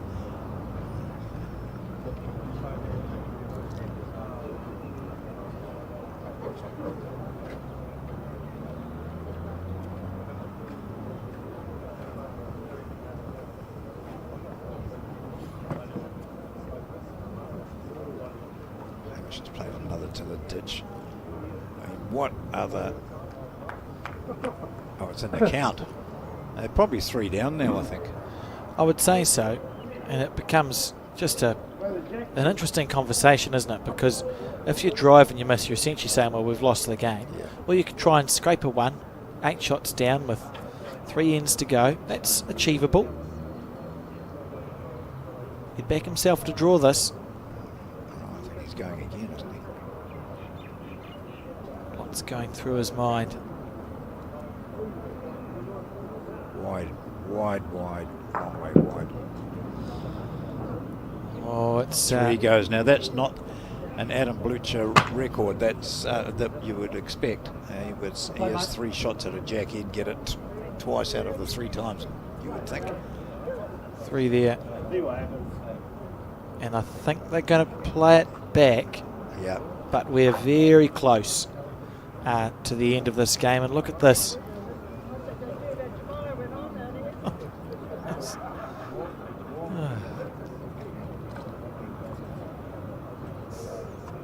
I mean, what do you say to that, John? I've got nothing. Not the sort of thing I'd say on here. Well, we saw it. If I was bowling, I'd be thrilled that I got that close. But with Adam, you know, we've seen Adam Blucher play often enough, Alex, and we know that he can rip that jack clean as. It's, I think it's one of his favourite shots. And yet he's such an outstanding draw player as well.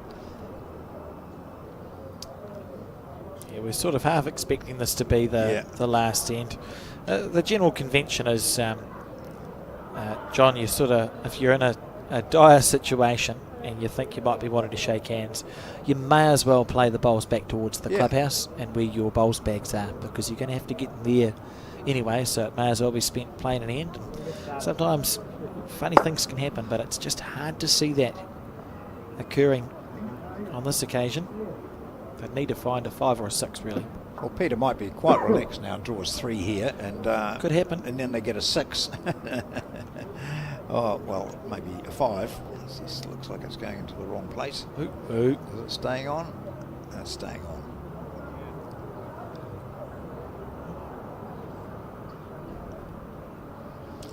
So the story of this game is that the Bluchers were 3-0 up after 2 very tight ends too. Then they dropped to 3, and then they dropped to 2, 2, 1, 2, 2. They were 12-3 down after 8. It was 12-4, and then 13-7, 13-8. So they clawed their way back to a difference of 5 after being 11 down. But then there's been 2 threes and a single. Just been so close, but so far, it feels.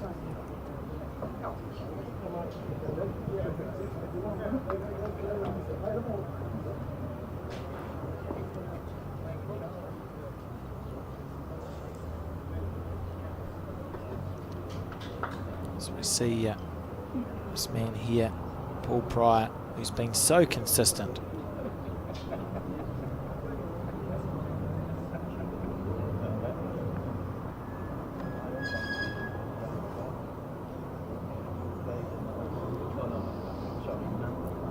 Pretty good set, mate. Thank you, mate.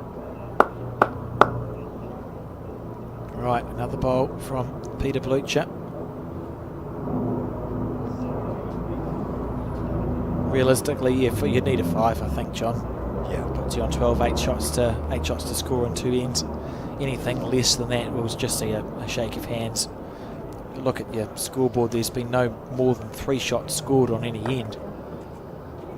I think there'll be a low 5 here. Oh, it's just as they did it. I was trying to get a better angle for it, John. Mark McKenzie in the background watching on.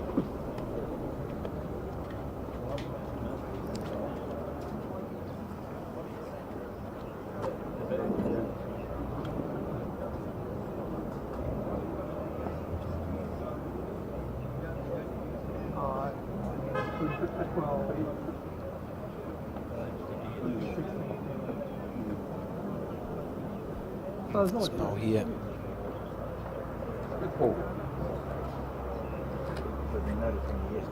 Seamus Curtin overcooked it a little. Adam just playing his backhand. No, there's actually stay down and that's not Seamus. That's a good line here from Adam Blucher. I think that was mine, but Seamus was yeah, very nice ball. He's played well this game. Should be proud of his efforts. Here we go, Seamus Curtin on the backhand. Oh, you don't know about that? No, but Seamus has another one as well. Oh, Adam should be able to draw for third shot here. Oh, that's a good bowl from Seamus. He's tightened it up a little bit.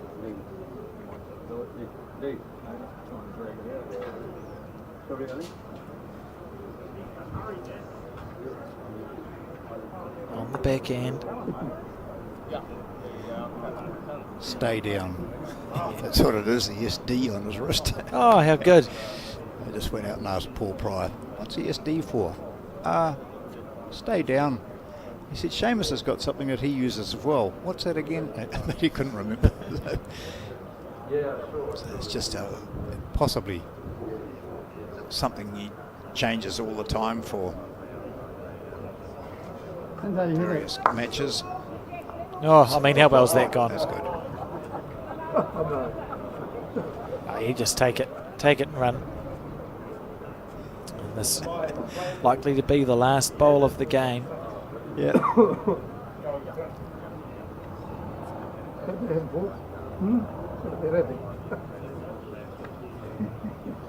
I mean, realistically, let's have a look at this head. He's holding second and third, isn't he? Second and third, you could try and get through it for 3. Yeah. 3 puts you on 11. That's 9 shots and 2 ends. Possible. Yeah. Possible. You'd almost play if you scored a 3. Even if you get your ball onto it and it goes through to there, you might be there. Okay, what's at the back there, Alex? Can we see? It looks like probably Peter's bowl. Oh, Peter's bowl there. Nothing good at the back. Has to be controlled. Yeah. Well. That time you played a shot. I think he didn't hear. He's bigger than me. It's always Dad's fault. He's a big boy. Here we go. On the forehand, potentially the last bowl of this game. Adam Blucher deserves a good result. And he's not going to get one. That hardly moved at all. Seamus Curtin picks up the mat. The pair, the two skips, Adam Blucher and Curtin, shake hands. It is Curtin who holds the shot there. A opposition concede after 16 ends and the score at 21-8. So a fine display of draw play, some riveting run shots and fierce drives in this match. But right throughout it appeared that Paul Pryor and Seamus Curtin, playing out of the Ascot Park and Club in Adelaide, were on target to win this, and win they did against a very good combination, father and son Adam Blucher and Peter Blucher. So it is Pryor and Curtin who move on to the next stage of the men's pairs here at the Summerset Nationals. Headquarters in Browns Bay. There's a few other games have just been completed and some still in action, so we can possibly do a quick update on those. Yes, we can. I'm happy to tell our viewers that the final that's going to be broadcast tomorrow morning from 8:30 a.m. of the Open Disability Singles will be between John Lavelle of the Sumner Bowling Club and Adam Bailey of the Auckland Bowling Club. John defeated Chen 21 shots to 18 and defeated Kieran Wheeler 21 shots to 15. So a very close game there.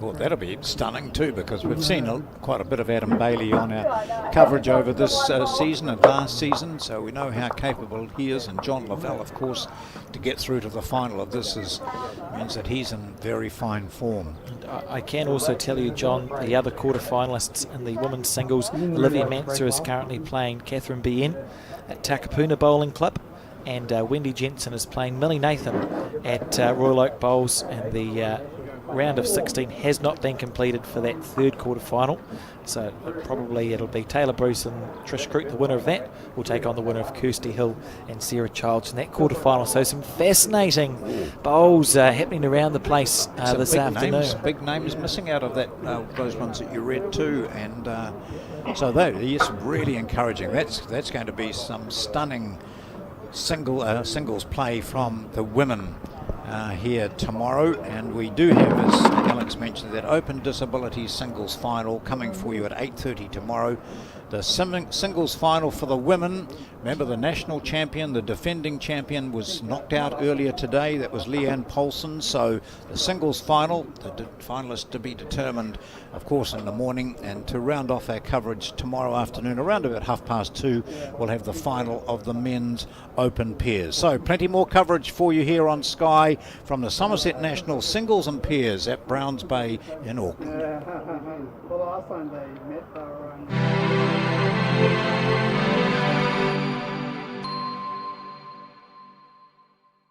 When someone you care about is going through a tough time, it can be hard to know what to do. Here's 10 ways you can help someone who is struggling. Listen. You might want to give advice, but most people just want to feel heard. Be there. You don't have to fix their problems or find the perfect thing to say. Just let them know you'll be there when they need you. Let them know you get it. Let them know you get why they're struggling, given what they're going through. Knowing their feelings are normal and okay can make the world of difference. Offer practical support. Ask them what you can do to take some of the pressure off. Maybe you could make them a meal or do something to help around the house. Give time. Sometimes simply being there is enough. Hug it out. When appropriate, a hug can bring so much comfort. Talk it out. Offer to be their sounding board and kōrero with them about what they're going through. Remind them how much they matter. Let them know how much you and others care and how important they are. Remind them of their strength. They might not feel strong right now, so remind them of the strength you know they have. Help find them support. Offer to help them find the right services and support they need. For more information and to try an online therapy course, go to justathought.co.nz.